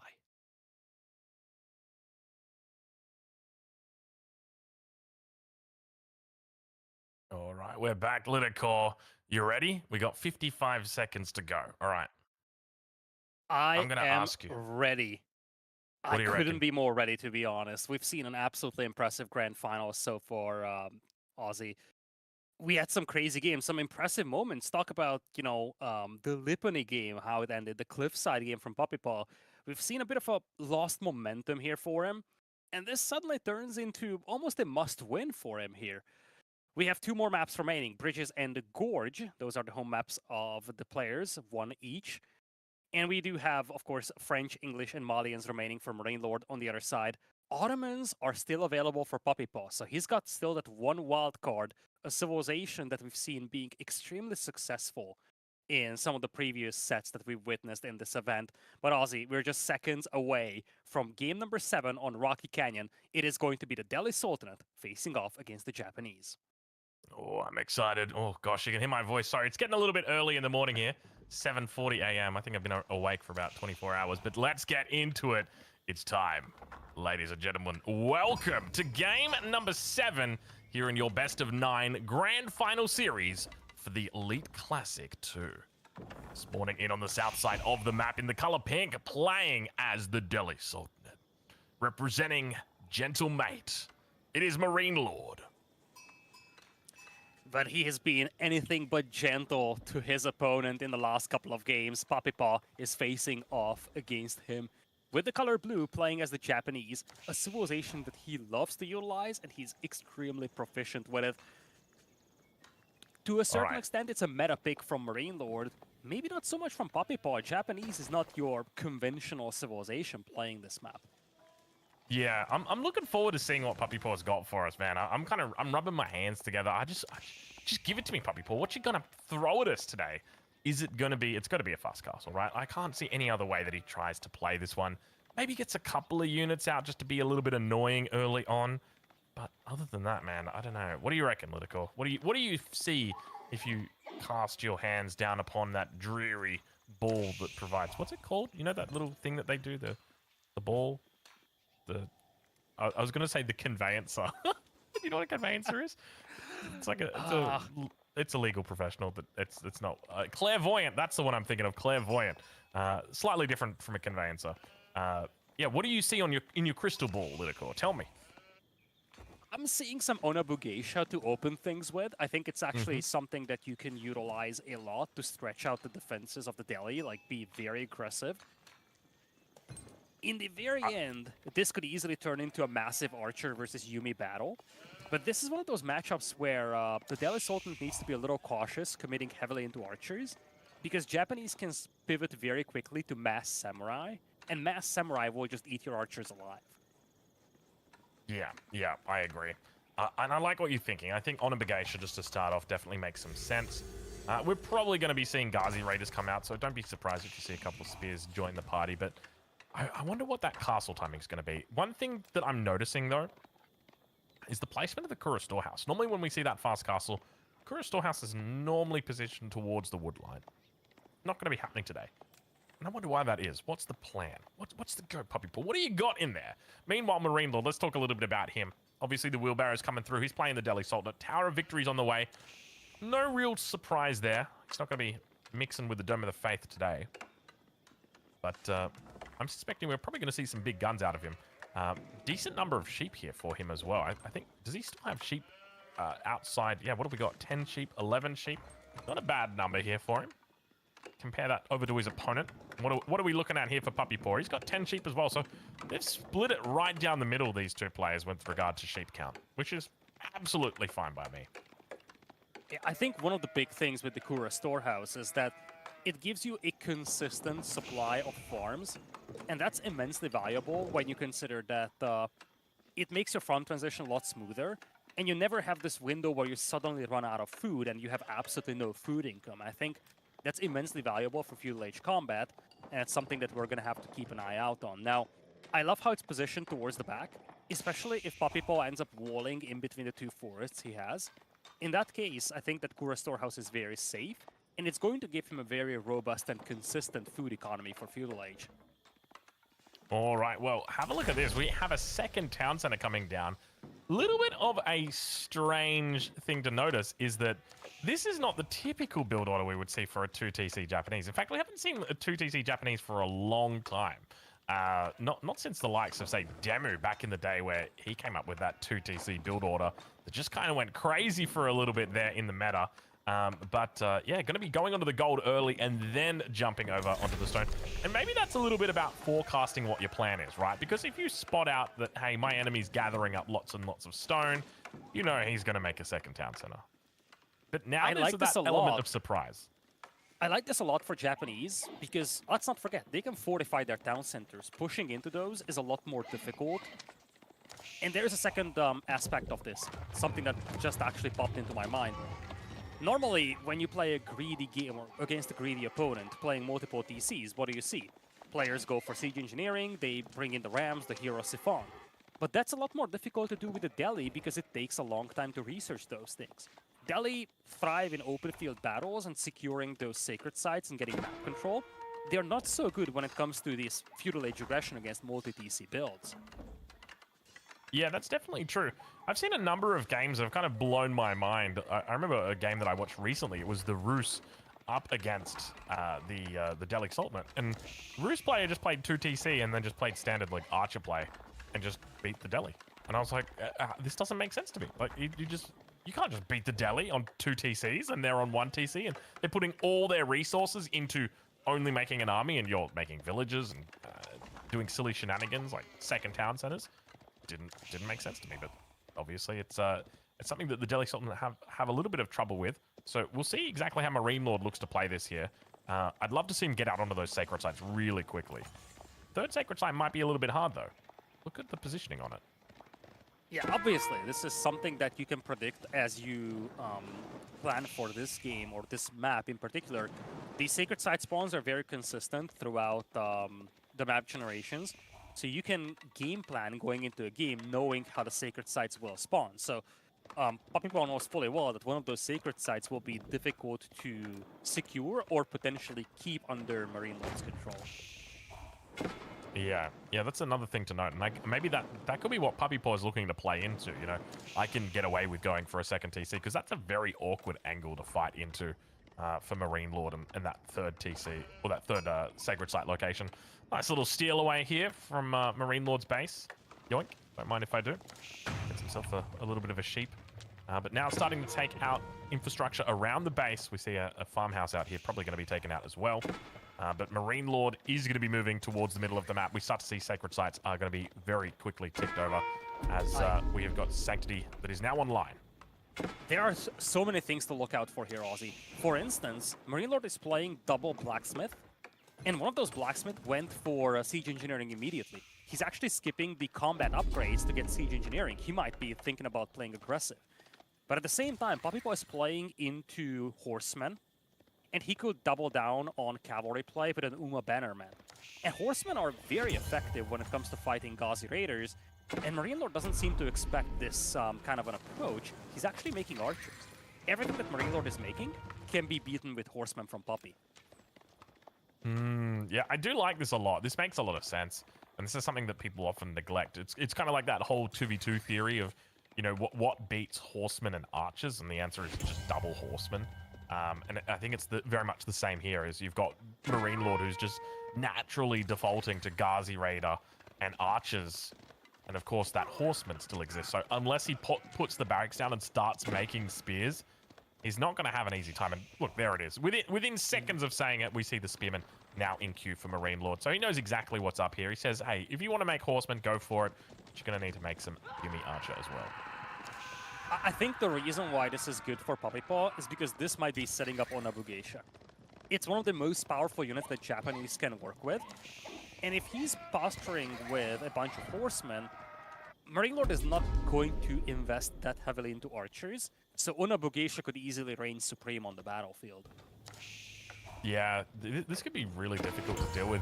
I wouldn't be surprised, though, if we just see a whole bunch of Yumi Ashigaru. They're particularly strong, especially once a good mass is built up of them. And I feel like this is a decent matchup to be doing it here.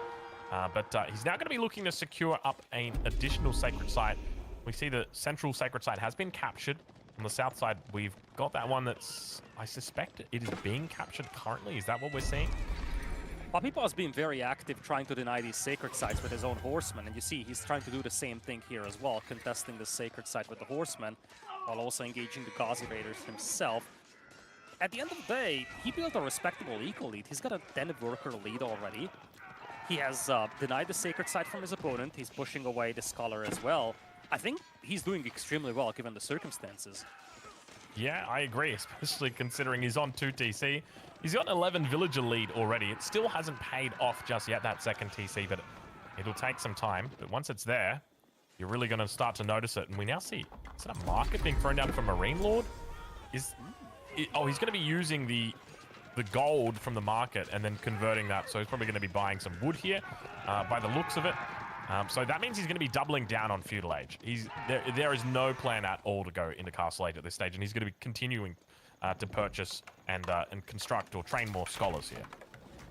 Bannermen are on the way though, and the Puppy is starting to mass some Yumi as well. Numbers are looking very good for Marine Lord, and let's not forget, he has gotten Siege Engineering, so he could actually play super aggressive over here, and Puppy Paw doesn't really have an army that can stop that right now. And speaking of aggressive, there it is. That's going to be the first of the battering rams. A little bit before the 11-minute mark in this game. All 3 Sacred Sites are captured as well. Spear's going to be moved out to the bottom side to just neutralize any units that are down there. But Marine Lord feeling good about himself. I think this is kind of par for the course where Puppy Paw knew this game would go, right? Like, you know that you're going to be losing 3 Sacred Sites early. This is pretty standard. And the idea is that you've held off a decent amount, right? Like, the worst thing that can happen is what Lucifron does, where 3 Sacred Sites all get taken at 7 minutes, and you're like, what do I do now? I'm going to lose the game at 17 minutes, and I can't do that. He's bought himself plenty of time. Like, he's got until the 20-minute mark, pretty much, to make sure that his defense is solid. And that should be more than enough for that second TC to pay off. Oh, certainly. And right now, Puppy Paw has no desire to fight this battle on an open field. He's poking around, seeing if he can chip away with some damage here. But ultimately, he wants to take this fight under his town center and this tower. And as much as Marine Lord has almost double the forces, it's a very different scenario when you consider fighting under the Japanese town centers. All right, well, he's going to be looking to neutralize the sacred site on the south. A couple spears going to be joining the fray. And even if he just holds this sacred site or stands on it, it's just going to be annoying because it delays that sacred victory. And it's not that Marine Lord's going for it 100%, but he always wants to just keep the open as an option for him because it can become a real threat. You know, if he's getting walled in and maybe you go castle, you get a keep or two, then you can have some real trouble. But looks like for the moment we'll be sticking it to Feudal Age as the Ghazi Raiders come through, focusing down this outpost. All the units inside are going to be revealing themselves. It looks like a bunch of villagers there, which is unfortunate. Yumi Archer's going to continue teeing off, focusing down the front. Horsemen as well, and there's plenty of units making their way through, but it's going to be 2 workers that go down in the mix. Was it Yumi Archers? It looks like Yumi Archers that were inside there. No, they are villagers. No, they were workers, and villagers. To be honest, they absorbed a lot of damage over here, and some of them could have been killed. They were low HP. But I think one of the big things was that the Spearmen of Marine Lord, they couldn't actually get to the enemy horsemen because their own horsemen blocked them out. So the Spearmen got picked off without doing any significant damage out there. And for now, Puppy Paw lives to see another day. He is going to get housed over here. His houses are getting taken out, so now he's 90 out of 90 population. But I think he's thinking about engaging this, but he's a little hesitant, and reinforcements should soon come in for Marine Lord. All right, well, I might have a little bit of additional commentary here, so you'll have to excuse me. I've got a certain baby Drongo who's going to be helping me out, mate. You call out anything you see. If you see circles, you say circles. If you see rainbows, you say rainbows. But for the moment, we're just going to be looking at some destruction. Puppy Paw is still housed, and this is actually hindering his ability to field the new units. Suddenly, Marine Lord has basically twice the army compared to his counterpart. Yumi Bannerman is out on the field, though, so there is a little buff out there for Puppy Paw's forces, but losing all these houses slows down his military buildup, and now he's facing 3 battering rams. Yeah, this is going to be difficult for him to hold. The Yumi Archers, at the moment, decent number, 26 of them. He's going to try and kite his way backwards. Ghazi Raiders looking to try and make some damage here on the front, but the spears as well. Just going to be the focus of these Yumi. Villagers going to be falling back as well, and he's looking to focus down that town center. The battering rams looking to target the farmhouse instead, so not missing out a little bit on that DPS on the town center. Ville's repairing up, trying his best to take this town center out before the defense can come through, and insufficient wood, not the time to be having it at this stage of the game. 14 minutes through, he needs to keep this town center up, and Puppy Paw, 12 villager advantage. That's all he's going to have this game. He's lost 11. Marine Lord's looking solid in this game, number 7. Yeah, this defense is stalling out here for Puppy Paw. He only has Yumi now, and he's still facing a couple of Ghazi Raiders. Rams are still pushing forward. You need to pull villagers to take out these Rams. That's exactly what Puppy is doing. He lost the town center. He's now trying to just body block all these Rams, take them out. Looks like Marine Lord's push stalled out a little as well, but Marine Lord still has all 3 sacred sites here. He managed to take out the expansion town center. He's cleaning up Puppy Paw's army. I feel like for the first time in this series, Ozzy, Marine Lord could have the score lead. I think that might be happening here. This is looking very good for Marine Lord. The fact that Puppy Paw has now lost that villager count as well, that is going to be a big factor, and indeed it is. That is going to be the game. Marine Lord manages to take the score lead. Wow, and I tell you what, that's a pretty good time to take the score lead when you're at match point, isn't it? Oh, certainly. As the saying goes, you only have to lead exactly once in a series, at the very end. And I just feel like for Marine Lord, he reacted extremely well to what Puppy Paw did here. I absolutely loved the 2TC Horseman build that Puppy Paw went for, but Marine Lord's reaction was so quick. The moment he saw the second TC, instead of doing the conventional thing with the Deli, which is grabbing the ordinary blacksmith upgrades for combat, he used one of those blacksmiths to use and get the siege engineering upgrade. Siege engineering comes in early, and this allowed him to go for an aggressive ramp push at a very early timing, and just ultimately snowballed the game. Yeah, that's a really smart move because it's not something that we often see. You know, sometimes the double blacksmith comes in, and naturally the first thing you look for is ranged armor, ranged attack, get my double ranged upgrades in from my ranged units. That's a really normal thing that you do. So I think it's very well played from Marine Lord to identify, hey, I need to take this town center out sooner rather than later. Don't let it go through. But it looks like we have worked out what our new map is going to be. We've worked out what our new matchup is going to be. And ooh, this is a good matchup. We've got ourselves English versus the Mongols on Gorge. How do you feel about this, Lidicor? It's a gorgeous matchup, I must say. But again, one of the things I'm looking at here is that when you have Mongols, Gorge plays out so differently. If you have two civilizations that can wall, Gorge easily goes into hour-long games. But with Mongols, it's a very different story. Now, Puppy Paw could play into this super aggressive game. We're going to have to see if he does that. We're going to have to see if he plays trade. But one thing is sure. He lost this game, and he opted to take his own home map here. Even if he wins this game, a decider is going to be played on Marine Lord's map. So I feel like this is where Marine Lord starts to benefit from the things we've discussed before. That is the fact that he used up his opponent's home maps early on.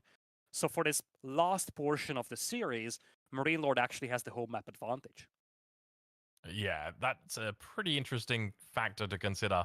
I mean, I'll be honest, going into Bridges, wait, will they get to redraft for the next game? Okay, because I was going to say he'll have the Malians and French, which are absolutely terrible. I mean, Malians not too bad, but the French, yeah. Okay, that'll be very interesting if that's the case, because that means you've basically got two S-tier civs for whatever you want to do on Bridges. You know, you want to do Chinese versus English or something like that, go for it. Yeah, okay, let's focus on what we've got here. We've got Gorge, we've got Puppy Paw attempting to get himself back up onto an even footing with Marine Lord. The Mongols versus English. This is a common matchup that happens, and I know a lot of lower level players have trouble with this because naturally the first thing you do when you're playing the Mongols is you put a barracks down and you get spears out. And from the English perspective, it's very simple to counter this. I just build my landmark and then I make a longbow and then you scream and cry and you go home. So I'd be expecting that from Puppy Paw's side, we're probably going to see some early horsemen out and then maybe look to trade. The only thing to note is that trade on this map, it's a bit awkward. Your neutral trading posts are in the middle of the map. Not in the dead center, but they are on the edges in the middle. So this will be something to keep an eye out for. But Marine Lord running an English army, not going to be particularly mobile. Another factor to consider. Oh, certainly. I think that's one of the big things to look out for. English, they are notoriously slow-moving. At the same time, Mongols do have Dark Age horsemen. They have Keshiks in Feudal Age. A lot of tools that they can utilize to exploit that lack of mobility. Yeah, I'm excited for this. I think this is going to be good. You've really got the most mobile civilization up against the civilization that's arguably the least mobile. What civilizations are less mobile than this? I can't think of one. I just want to make longbows all day. Ladies and gentlemen, speaking of longbows, it's time to get into it. We are here on Gorge, Lidicor. This is game number 8. Now, keep in mind, this is a best-of-9 series, so that means that if this game is won by Marine Lord, that this is your final game in the series. However, if it's won by Puppy Paw, well, the good news is we've got another one coming up after this. But let's get into it and introduce our players for today, spawning in the north side of the map. As the English, playing in the color pink, representing Gentle Mate, we've got Marine Lord. And on the other side, a player that fell from a 3-1 lead to a 3-4 scoreline. Puppy Paw with the color blue as the Mongols. Victory is still within reach for him, Aussie, but you feel like momentum started to shrink. Maybe it's attrition from a long set. Maybe it's just Marine Lord sorting out to have a suitable way of playing against the playstyle of Puppy Paw. Whichever the case, the last couple of games have been fairly one-sided towards Marine Lord. Puppy Paw is looking to change this. If he cannot, it's going to be the end of the story for him here in the Grand Finals. Indeed it will be. And we already start to see something interesting happening here with Marine Lord. He's going to be going with a 3-3 opening, which means 3 on food, 3 on gold. Popularized by Divine DFP, my boy Divine. And he's looking for an early wheelbarrow here. So making sure he's got a bit more mobility. Now, I want to check in with Puppy Paw and see how his economy is doing back home, because it looks like we're not even going to have any Dark Age units coming out from him. It looks like it's just going to be the good old classic villager action that we see here. So not even a stable getting thrown down here in the Dark Age. No outposts, no nothing. I wonder what we're going to see out of him today. Does he look to go into mass archers? Maybe get some horsemen out, potentially? Could be the way. So many options, Lidicor. I think one of the issues for Marine Lord, issues quote unquote, is resources not being safe. Particularly his gold is very much exposed. There is no early Dark Age aggression so far from Puppy Paw.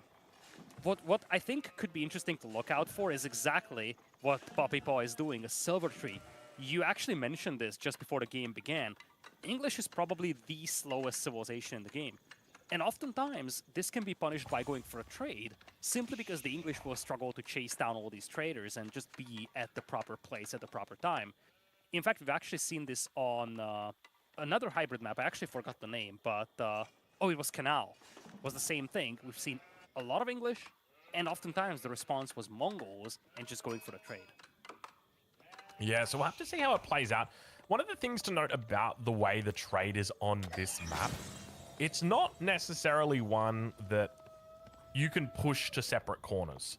So like if you've ever watched Beastie play a map, I'm trying to think of a map, like The Pit as an example. What you'll see him do is he'll get the silver tree and he'll put it in the corner, and then he can trade to the north neutral trading post, or he can trade to the south neutral trading post. The trouble with this map is, let's say he puts, in this case, Puppy Paw puts his silver tree in that west corner, and he looks to trade down south, which I think is probably going to be the best option for him. It's going to give him a nice route, should be relatively defensible, and you know, quite shallow, and then it'll give him a good income. If that gets attacked, if that gets walled, if there's problems down there, he can shift them up towards the northern trading post. The problem's going to be, it's nowhere near as lucrative as what that southern side is. And that's where the issue is on a map like this, because you don't really have those options. I guess the alternative is that he could just throw a second market, maybe down in like the south corner, and then trade north to south that way rather than west to east. But we'll see what the plan is for him. It's definitely going to be trade, though. We know that much. Yeah, I think the thing I always dislike to a certain extent about Mongols trading on a map like this is that, as you touched on that, the trading posts are very, very open. If you are using, let's say, Jeanne d'Arc to trade, you have potential to at least partially wall the map, make it a little bit more difficult for your opponent to challenge that trade. The challenge with the Mongols is that it's going to be a wide open map. Best thing that you can do is drop a bunch of towers, but that's a big investment. And if you don't do that, Marine Lord is still going to roam the map with a couple of units, and he's going to try to at least pick off a couple of traders every once in a while. And as he's doing this, he's using the scout to block the foundation of the building, so Puppy Paw cannot deploy the silver tree close to the Ovu. That's not a good start right there. It always feels really, really bad whenever your opponent is doing that. I've played, oh no. Stop that now, Marine Lord. Stop that, Marine Lord. We've talked about this. We've talked about this. It okay, needs he's to go the listening to you. distance, Marine Lord. We want to no, go. he's We want not. the whole 9 games. Oh my lord! That is the worst possible silver tree spot I've ever seen. At this Can't get point, the Puppy Paw is just production. bailing on that. He's saying, look, I need to deploy this because I need to start making traders. But he wasn't able to get double production going as a consequence.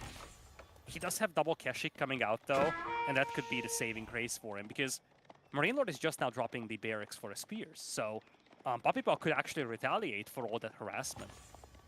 Keep in mind he does have palings that are still in play, so we'll have a look and see whether that's going to be the case. But at this stage, 2 vills on gold for Marine Lord definitely indicates an intent to play Feudal Age, which is definitely the right call here. I guess the other option is he could look to try and go castle and get knights, but it's always going to be dangerous against the Mongols. They have the ability to get a lot of units out quite quickly. And with no outpost on the gold, there's not going to be much chance of securing that at this stage. Yeah, what I would love from Marine Lord is just going super heavy into longbows and spears. As old school as it gets, getting some walls back at home, something that he's doing to the north already, that kind of limits the movement of those Keshik, and then just straight ahead march into the enemy base, because the Mongols will want to use their mobility over here. They don't want to take direct fights, they just want to drag out the game and leverage that trade. Marine Lord is already setting up some farms, so he's going to have a very consistent source of food. So if he starts building up mass spearmen with mass longbows, that might be tough for the Mongols to match. All right, well, we'll keep an eye on it because the longbow numbers are beginning to build here. Checking with Puppy Paw, though, he is looking to mass up archers, and this is one of my favorite things to do against the English. Whenever you're up against the English, one of the most common things you'll see them do is put down a barracks as soon as their council hall is finished, and they're going to start making spears and longbows. And you want to know what beats both of those units? Archers. So if you make enough archers, you can just kill them both. The only thing you got to be careful of, men-at-arms. So let's keep an eye out and see exactly what the plan is for Puppy Paw. But he's got some pretty effective counters to men-at-arms. He's got the Keshik in the back pocket just in case. No. Look at this. We've got the scout beginning to move. Oh, over no. Marine Lord This is so cannot annoying. happen again. You are so annoying, Marine Lord. Stop it. Let me trade. Why would you let me trade? I'm just a humble trader, sir. Look at this guy. And that feel like just we're goes reading to a show Bible how passage, small Liverpool. differences make the mile. It feels so innocent. It feels so elementary. But that is a market being blocked for so long, and this is causing a severe disruption in the economy of Puppy Paw. Okay, it looks like he Archers- managed to deploy it finally. Oh, and the scout goes down as well, which is a bit of an awkward spot for Marine Lord. Keep in mind, he could have gone 46 minutes into this game and never made a stable. He'll have to make one now if he wants to get that scout out. Otherwise, he's going to have to make it from the town center, and he's going to lose a villager by doing that. So, you know, you got to weigh it up, from the you know? DC. Yeah, but then it's one of those things where it's like, I could have made it from the stable. It would have cost me a little bit more, but I would have had my villager instead, and it would have paid off in 3 minutes. I think that's Yeah, what it but- works out to be. It's always just better to drop If the my stable. grandmother had wheels, she would have been a bike, so it is what it is. That is a great point. I hadn't considered that, Lidico. I'm still trying to see that metaphor, though. It's kind of like being a centaur, but like a modern age centaur. I look forward to the future. But speaking of the future, Marine Lord right now, he's yet to pick up any blacksmith upgrades. We don't see anything coming online from him just yet, but there's a fair bit of gold in the back pocket. Maybe all that wood that we were talking about that he would have spent on a stable if he wanted to, and is instead going to be going for a blacksmith. We do see +1 range attack. Can we go check in the base? I want to see where Marine Lord is making this scout from. It just came out. Where did it come out from? Quickly, go to the pink base. Go to the pink base. That's what's important right now. No, don't do it. It's too late. Oh, Lidicore, somebody stop him. That's not enough longbows. And the It's archers not. are always faster than the longbows are. They can actually chase, and this is a terrible fight for Marine Lord. All the spearmen gone, Kashik is going to absorb a lot of damage, and the archers will just chase the longbows. This is something that haunts English so much. You move out with an insufficient army, there is just no chance of retreating intact.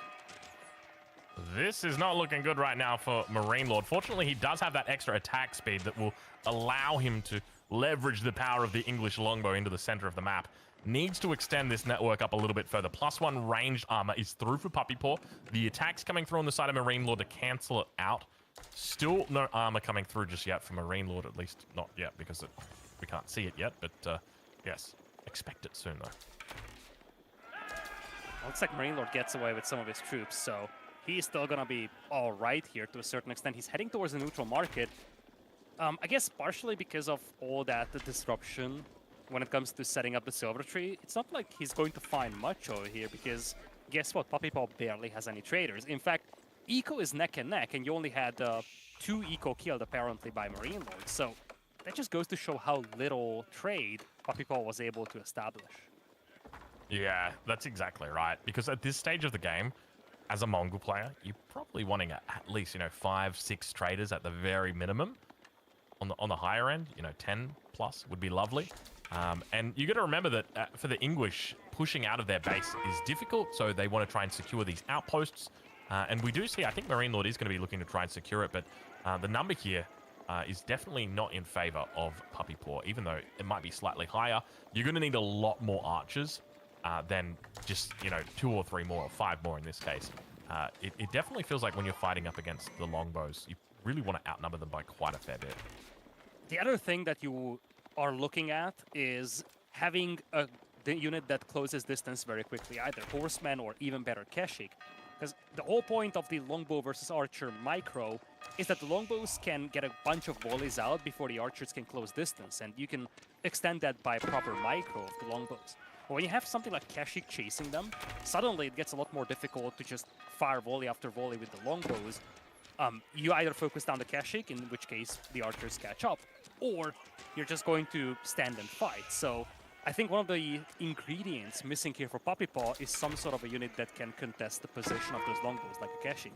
He's got exactly 1 Keshik on the field right now. And I think this is where it comes back to trade, right? Because the more traders you have, yeah. the more gold income you've got, and the more gold income you've got, the more gold you can spend on Keshiks. So it's one of those things where it's like, you know, if I don't have this, it's going to feel really bad.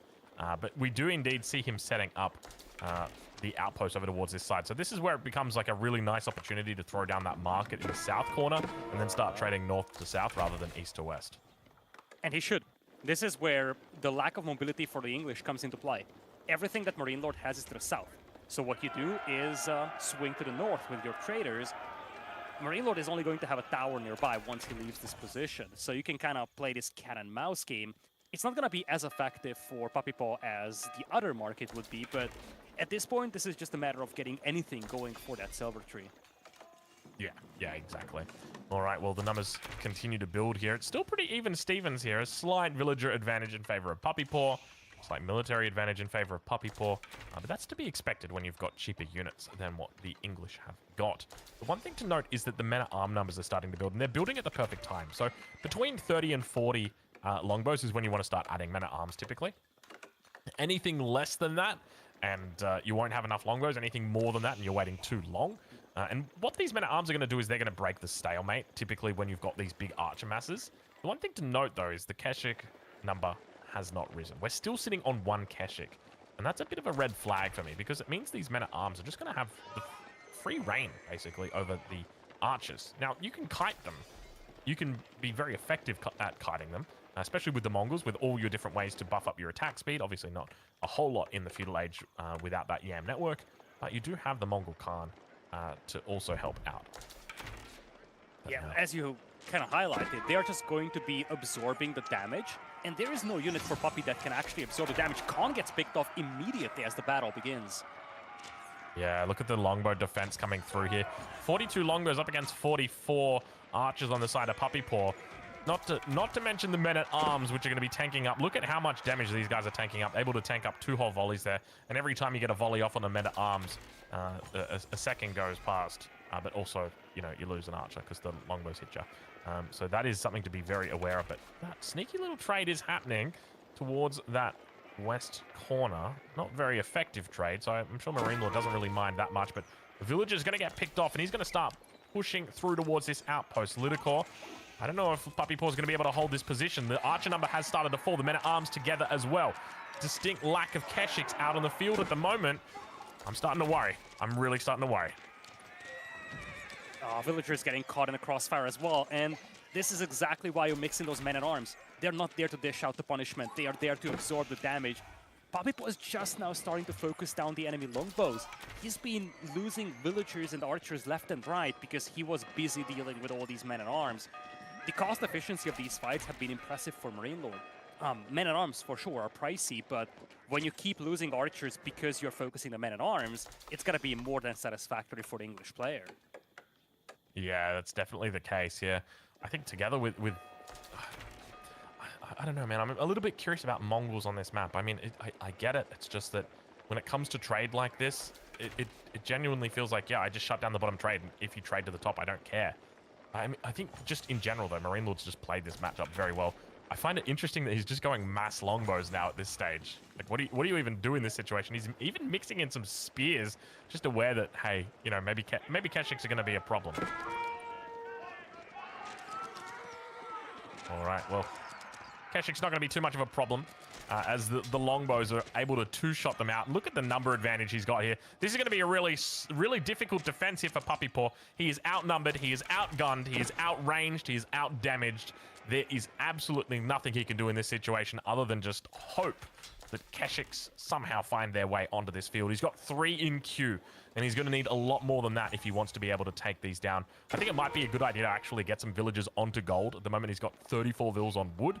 Let's maybe just chuck a couple of vills over onto gold and just help out a little bit there. What do you reckon, Lida? Yeah, he kind of needs it. I think he needs to build a critical mass to fight this. If he's got a decent amount of Keshik, he can take a good fight. But one thing I want to touch on real quickly while we have a bit of a down moment is the hunt to the south.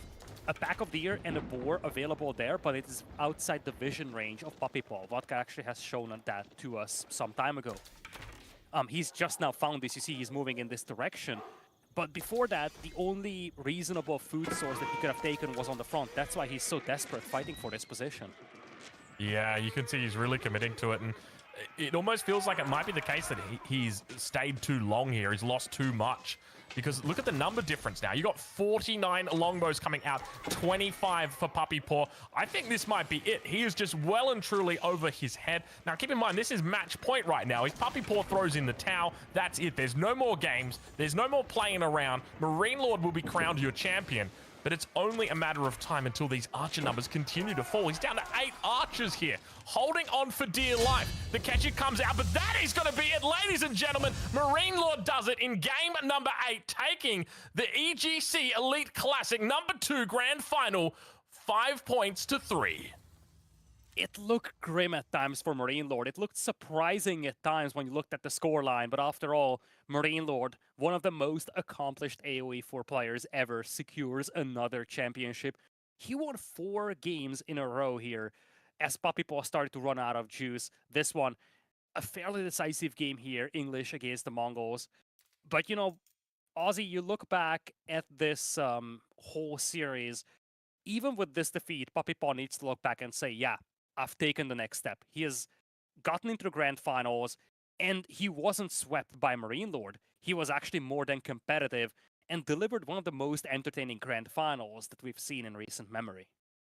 Yeah, this was an incredibly entertaining grand finals. We got to witness some really solid games here. Games that I don't think we expected to go the way that they did. Like, here is an example. We got to witness Marine Lord just take complete control. There was a real distinct difference in the amount of longbows versus archers, and that's not something that we often see. So, I mean, just really miraculously played. And I think at the end of the day, this probably could have gone either way. So it was a lot closer than many people expected, myself included. But, you know, what a better way to finish a series than hearing from the champion himself. So Killer Pigeon is standing by to give us a winner's interview with champion Marine Lord. Calm down, Lytical. You're getting ahead of yourselves here. I'm not going to relieve you of duties yet, boys. We've got to dissect this series because a lot of crazy things actually happened here. We have to draw this back to the redraft. I think if we had to choose one thing, and you know what, like Drongo is so like off. He already went to look after the kid. You baited him, Lytical. But no, let's talk about this a bit because it's quite interesting actually. That redraft. Up to that point, Puppy Paw looked like he was actually going to turn this into a humongous upset. But something seemed to happen in that break, in that reset. It's almost like the downtime hurt Puppy Paw. We've seen this before in tournaments, right? Where like there's a calming moment when you're gaining momentum. The best thing that can happen when you've got your back up against the wall is just a few extra minutes to breathe. And I think what we saw here was Marine Lord just taking a different approach. Because I'd say something that consistently kept happening throughout all these games, Puppy Paw, is that all-in you talked about that Puppy Paw needed to calm down from, he continued to double down on after that double landmark victory game. Yeah, I feel like looking back into this series, we shouldn't forget the fact that Marine Lord opted to play Puppy's home maps first. So he took out the maps that he was a little less comfortable with. And I think one thing that we also need to highlight is the length of this series. Marine Lord is used to playing all these long best of 9s. Puppy Paw maybe not so much. And, you know, you definitely felt like there was a lot of lost momentum for Puppy Paw. I think some of that was just Marine Lord figuring out the style that Puppy Paw is playing in this series and finding the proper answers. But I think some of that was also Puppy Paw maybe being a little less sharp than usual, and ultimately that fatigue might have actually contributed to this comeback from Marine Lord. And it almost felt like Drongo, Marine Lord, after that redraft, he'd ID'd what he was up against, right? We mentioned it in that game 5, that Byzantine versus HRE game. It almost just looked trivial. It's like Marine Lord was being bothered by a fly at that point. He's like, oh no, an outpost rush. I'm not going to let this throw me off. Then we go into game 6, and it kind of felt like we had Puppy Paw dialing it back to the extreme, right? He went from absolute aggressor to absolute turtle lord. And from there on out, it almost seemed like Marine Lord just took this kind of dictatorial control of the flow of the games. Yeah, that was very much the case. And I think that's another game where it really could have gone either way. Just a slight little decision here or there. As an example, if the Great Wall Gatehouse was just on the farms instead of over on the gold, it could have been completely different there. But yeah, he controlled the tempo throughout the games, and it felt like we had Puppy Paw playing a little bit more defensive after those games. Definitely not as aggressive as what he demonstrated on, as an example, that Coastal Cliffs game. Yeah, overall, Marine Lord just comes out of it. I think a couple of factors. Obviously, he's been around in the scene for such a long time, not just AoE4, but competitively. So when it comes to these longer, drawn-out series, you're talking about hours that these guys are playing for. So it takes a lot of resilience to get through it. So he's got that when it comes to an advantage of a Puppy Paw. But I guess also the fact that he's just been here before. So there's probably going to be an element of nerves that are in play here. And I'm sure we'll talk to him a bit later and find out. But I reckon he was probably cool, calm, and collected, even when he's getting outpost rushed by the HRE. Well, it looks like Lidicor's already chosen his allegiance now that we've got a one true king. Drongo, you go find, I don't know, either a baguette or maybe a beret. And I am going to get ready to hop into an interview with our new champion of the Elite Classic, the one and only Marine Lord.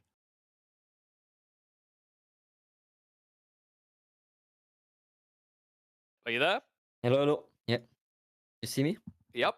I think we're about to see you. Here we go. Look at this, guys. Upgraded production. We've got our champ. Congrats, man. There's a new team.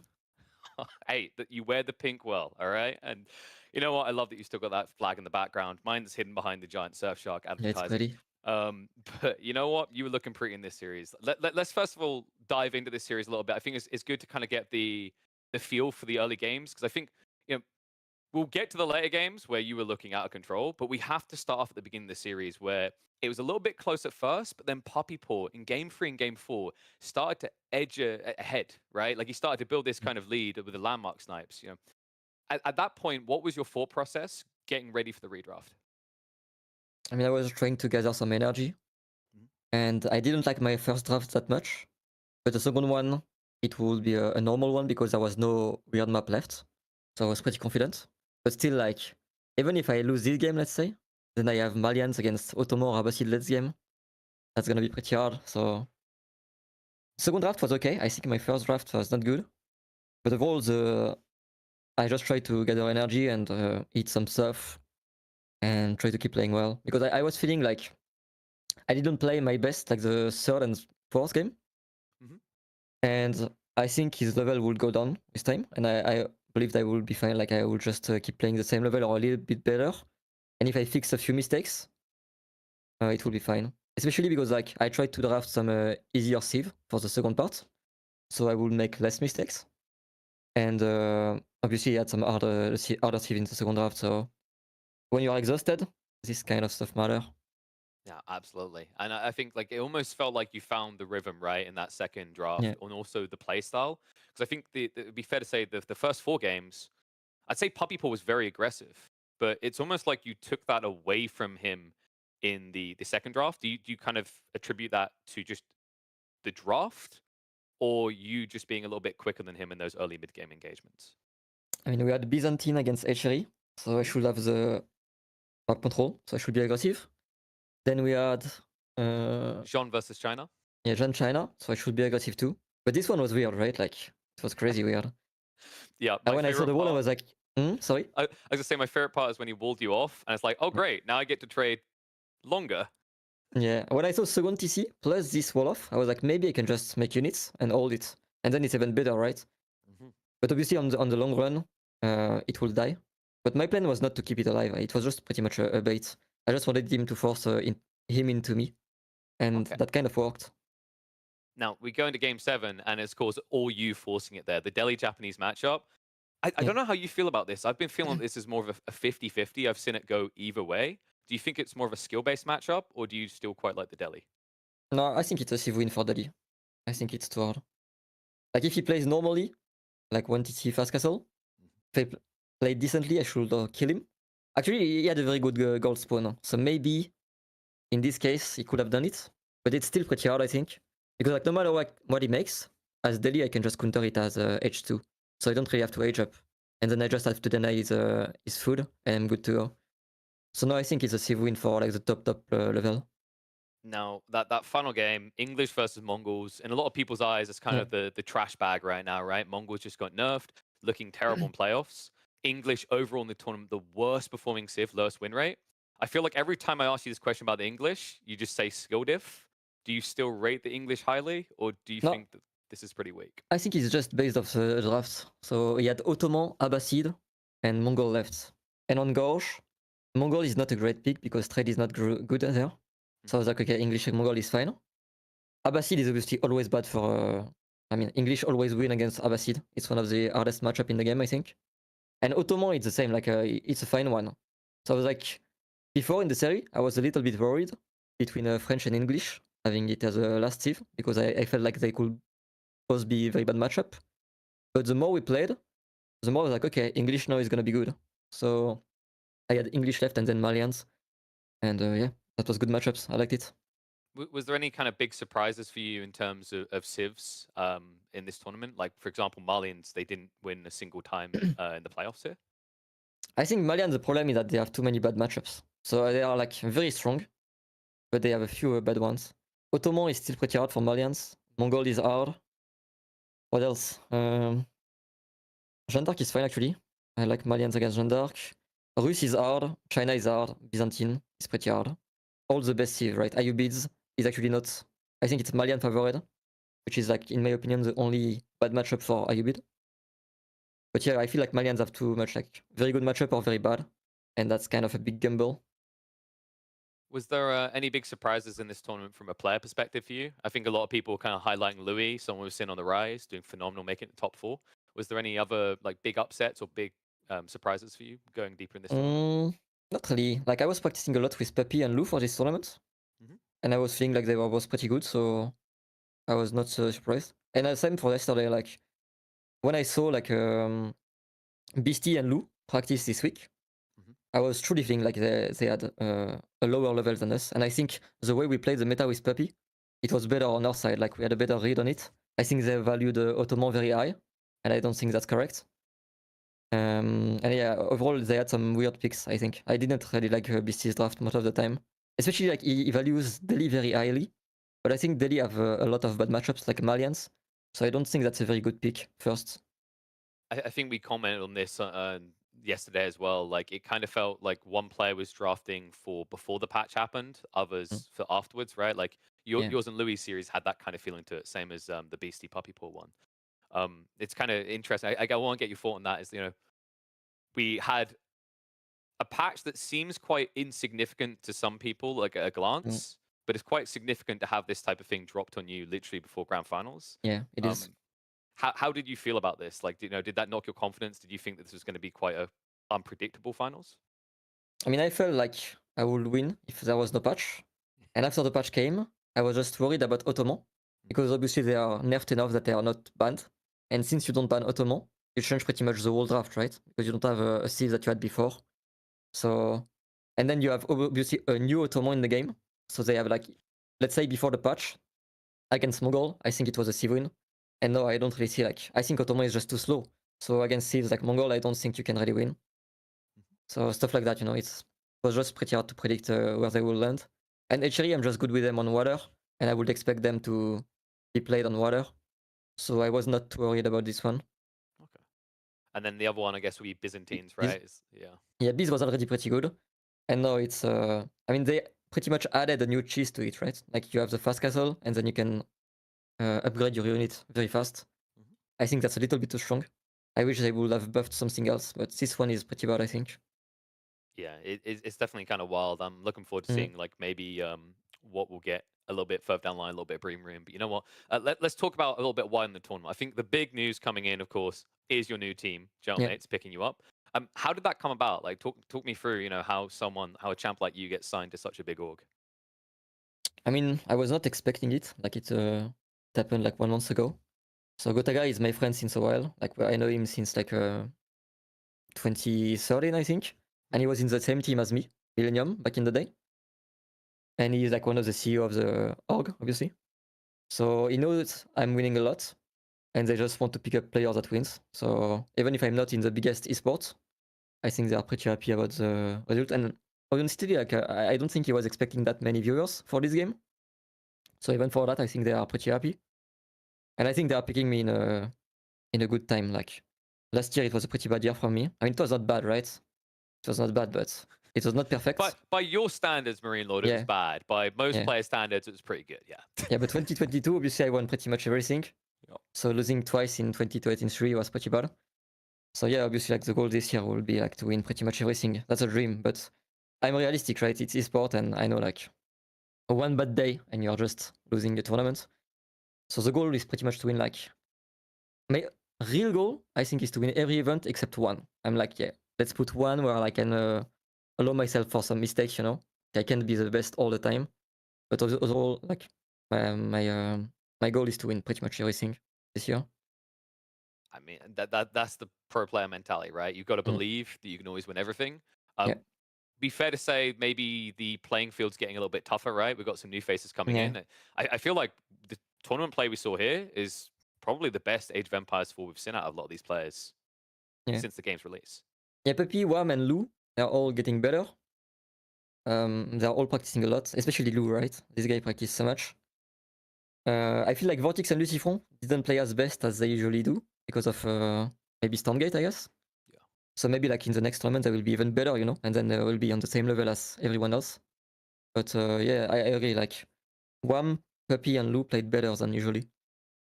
No, I think it's promising to see. And how do you feel about like this drafting format? Like, you know, I saw a lot of positive reception with this whole idea of the redraft midway through, the target bans. Do you think like this is maybe the best format we've had? Yeah, I think that's the best format we've had. I think you can do some small change here and there, like just to make it different for every tournament. But overall, it was a very good and skilled format, I think. Only like the first game, when you redraft or when you draft, the first game is a bit random because you really don't know what your opponent is gonna pick. So then it's a bit, a little bit of RNG. Like for example, the first game, Mongol Ottoman, I was like, yeah. I played this matchup in practice and I was like, yeah, it's just super hard nowadays with the nerf. So this one I was feeling pretty bad about it. But then it was okay. I just played well eventually. So, with you saying Gentle Mates, you know, the numbers are pretty good. There Yeah. seems to be a lot of support. Is the plan for them to watch your tournament games quite often moving forward? Yeah, they want to watch all the majors. So not like the small one, but yeah. When it's a major, they want to watch. Are we going to see you in those small tournaments in the upcoming weeks, or are you now going to take a break and relax? I mean, I'm not gonna play as well. I'm not gonna practice as much like the next 2 weeks. I'm gonna take a little bit of a break. But I'm still gonna play like 4 hours a day at least. So it's not like I'm just gonna keep my level. And then in 2 weeks, I'm gonna get back on the grind for the next tournament. All right, Marine Lord. I think you're needed on a certain Gentlemate stream. I'm sure they want to talk to you. They want to cheer you on and congratulate you. Before we let you go, any words you want to say to all the fans, everyone watching? I mean, thanks for the support, right? Merci tout le monde pour le soutien. And thanks to my team, obviously, for picking me up. It's a very good opportunity for me, obviously. So I will make sure like I represent them well. Yeah, no, thank you for the entertaining games. Congratulations on the win. You are Elite Classic 2 champion, and I look forward to seeing you in the upcoming 1 and 2. 1 and 2. Yeah. Congrats, buddy. All right. Okay, bye-bye. Bye-bye. We're going to hop back across now with my my fellow casters to kind of dissect the end of the show. Boys, you know, confident as ever, smile on his face. I don't know. I felt like there was that chipperness to Marine Lord. Like, you know, sometimes we just see him win. It's kind of like, yeah, part of the process. I don't know if it's the new team. I don't know if it's the momentum of this win. But the boy seems rejuvenated. He definitely did seem pretty happy, pretty chipper right there. I suspect that, you know, coming into it, he thought it'd be okay, but I reckon he got a pretty big surprise right there. That yeah, I think he's happy that he managed to pull this one out. And you saw him being very honest, Lidicor, about that opening phase draft and how things just completely changed in his favor. I mean, it seemed like, you know, I don't want to say we should have mid-series interviews, but I'm wondering how different the mindset would be if you could talk to Marine Lord after Game 4 and then at the end of the series. Oh yeah, I feel like that's always the case, right? You ask a player in the middle of the series when they're losing, they're going to tell you very different things from what they will tell you when they end up winning the whole thing. But that's just the way it is in pro gaming. And, you know, I think one thing is sure. Puppy Paw definitely made Marine Lord run for his money. And this is impressive when you consider how dominant Marine Lord was in this tournament. People often forget that Marine Lord barely lost any games in the group stage. He went 17-4 in the group stage, went directly into the semifinals as a consequence, won 4-0 against Louis MT there. It's difficult to take away even a single game from Marine Lord, let alone 3. So, as much as Marine Lord is the champion of the tournament, I think we really have to give a big shout out to Puppy Paw as well, because this set was a lot more competitive than what many would have expected. Absolutely. I think, Puppy Paw, he'll take on his chin, right, Drongo? We've seen the way he's willing to learn, the way he's willing to evolve. I mean, this to me, I said it at the start of the series, to me, Puppy Paw is the best he's been, and I think he'll only get better and better from this.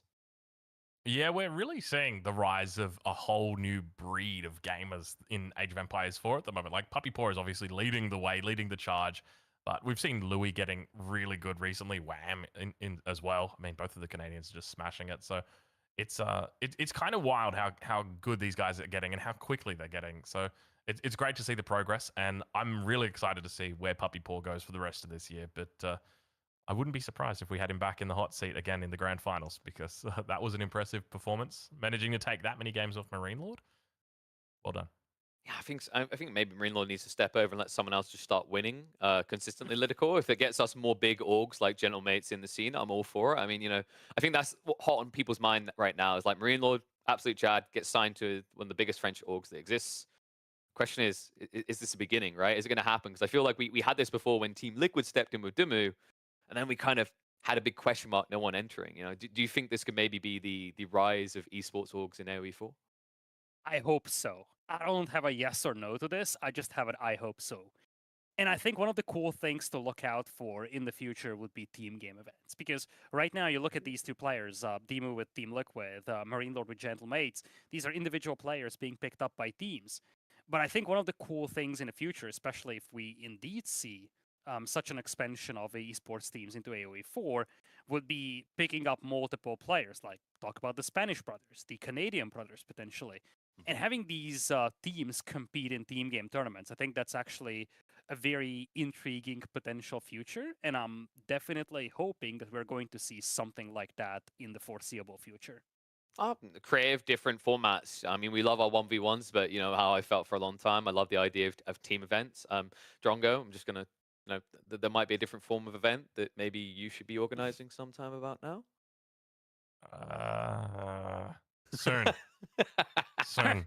Ooh, it's not a no, and that makes me happy. No, I think that the beautiful thing actually is the idea that also just in the 1v1 format, with this change, with the redraft, it's genuinely changed the feeling of the game so much, right, Drongo? It used to feel like we get halfway through a grand finals and we just talk about how it was an outdraft and there was no coming back. This is so much more refreshing to witness. Yeah. I think it was, diversity of civilizations is also a big thing here, KP. You know, when the game launched, we had 8 civilizations. The amount of matchups were somewhat limited. Now, every single game you go into has an identity simply because of the diversity of all these civilization matchups. Oh, most definitely. It's interesting as well that we're at a point now where we don't actually have to think, oh, if you limit the situation that you can't have any mirrors, you have copious amounts of redraft. We get some creative approach. If you're wondering like why we're hanging around here, like I've just got confirmation we're working on getting an interview with Puppy Paw. So it'll be interesting to get his perspective as well.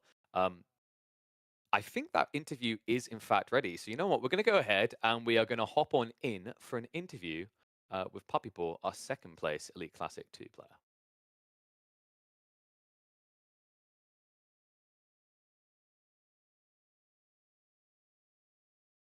Hey, man. First of all, commiserations. You put up a phenomenal fight. I know you will want to have that first place. I know every player just yearns for it, but second place and actually have a Marine Lord on the ropes at points must be feeling pretty good. Yeah, I'm not 100% happy with how I played, but I think overall it was a relatively good performance, even if I would have wanted to win. No, of course. How did you feel about the series? Like, if you don't mind kind of breaking it down from maybe first draft to second draft, because I think first draft that must have been the morale high, right? Game 3, game 4 especially. You were running Marine Lord through. What was your mentality at that stage in the series? So yeah, after the first draft, I was feeling pretty good being ahead. And yeah, my second draft was just not so good. I don't know exactly what happens, but it's difficult sometimes because if you don't account for one civ, you're in a situation where you don't really have like a good civ, and that kind of happened to me a few times there, and especially in Rocky Canyon. I probably should have picked Mongols. Mongols can do okay against Delhi, but I had some success with Japan against some Delhi players, so I thought I'd give it a shot. And yeah, there's a few games there that just didn't go very well, even if I had like an idea behind it. No, to your credit, I mean that Japanese Delhi game, I was tooting your horn for it because I think you've been the most impressive player with Yumi Japanese, hands down. So like, obviously doesn't get you the win there, but I think looking away from just a game to game perspective, I've been tooting the horn that I think that this is the best puppy pool we've seen so far. Loss wins aside, are you feeling that as well? Do you feel like you're at your best you've been so far? Yeah, I think so. I think I am at the best I've been. Like, there's been other times where I would practice a lot, um, and I practiced for this a lot as well. But I think I actually was able to perform to the point I wanted to. Sometimes that you can practice a ton, but you can't actually play to the level you want to. And from a practicing perspective, we heard from Marine Lord that you were practicing with him a lot, and he was practicing with Louis a lot. People that he's going to go up against, did you feel like that was an advantage or a disadvantage? Because we usually hear this idea of like secret strategies all the time. Did Going that up matter to against you against in the Marine Lord? finals, yeah, In no, I would scrims, say, yeah. yeah, I would say it was probably a disadvantage. Okay. But like, I think he has a better idea of like how I'm gonna play, and obviously, like, I think on average he is like, let's be honest, he's probably the better player. So it's kind of easier for him to predict like what I'm gonna be doing in these series. So it's kind of obviously difficult to catch him off guard. It's a tough one, right? Like, we've seen Marine Lord, he's been on these kind of dominant streaks. I genuinely just like, I want to give you absolute praise because I think the fact that you took that many games from him when we see Marine Lord just kind of on a dominant streak time and time again, it does speak credence to you as a player and how you've been improving. What's on the horizon for you now? Obviously, big tournament League Classic 2, a lot of games have been played over the last few weeks. Is this, relax a little bit, kind of reset, or is it grind, grind, grind? Actually, I watched the Moonwood interview a bit, and I would have to just kind of say I'm probably gonna do what he's gonna do. I'm gonna play just a bit, and there's a few events coming up, so that'll be fun to just kind of play those and not play as much, but still, enjoy competing. I think that's healthy, man. I think we heard that from Beastie last year as well, right? In one of his interviews, he was like, actually playing the game less kind of helped me more because it didn't feel like a chore and it kind of gave a refreshing outlook. One thing that I think, I don't know if you noticed it yet, it should be refreshing to hear. I feel like I've seen a lot more people hyping you up in the chat. I feel like, regardless of the outcome, you've made a lot more fans after this performance today. Is there anything you want to say to them now? Well, obviously, like I'm glad to have anyone that supports me and cheers me on. I hope I can keep doing well to the level that I want to be doing. Because I do think going into this tournament, I would have been probably disappointed if I lost to Vortex. So, I mean, even if I lost to Beastie, I mean, I think I have a good chance against pretty much anyone outside maybe Moonwood. Even then, I can win. But yeah, so it's great to see people, see that and cheer me on. Hey man, I'm glad we get to see some new faces up on the podium. Obviously, you've always been the running, but like getting this deep, I've got a feeling it's the beginning of big things for you, puppy paw. So chin up, you know, like a future champion. You take it in your stride and you keep on marching. Commiserations once again.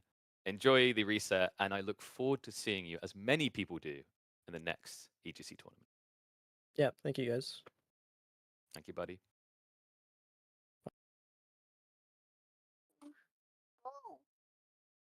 Oh, Drongo, no, dude, I was on the verge of tears interviewing Puppy Paw. Now that adorableness is going to bring tears to my eyes. Come on. Whoa. I think that's his sorry. analysis of that series. I'm gonna try and speak, but I don't think he likes it. So you're not gonna hear many words from me. That makes this all the more wholesome, to be honest with you. A heartwarming moment there. Another kind of additional thing we've added in is the well, we call them loser interviews. I don't like that term. We need to come up with a better one because I think it's fair to say that we could see he was feeling a bit deflated there, Lidicor. But honestly, I know that as a player why he feels deflated. I think everyone is in agreement that he doesn't have a reason to truly feel deflated, though. Like he even said it low key. He feels like even against Marine Lord, on the right day, he could take the series. I think it's a matter of what your heart tells you and what your mind tells you. Everybody in their right mind knows that he has nothing to be disappointed about. This is by a mile his best tournament accomplishment, and he is definitely on an upwards trend. So really, he's got nothing to be disappointed about. At the same time, especially after leading 3-1, you look back at that set and you understand why he's a little heartbroken potentially. So you can understand it both ways. At the end of the day, that's just the way it is. You lose something, you're going to be upset no matter who you are. And we often forget that many of these, all of these pro players are very much human beings, and they do go through a lot of challenging moments as well. I think this is going to be still, at the end of the day, a great experience for Puppy Paw. Definitely an impressive tournament from him. And I think he's also going to learn a lot from this defeat over here. Really, he matched up against one of the greats of AoE4 on the biggest stage. He was competitive. He fell a little short. He's going to come back stronger. I think that, with a little bit of time to think about it as well, Drongo, he'll probably think, oh, the fact that it deflated me this much is in a way a good thing. It sounds weird to say, but right, like, when you get in a series and you get stomped, complete 5-0, and you're like, afterwards like, yeah, I just wasn't there on the day. I feel like, as a player, if you get hit that deep, you realize, wait, I believe I can win this, right? And I think that shows that we're only seeing the beginning of a Puppy Paw emerging. I got to agree. And I think 100% we could have seen him be victorious today. Just a couple of small little things. And I reckon it could have been completely different. Hey, mate. Hi. Could have been, completely different. But yeah, look, I'm incredibly excited for the future of Puppy Paw. We've obviously seen him be pretty successful here today. Hopefully, he can convert next time. Hopefully. Guys, this is why we seek sponsors like Surfshark, so we can eventually afford to pay Drongo enough so he can go get childcare for moments like this. But you know what, boys? Absolute credit to you guys. You done that series so much justice. I mean, I agree. I think Puppy Paw, the stories of Puppy Paw, Louis MT as well. What I love, we mentioned at the start of the day, all around the world, I feel like people getting people to cheer for, and that's exactly what we want to see. That plus Drongo's baby just completely ruining his day. But you know what, guys? I think I want to get your final thoughts. One very big surprise for you in this tournament. I'm going to shoot across to Lidicor first. I would say, I don't want to say this phrase because it's not really applicative anymore, but it's the quote-unquote good, not great players. We've seen a lot of players who've been there at the bottom of top 8, middle, lower parts of top 16. Talk about the Canadian brothers who had their moments. Louis MT as well. They didn't just show up. They didn't play that usual level that they did. They actually advanced a lot. So we had a lot of these players who were always competing, never really getting to the very end and pushing the strongest opponents to their limits. Now you look at Louis MT, he makes it into the semifinals. You look at Puppy Paw, grand finals. Wham himself, he actually lost to Louis MT, but he went into the top 6 over there. So a lot of these players that haven't really found a lot of success in the later stages of tournaments have actually made it all the way to the end. And I think this just makes this whole scene a lot more competitive. To me, that's the big takeaway of Elite Classic. And it's actually in a very nice synergy with the actual format of this event, everybody playing everyone within their respective groups. It's all about showing what you can do on a large sample size. And we've seen that from a lot of players. We've seen a lot of these players being able to push elite players to their limits as well. And I think the scene is more competitive than it has ever been. Yeah, no, I couldn't agree more. And, Drongo kind of, it shows, right? Like someone's making a comment like Group A, top Group A, like Group A grand final. Seems like Group A may have been a little bit overstacked, but overall we have seen a bunch of fresh faces, some people take some games from some unexpected all-time greats. Is there a big surprise outside of what Lidicor highlighted there for you? Not really, no. I think that was the big one. Yeah. It was just, for me, Thanks, mate. The big one for me is Louis MT, right? Like in my mind, Louis MT has gone from being, just as Lidicor has said, like the good player to the great player. And we are seeing that now with a whole bunch of players. I think Puppy Paw is almost cementing. All right, you go play, mate. Careful, that yeah. Red Bull fridge will be coming down in a sec. I can already predict Yeah, this. oh, mate. Tell you what, as long as it doesn't spin, we'll be okay. If it's spinning, that's when we've got trouble. But yeah, I think that's 100% it, right? Like, we have seen the good players really begin to improve, and we've seen this almost this distance between the two starting to thin out, right? Like, I came into this expecting Beastie to be here today in the grand final. He wasn't. And that was because Puppy Paw was able to get there. I didn't expect to see Louis in the third place match, but we saw him there. And that's the big thing for me. The skill difference between, why do I have this? The skill difference between these two things, these two levels is really starting to get this toy out of here, man. I'm so tired. Look at this guy. Can you see him? I don't know if you can see him. Yeah, I can see him. He's getting close to that Red Bull fridge. I think what we'll do, mate, no. is we'll let you let you have go and have some child dad time. Boys, absolutely phenomenal cast. I relieve you of your duties. Drongo now gets to go on to the daddy duties that never end.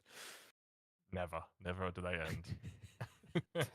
Well, thank you very much for being our host today, KP. It was it was lovely, and I tell you what, it's so nice having a host for these events, because back in the good old days, it always used to be just yourself and one other person, and it was difficult, right? But having the host just gives you that extra little bit of breathing room, and having someone professional like yourself makes it very easy for both Litter and I. So huge shout out to you, and of course, Lidicor, thank you for the what is it? Our biannual cast. I'll see you in 6 months. Yeah, it's the one cast we do every half a year or so. It has been a pleasure as always. Of course, thank you so much, KP, for leading the way through this show. It has been an absolutely impressive experience. We've, I think, witnessed one of the greatest grand finals of AoE4 history, and I'm sure there is a lot more to come. But it is time for us to say goodbye and leave you with KP for a bit of an outro. Thank you. That's right. Yeah, you just heard it correctly there. Possibly the greatest AoE4 we've seen played so far. And I mentioned so far for good reason. Let's be totally real. We know the EGC TV will be back at an undisclosed time. Sorry, they won't give me that info. They don't trust me with it. But it's why you need to make sure you're following this channel. It's why you need to make sure you follow them across on the Twitter. In fact, you can see them all below my name right there. You need to be following all these locations because you know that EGC is going to be back with 1, 2, 3. I don't even know how many tournaments. But before we close out the show, I need to thank all of you guys for tuning in. I need to thank the players for turning up and delivering some of the best AoE4 I think we might even see all year. That's how intensely competitive it's been. Shout out to all the people that have been subbing the channel. If you haven't got those primes in, for goodness sake, why have you not got those primes in? Get that money through so we can fund more tournaments. And make sure, for the love of God, you know I'm going to say it one more time. I've given you all the reasons in the world why you should be dropping $60 or $75 using the EGC TV code at checkout on Surfshark to make sure that you are protected online. And to also let the sponsor know, you know what? I see this sponsor. I like this sponsor here. I like this level of production coming out and the fact that Surfshark is willing to throw some money at EGC TV so they can get all these things included. Also, behind the scenes, big shout out to everyone. There's going to be too many people to name. Pesty, Chum come to mind. Cal, obviously, in there alongside Vodka, doing phenomenal work as a team behind the scenes. Big shout out to all the casters that were a part of this. They're what makes these tournaments so special. But you know what? What makes this channel even more special is the fact that they aren't just focused on them. I'm not just sitting here telling you about all the EGC action coming up next. I'm here to tell you about other AoE4 action on the horizon.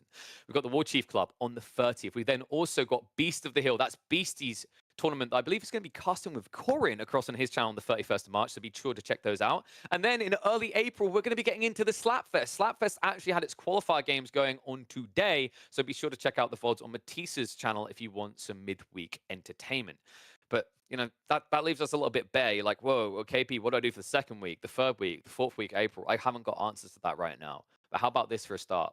Make sure you're opening that directory. Make sure you're supporting all those streamers you see. Make sure you're watching those YouTube channels. I think, you know, with the arrival of games of this caliber in Elite Classic 2, the introduction of new orgs like Gentlemates into the ecosystem, 2024 is looking good. I know a lot of people had their doubts, their skepticism. There's more they want, but mark my words, folks, there's plenty more to come. But for now, it's time to bid farewell. It has been my absolute pleasure to guide you through the show. But now we come to a close. Marine Lord, for those just tuning in, is our Elite Classic 2. And as he reminded me, one champion. He doesn't want us to forget that. The question mark is, will we get an Elite Classic 3? Will he do it for the hat trick? All that to come. But you have to stay tuned in. Hopefully not too long, and I'll see you all soon. But for now, I must bid farewell.